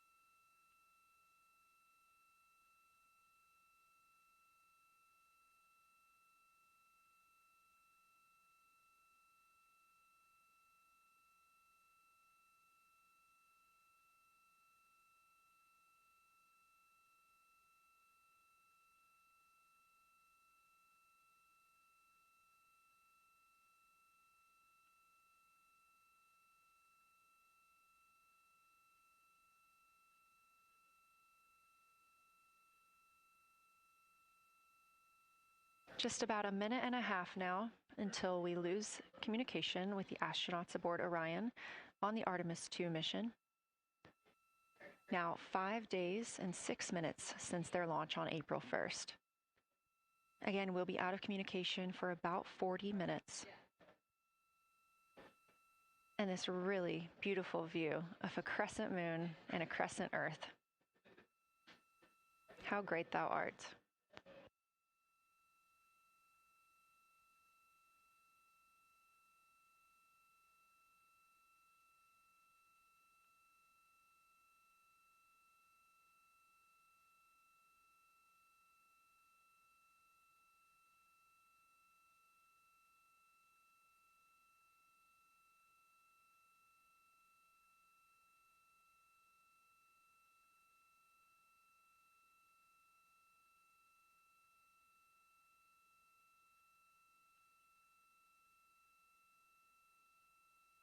"30 seconds now until we expect loss of signal.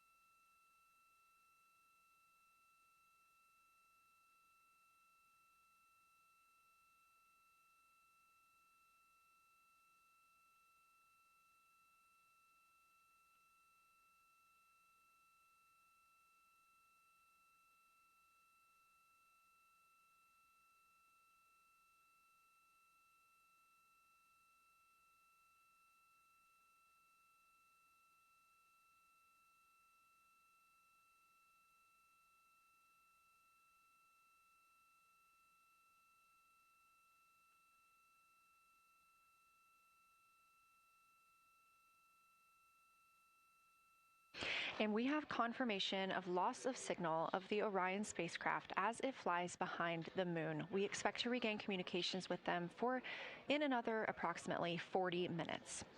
This was expected as their spacecraft is now out of direct line of sight with Earth and behind the moon. And this is a poignant moment as it's the first time in over 50 years that we have humans completely unreachable by anyone else on Earth. No matter how distant or secluded, we could reach anyone living on Earth, but while the crew flies behind the moon, it's simply impossible to make contact with them. This is a live view inside the Science Evaluation Room here at Johnson Space Center and just down the hall from Mission Control. This team has been monitoring the flyby all day as the team has continued capturing targets on the lunar surface.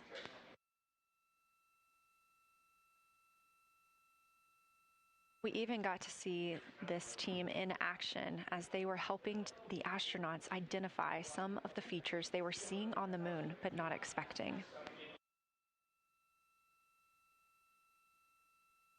There will be a couple of milestones during this loss of signal. The first will be when the astronauts make their closest approach of the moon. at MET 5 days, 25 minutes, and 34 seconds, when we expect they'll be 4,067 statute miles above the lunar surface. Their maximum Earth altitude will be reached just 2 minutes later, at 5 days, 27 minutes, and 39 seconds, when their altitude should be approximately 252,756 statute miles.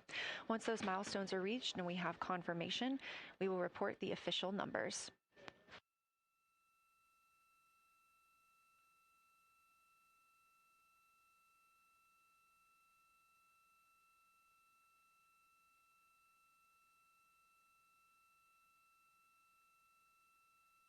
Throughout the Artemis II mission, astronaut voice, images, video, and vital mission data must traverse thousands of miles, carried on signals from NASA's powerful communications systems, the Near Space Network and the Deep Space Network. Let's learn a little bit more.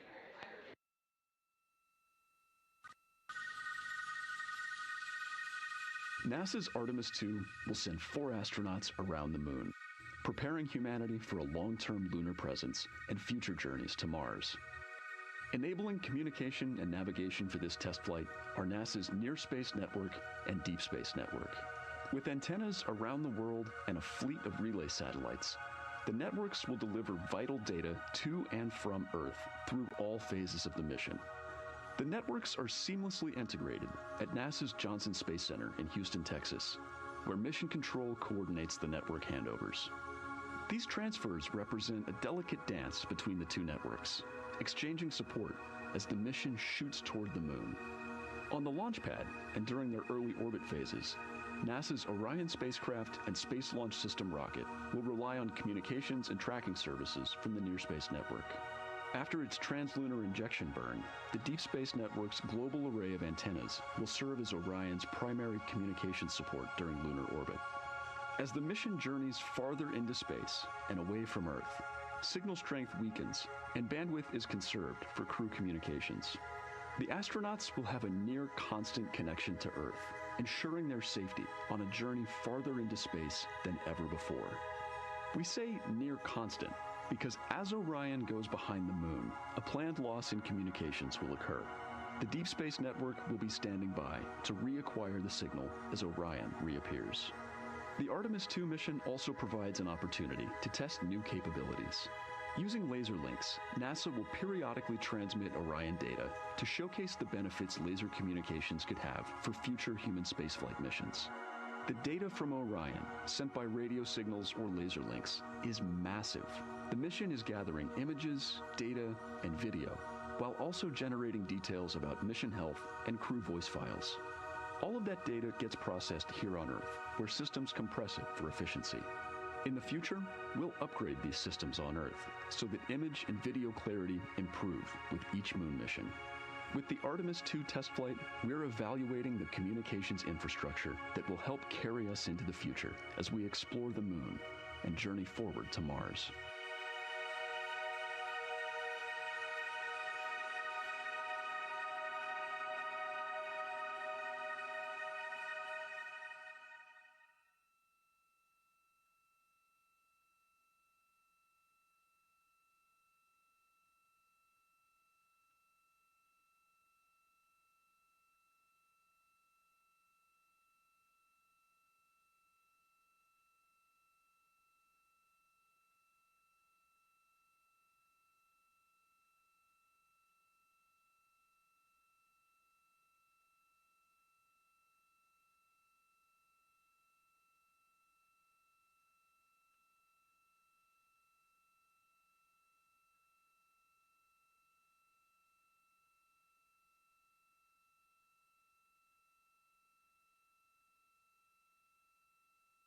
We are now about 33 minutes until we expect to regain communications with the astronauts aboard Orion. And in the meantime, I've got Dr. Kelsey Young, Artemis Science Flight Operations Lead, here with us. Thanks for joining me, Kelsey. Thanks for having me. This is such an exciting day. Oh, no kidding. It has been so cool to hear you communicating directly with the crew.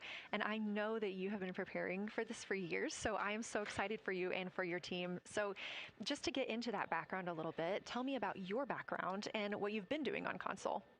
My background is as a field geologist. actually, I studied impact cratering in the field for my PhD, so all these descriptions of impact craters have me just absolutely swooning.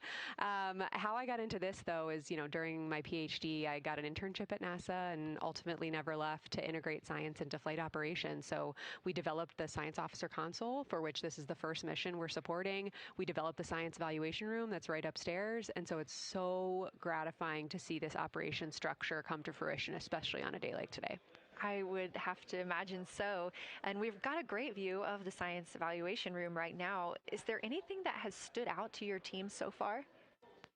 Absolutely. So as you might have heard in some of the press briefings and content that, we've been putting out, color and albedo were really exciting targets for us. We've heard several amazing color descriptions so far. Just to highlight maybe one of them, we heard about greenish and brownish hues near Aristarchus, which is actually a feature that we can see here from the near side. And those greenish hues could actually tell us something about the volcanic evolution of that area. So you can bet that the science team is going to be prioritizing downlinking those images and the crew audio that we didn't hear that went into those recordings to learn a little bit more.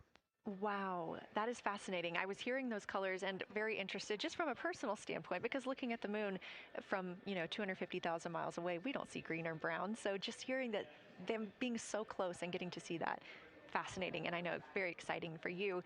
So what are you expecting to see in the upcoming portion of the flyby? The upcoming portion is actually going to be really exciting. So right now, as we speak, while folks in the room are kind of taking their stretch breaks and everything, the crew are still hard at work. They still have targets to image and describe during this LOS. But when we come out, the first thing, of course, we're going to hear about is Earthrise. We're really looking forward to hearing about the crew's experience with something that we can connect with and that, Apollo 8 brought us such amazing images from. But then we start to get into describing the Terminator, as well as looking for things like lofted dust, which tell us about the modern lunar environment. Then the vehicle's going to orient away from the moon for an hour and then pivot back for the eclipse observations, which is a whole different set of science observations that we're really looking forward to. It's kind of nice that the crew will get a little break in there, because they have been hitting it hard today with photos and videos and annotations. What are you hoping that the crew sees coming up? Is it that lunar dust? Oh my goodness, that's a hard question to answer. I mean, we've already gotten such great descriptions. I mean, the Terminator seems to just be like one of their favorite things to look at and describe. So I feel like, that was something we were looking forward to. I feel like we've really gotten some great descriptions. So absolutely, I'm looking to the human moment of Earthrise. Lofted dust is an exciting one, and lofted dust will be a target for them in the right around the time of Earthrise, but again in the eclipse period. So I'm really looking forward to seeing. I mean, they've already highlighted just in the course of their flyby so far how the moon has changed, and this is going to be even more dramatic change to go from their end of this kind of lunar illuminated piece of the flyby into the eclipse time frame. And I can tell you they're going to be experiencing a very different moon during that time, and I can't wait to hear what their observations are. Yeah, that's absolutely fascinating, and what a privilege that we get to do that on this mission, because that's not always the case. If we had launched on a different day other than April 1st or 2nd, we wouldn't have gotten to see that eclipse. Is that right? That's correct. April 1st and 2nd. I will say, I was asked a lot in the weeks leading up to the launch, well, what's your favorite day? And my answer truly was, there is no bad day to launch to the moon. We were going to get great science out of it no matter what. But it's a really neat opportunity to, bring the sun into the picture, bring different planetary bodies into the picture while still literally keeping the moon in center stage. Fascinating. So what differences are we looking for at each site? We're hearing a lot of different terms. We're looking at craters. We're looking at mare. What are the differences that you're hoping to see? We do have, as you highlight, kind of different prompts for each target. That's what they're looking at in their lunar targeting plan, which I know you've been showing. And we have even different prompts for the person with the really long lens on the camera versus the people with the unaided eye. And you've heard the crew talk about, oh my goodness, when I go from one to the other, I can really detect different nuances. And that's something that we experienced in simulations, but hearing them actually, see it for real has been really gratifying. But we're looking for different things based on the target. Sometimes we're looking for color. Sometimes we're looking for texture. For the Terminator, we're looking at kind of what texture and morphologies pop out to you and what kind of diversity you see along the Terminator. You've heard, Victor especially make some comments about future impacts for exploration. So already I think that their descriptions in this first part of the flyby have told us something scientifically, but also about future surface missions. Well, it was so interesting to hear Victor talking about he was imagining in his mind's eye being down on the surface and walking around. That was very cool to hear. And when we're thinking about targets, I know some of them are determined based on the launch day because that determines the lunar illumination. So the ones that we're looking at today, how and why were these selected? Such a wonderful question. This really gets at at the heart of some of our really highest priority science questions. Illumination conditions is a big one, right? So of course we need the targets that we're interested on the lunar feature to be illuminated by the sun in order to view them, but the timing in which they see them during the flyby enables us to ask different questions. So you heard in the pre-flyby crew conference talking about, well, the same pair, Reed and Jeremy, will get to actually look at Glushko crater twice, and that looking at it from different illumination angles allows us to understand that feature better and connect color and albedo with topography and morphology. Then you have other craters where you want to look at it with the sun shining on it obliquely versus straight on, and that tells you something different about the scientific objective that drove the target being on the targeting plan in the first place. We've talked a little bit with the viewers today about what the crew is able to capture in this short time frame of those craters in different lighting conditions. Could take years for something robotic to be able to do based on attitude maneuvers and where the sun is at. So can you just talk a little bit about the importance of having both the robotic operation and having the crew? Absolutely. We definitely don't want to minimize the impact of orbiting spacecraft. Lunar Reconnaissance Orbiter is the one that's often referenced. Data from LRO and its payloads have really been instrumental in getting us, frankly, to this point for Artemis 2 and future missions. But the human experience, the crew observations that we've already been hearing about, it is such a perfect complement to the orbiting spacecraft data because they are able to have this unique perspective. They are far enough away where they can make these contextual observations. You've already heard it. How many times have we heard the crew and their science sit reps say, if I track this feature from all the way up here in the northern hemisphere down to the southern hemisphere, here are comparisons I can make. That right there is not something we had the ability to do with the Apollo missions, and it allows just literally in the blink of an eye to synthesize observations that it would take, a really significant effort to coordinate with different orbiting platforms, and they're making it like that. Wow. It has been very, very exciting to hear all of their calls so far. And so I've heard they were able to capture every single target so far too. Is that correct? I think that's correct. And I think it's important also to remember that, and I know the science team is anxiously awaiting this, we've been hearing from the crew members who are not at the forward windows, right? Those crew who are, really in the thick of the observations, they are recording minutes-long observations per target on their crew tablets. We will be getting those down starting here in a couple hours, and that's going to contain really meaty science information that we haven't heard live yet, and that's going to form the basis of my conversation with them tomorrow morning, where we're going to have a really deep dive into the science and absolutely nerd out about what they were able to do today. One of the most gratifying things for me today is hearing multiple crew members say, thank you for putting the discussion times in the targeting plan, because when we have had the ability to put multiple brains on a problem, we have elevated each other. And I'm looking forward to them, sleeping on it overnight and then us actually being able to really, truly have an elevated science discourse tomorrow.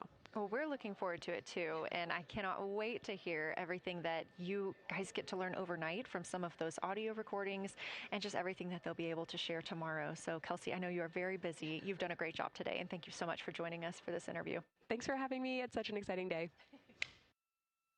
We are now expecting acquisition of signal in about 24 minutes. As a reminder, the Orion spacecraft has flown around the other side of the moon, where they are out of contact with our deep space network.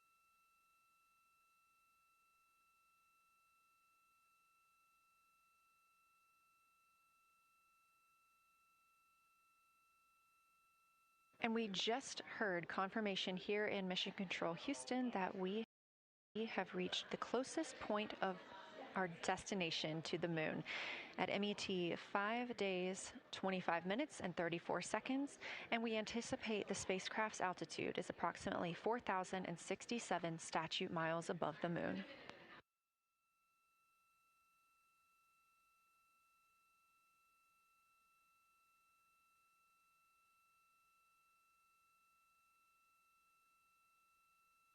We're continuing to track what the crew is doing while around the other side of the moon. They are continuing to take pictures of the of the moon, the Earth now out of sight. What they're in right now is a crew choice event. The science team has encouraged them to find interesting features on the surface, to take photos of those, and describe why they were interesting. Something else that they'll be looking toward next, just momentarily, will be impact flashes. They've got a few minutes allotted to look at the darkest portions of the moon. They're interested in short-lived flashes on the lunar surface because these would be caused by impact bombardment. After their impact flash targeting, the team is interested in if the crew can see lofted lunar dust. This would only be visible just before Earthrise. Now 20 minutes until we expect to regain communications with integrity and the astronauts for Artemis 2.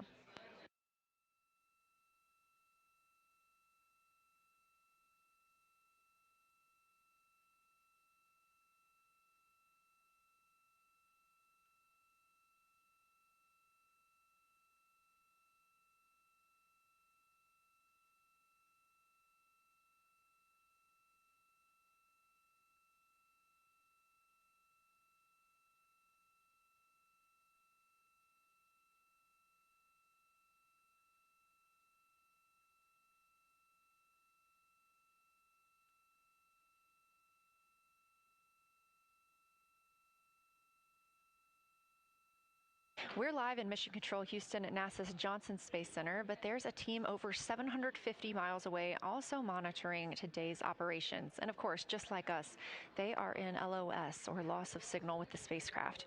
This is LUCA, the Lunar Utilization Control Area, and it's joined by LISA, the Lander Engineering Support Area, which are twin control rooms that will support missions and operations in lunar orbit or on the moon's surface in real time at NASA's Marshall Space Flight Center in Huntsville, Alabama. The LUCA and LISA are right next to each other and just a short walk away from the SLS Engineering Support Center, which is used during launch, and the POIC, where science on the International Space Station is monitored.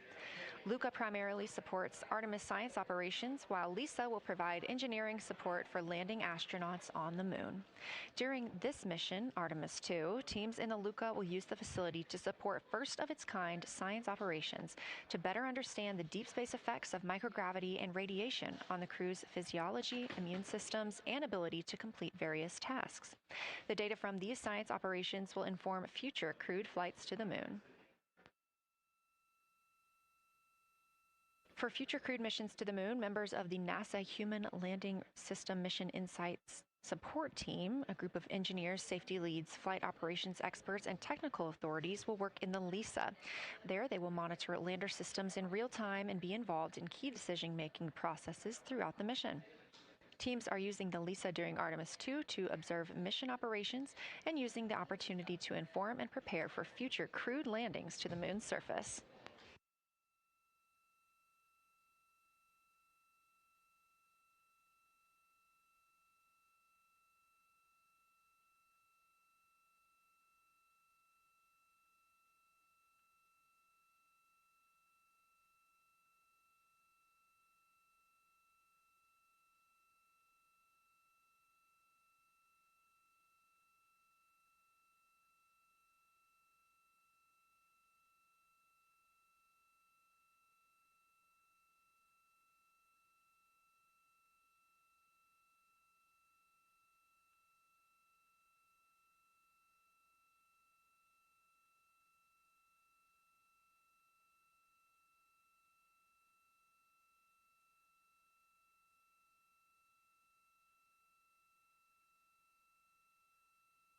We now expect to regain communications with the astronauts aboard Orion in about 17 minutes.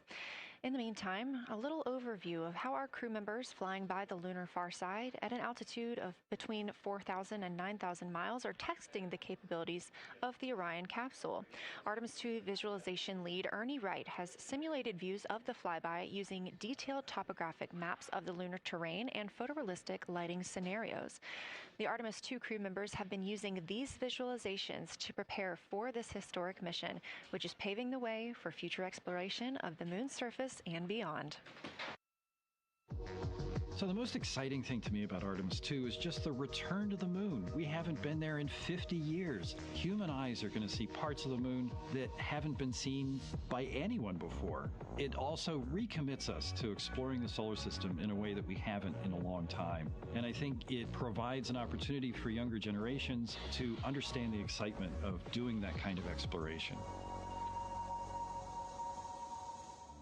Artemis is our return to the moon after 50 years. The emphasis of Artemis is going to be, first of all, science, but second of all, learning to sustain a presence on another world. First on the moon, but we're hoping that that's a stepping stone to Mars and other destinations in the solar system eventually.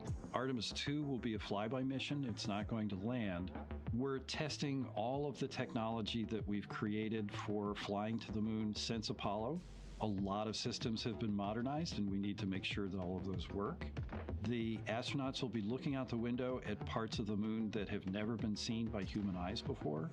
They will be flying by the moon at an altitude that's much higher than Apollo's orbits. And so they will see the entire disk of the moon, including areas that are closer to both the North and South Pole that astronauts from Apollo never saw. All of that depends on the lighting, which we really won't know until launch day, but we can practice with different lighting scenarios. It's hard for people to sort of picture that in their mind. If you can make a visualization of it, show them a movie, that helps everybody choose the targets and also practice aiming at those targets. The astronauts have actually been looking at these visualizations through the lens of the camera and practicing aiming at the various targets. This is a map of the surface of the moon, obviously, but it shows what the Apollo astronauts could see in sunlight while they were in orbit. The brighter parts are the parts that they could see. The darker parts, like this entire area here and places that are farther north and south, are places that they couldn't see in sunlight, either because it was nighttime there or because it was beyond the horizon of the astronauts. All of the Apollo flights orbited the moon at a distance of about 110 kilometers. Because the astronauts were flying at such a low altitude, their horizon was actually quite close, and they couldn't see the North and South poles. And this whole area over here was not in sunlight at the time. And it includes this amazing impact feature here called Oriental. Oriental is a very large impact feature. It's about 650 kilometers wide. It's got multiple rings. These are rings that form like ripples in a pond from the impact, but of course it's on a huge scale. The middle of Oriental has that sort of dark basalt lava covering it, like the dark spots that we see on the near side. It's one of the biggest ones that's more on the far side than the near. So seeing it with human eyes and sort of picking out features that maybe you don't even see in robotic cameras is an important goal for the mission.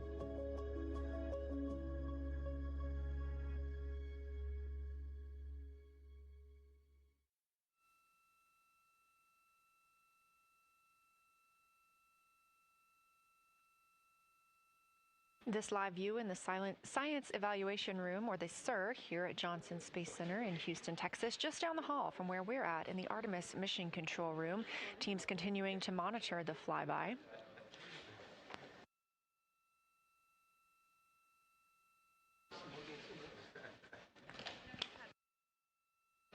The crew continues their observations of the moon, even though they are out of touch with Earth. We expect to hear from them in 12 minutes and 26 seconds. Again, this is approximately 40 minutes loss of signal while they are out of reach of the Deep Space Network.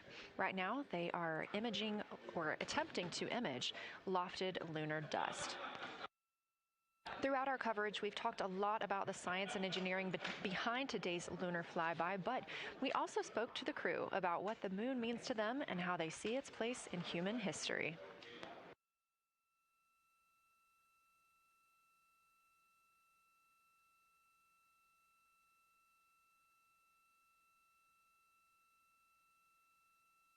I remember being a little kid lying in bed at night and just looking out at the moon in whatever phase it was in. I was thinking, man, my friends that live like 20 miles away, they can probably look out and see that same exact moon. And then when I was in the Navy and I would look out at the moon and I'd be halfway around the planet, and I would think, man, my brother can see that moon where he is, and he's halfway around the planet from where I am. And it's a connection of life on Earth. We can all look up and see that moon. It represents history. It is a witness plate. Everything that's ever happened to the moon is still written on the moon. There's no processes of wind or change in the Earth, geologic processes like we have here that change it. And something that's been telling and can read out the story of its own evolution, there's something beautiful about that. I've also learned from my indigenous mentors that they refer to the moon as Grandmother Moon. So you've probably heard of Mother Earth. They use Grandmother Moon because Grandmother Moon is responsible for the water in their community. The grandmothers, sort of protect the water source, just like the moon moves the water around the planet, affects the tides. It's something that represents something different for each individual culture around the planet. And that's really neat because we all share that same moon in the night sky. We all have seen the same side of the moon in different lighting conditions our whole lives. And so it seems very familiar to us, but it's also kind of unknown. When we get up close, some of the imagery that we'll get to describe and to share with people will be very unique. And that nature, both of those things being true about this one entity that we all know, just is really special. It's just the epitome of a symbol of both something that's in each of our hearts, but that's also represents exploration and reaching.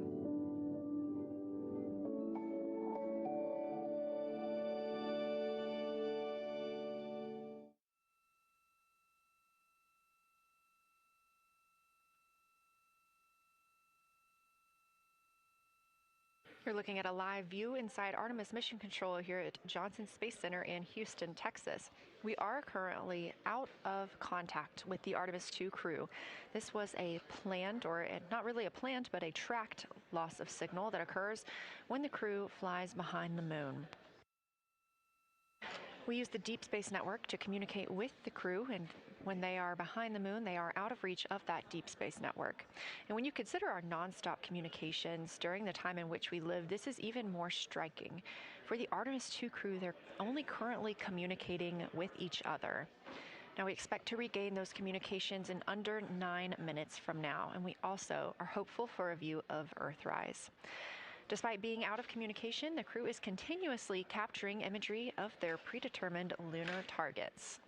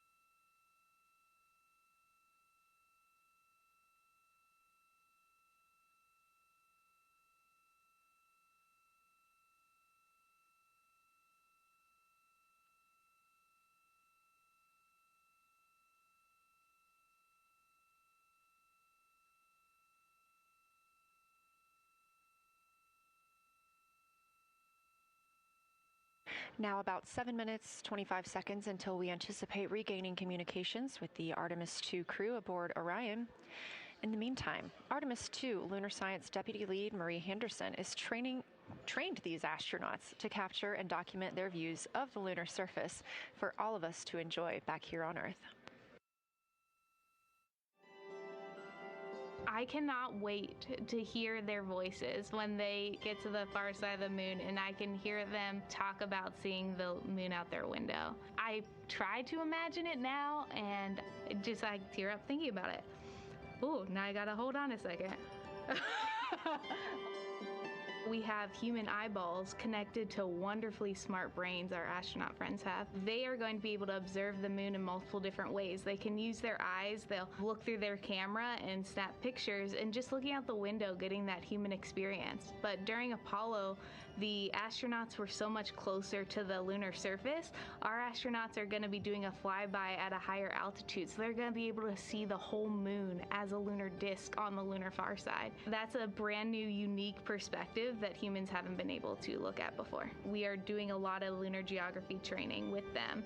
They have study sessions and quizzes they can do that are assigned to them. You know, even if you're an astronaut, you still get homework. We actually get in the mock-up. In that enclosed physical space, we have to think through the hardware that they have, the cameras, the computers, their microphones to make these observations. There's 4 windows up front. Through one of those windows, one of our astronauts will be using a Nikon D5 camera with an 80 to 400 millimeter lens. So something that allows them to zoom in really far and actually take more detailed observations of the surface. It's almost like looking through a pair of binoculars as well. It's just like being a geologist out in the field. They're telling us what they're seeing, looking for colors, textures, different morphologies, and comparing the region that we're having them look at to the regions that are around them.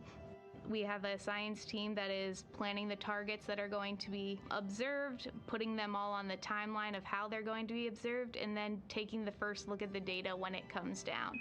The Apollo astronauts were only on the moon for 300 hours total, and they only went to the equator.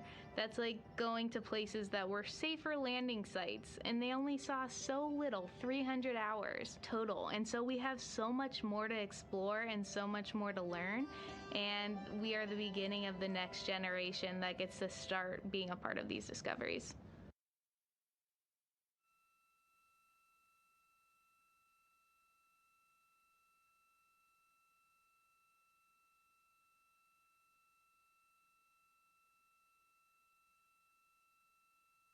We are now 4 minutes and 28 seconds until we expect to regain communications with the astronauts flying aboard Orion on the Artemis 2 mission. They are now flying behind the moon.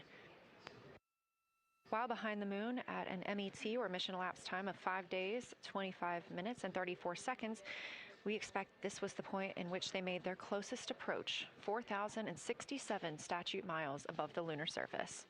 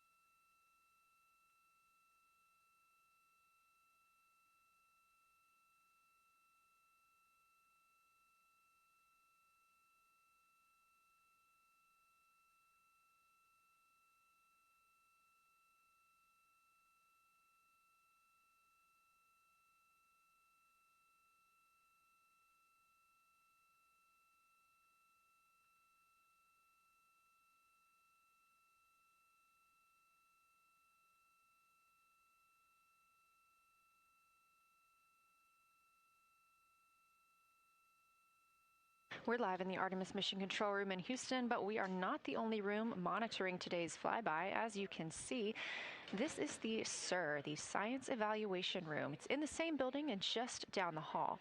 It's a multidisciplinary science team supporting the Artemis 2 crew in real time, including experts in lunar geology, impact cratering, volcanism, polar science, imaging, and visualization. You can see the SIR here. That's the Science Evaluation Room. It's embedded within Mission Control to provide science input during live operations like what we see today. But additionally, the Science Mission Operations Room is a back room that processes data, evaluates imagery, and supports rapid analysis. We also have our science officer, Kelsey Young, here on console today. She's serving as the primary interface between the science team and the flight controllers, ensuring science priorities are represented during mission execution.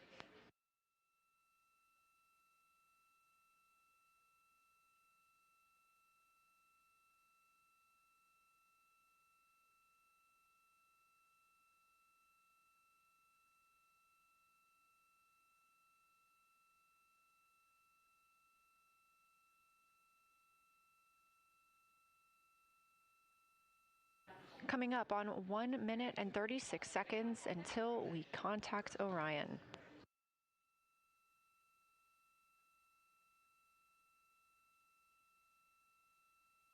Meanwhile, aboard the spacecraft, the crew has continued executing their lunar flyby tasks.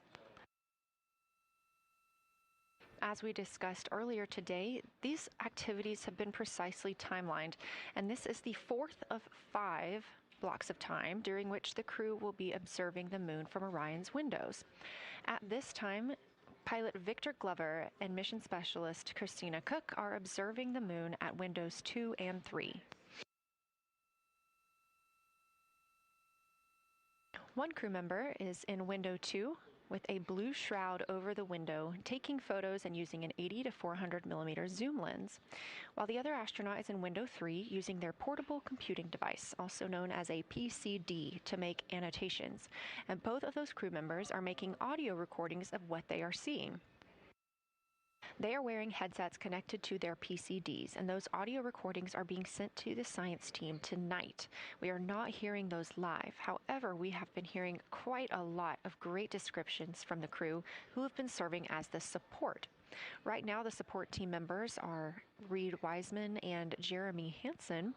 Those team members are providing science sit reps, situation reports, calling down a few times each hour to discuss what they're observing. And even though we're out of contact with them right now, they are still conducting those science sit reps as they'll be available once they come back around the moon. The situation reports include how the crew is positioned, any missed targets, or anything unexpected they saw. They're also including lunar target descriptions, any hardware issues, and their emotions and reactions.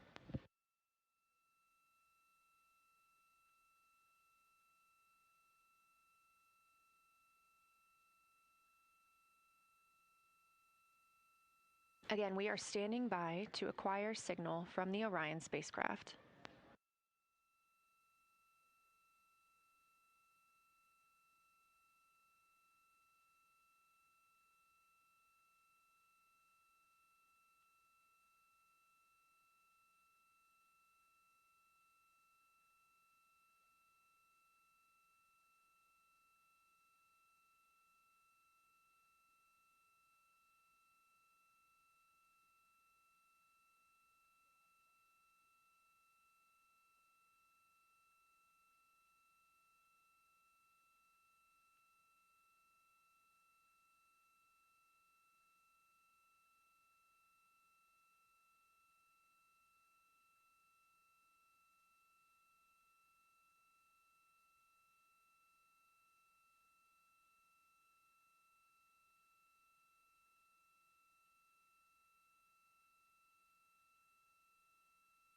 We're in the Artemis Mission Control Room at Johnson Space Center, getting our preliminary contact with Orion, that acquisition of signal coming after a 40-minute loss of signal, during which the crew was flying behind the moon, out of contact with anyone on Earth.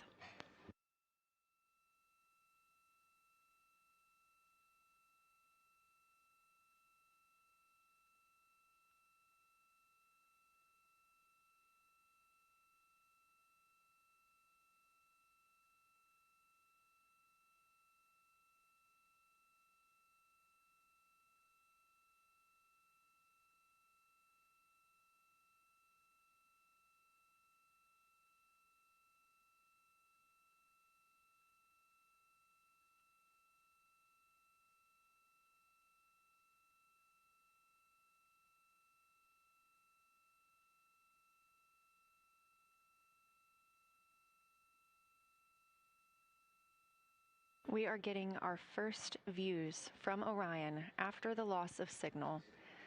Orion has come back around the other side of the moon, and that little crescent that you see is Earth, over 252,000 miles away.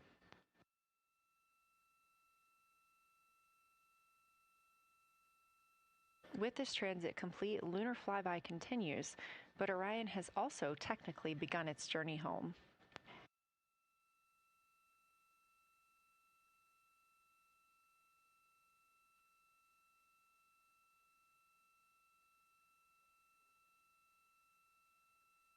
Right now, the crew are getting a few moments to enjoy and take photos of Earthrise for themselves, and we expect to contact them shortly. But we do have good signal coming from Orion.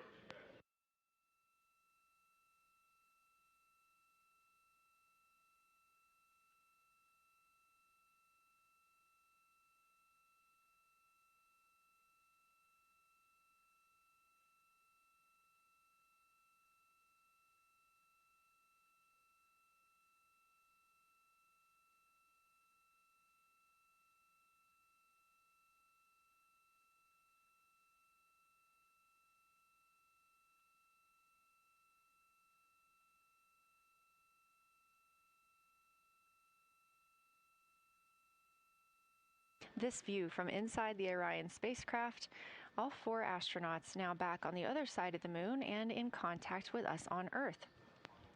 Their tasks for lunar flyby did not stop as they went behind the moon and out of contact with us. We anticipate during that time they were attempting to image some impact flashes, short-lived flashes on the lunar surface, which would be caused by impact bombardment and potentially even lofted lunar dust. Right now, of course, they are getting pictures of Earthrise. After this target, they will get a short observation break. It's about an hour long, actually. Houston, integrity, comm check. Integrity, we have you loud and clear. How many?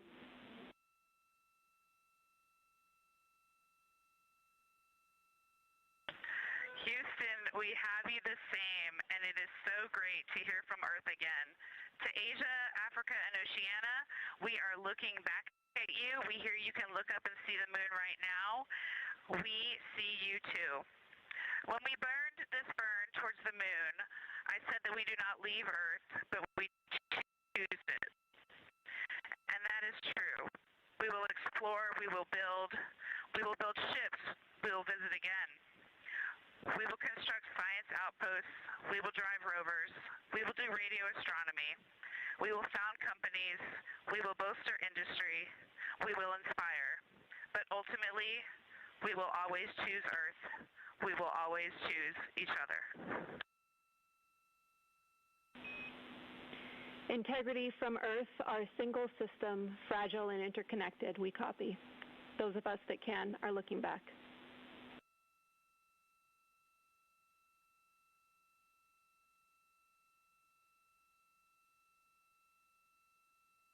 We are happy to say we copy.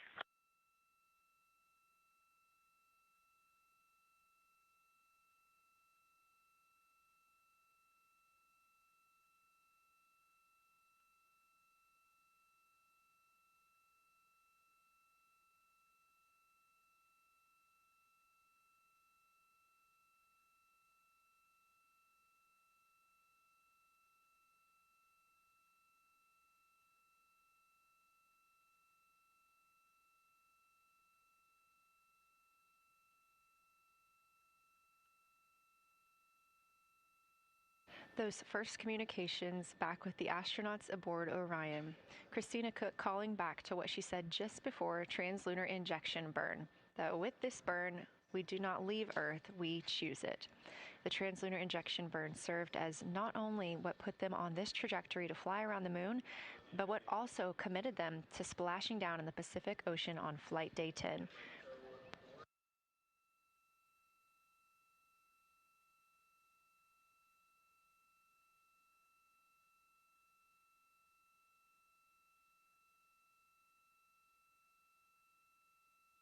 At this time, the crew is entering an observation break.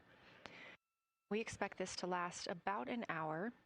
And it's probably a welcomed break following their very, very busy day taking pictures, making annotations, making audio recordings, and communicating all of the wonderful things that they are seeing on the moon. This observation break is also partially due to the fact that we will be entering an eclipse later. This will be the first solar eclipse that humans have seen from the moon. The astronauts will need to wear eclipse glasses for the first 2 minutes until the sun is completely covered by the moon, and then they have additional targets that the science team is hoping that they will photograph. We will have communications with them during that eclipse time frame. Because of that eclipse, Orion's attitude must be changed right now so that its solar arrays are in the sun. This will help it charge the batteries needed to power it through that eclipse time frame. This view on your screen is a visualization. The spacecraft now 4,224 miles away from the moon, and that number will now continue to grow, while the number of distance from Earth, 252,699 miles, will continue to shrink all the way until our crew is back home.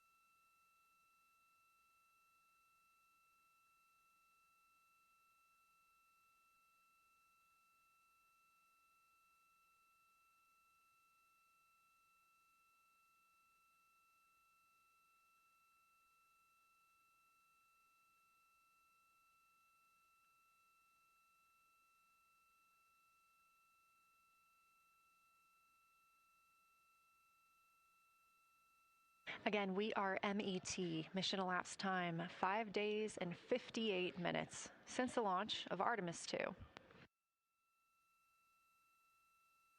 We have reestablished communications with the crew and the Orion spacecraft, now entering a little bit of a break while they are out of visibility, or the moon is out of their visibility.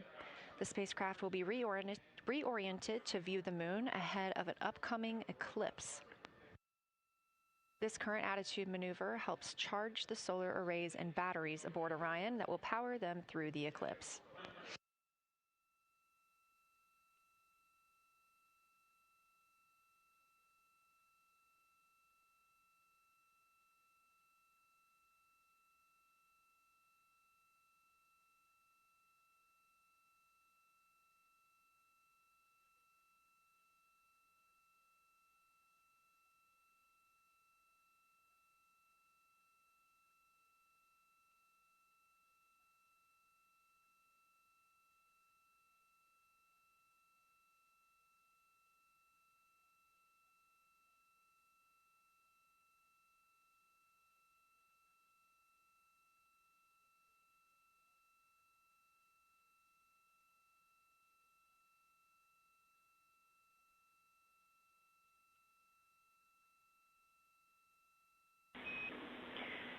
Integrity, Houston.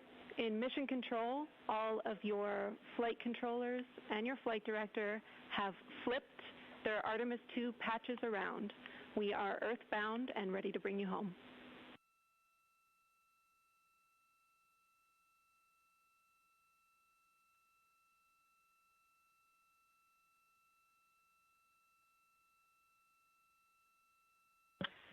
That's great. Great to see the light of day as we head back to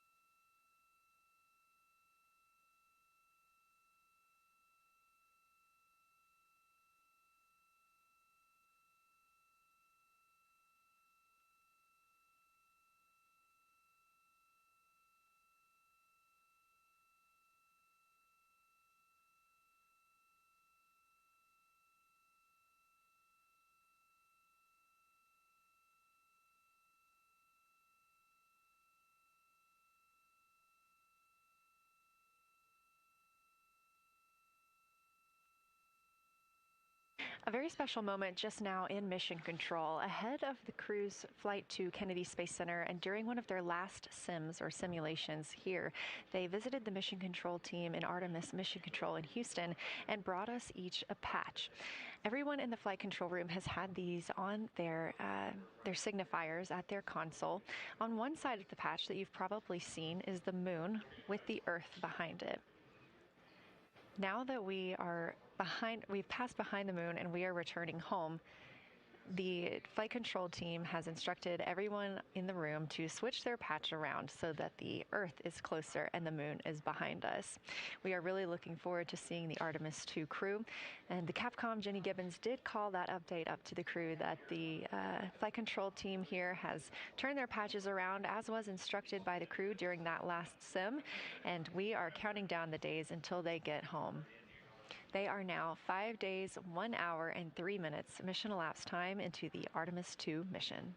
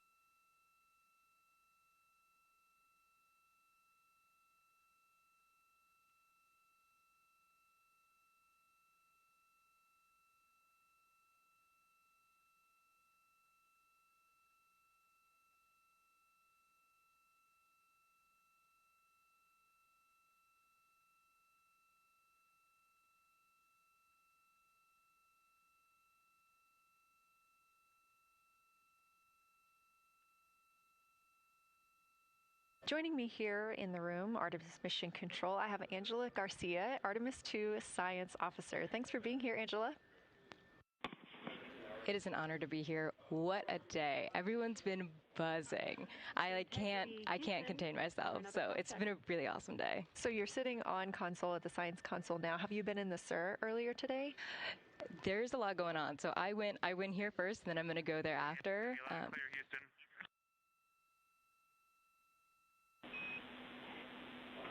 All right, Integrity, we hear you. That was a little clipped, but I think we have a better link now. We experienced some blockage from a solar array. We moved it, and we are in bias, tail to sun.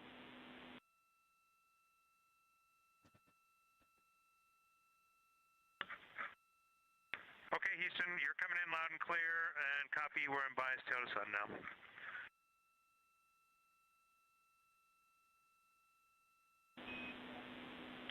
Affirm and Integrity, just so you know, we did not hear your response once we flipped our patches. Jeremy, we heard you call down, but you were clipped, and then we briefly lost comm. Glad we're back.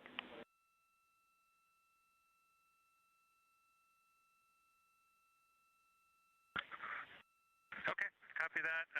We were just excited that we got to share in that you, the MER, and Mission Control have flipped your patches around, and that side of the patch is getting to see the light of day. Thanks for sharing that with us.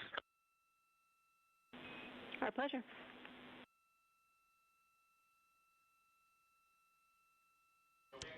Okay, Angela, so can you tell me a little bit about your role supporting Artemis 2 and the science preparation for the mission? Yes, so I'm one of the 3 science officers. So Kelsey's been on console all day. I'll take over kind of closer to the end of the day. And then Trevor Graff is on the planning shift. And so it's the 3 of us in this 24-hour cycle supporting the mission. And so the science officer console is a brand new console to mission control. And it's not every day that you get a new discipline incorporated into mission control. So it's been such a significant milestone for us. And it's just a testament to like the commitment that the Flight Operations Directorate and NASA have, that they're going to be integrating science and maximizing science throughout Artemis. So it's really exciting. And then the science preparation. So I'm on the operations team, but I'm also on the training team. So all the incredible training and shout-outs that you've gotten today, it warms my heart. It warms everybody's heart in the science evaluation room. I promise you that. But so all the classroom training, the field training, the mission simulations, right? We were part of all of it, and that is what we did to get the crew to be. They are a part of the science team, and they are the forefront, that nice edge, and they're just been doing such a great job today. I know. I imagine that you have to be pretty proud of them. Their reports have been fantastic. So I would like to know a little bit about how you have developed procedures for this crew. What kind of science activities are they carrying out inside the spacecraft? Yeah, so the procedure development has been a unique challenge. I would say the exploration science that we're doing is inherently pretty flexible, and operations is, I'd say, inherently has more structure and rigidity. And so to marry the two and to operationalize the science that we want to get done has been a challenge. But I think we've been able to go through these processes and create good products at the end and have a good plan. And yeah, it's been really great. What was the second part of your question? Just what kind of these science activities that they're performing, which of those have you really had a hand in? Yeah, so a lot of the procedures help organize what the crew is doing in the cabin. And I know we've talked a lot about what they've been doing, and they've been doing a lot, and it's been a little dark, so I can re-explain what some of those things that they're doing. So the observation blocks are about an hour long, and the crew is organized, the 4 crew members are organized into 2 pairs of 2, the window team and the cabin team. And the lunar targeting package that you've been showing up and that the crew have on their handheld tablets is really the instructions for the window team. So the window team, the 2 crew members are looking out the window. One has the camera with the long lens. One has, they're just looking out the window with their unaided eye, and they're taking these detailed observations. And then halfway in that observation block, they do the window team position swap. So that's what Capcom's been calling out, and they'll switch positions. So each crew member has a chance to have that long lens. And then that's just what the window team is doing. There's also the cabin team, where they also have duties that they're doing. We're asking a lot of the crew in this time.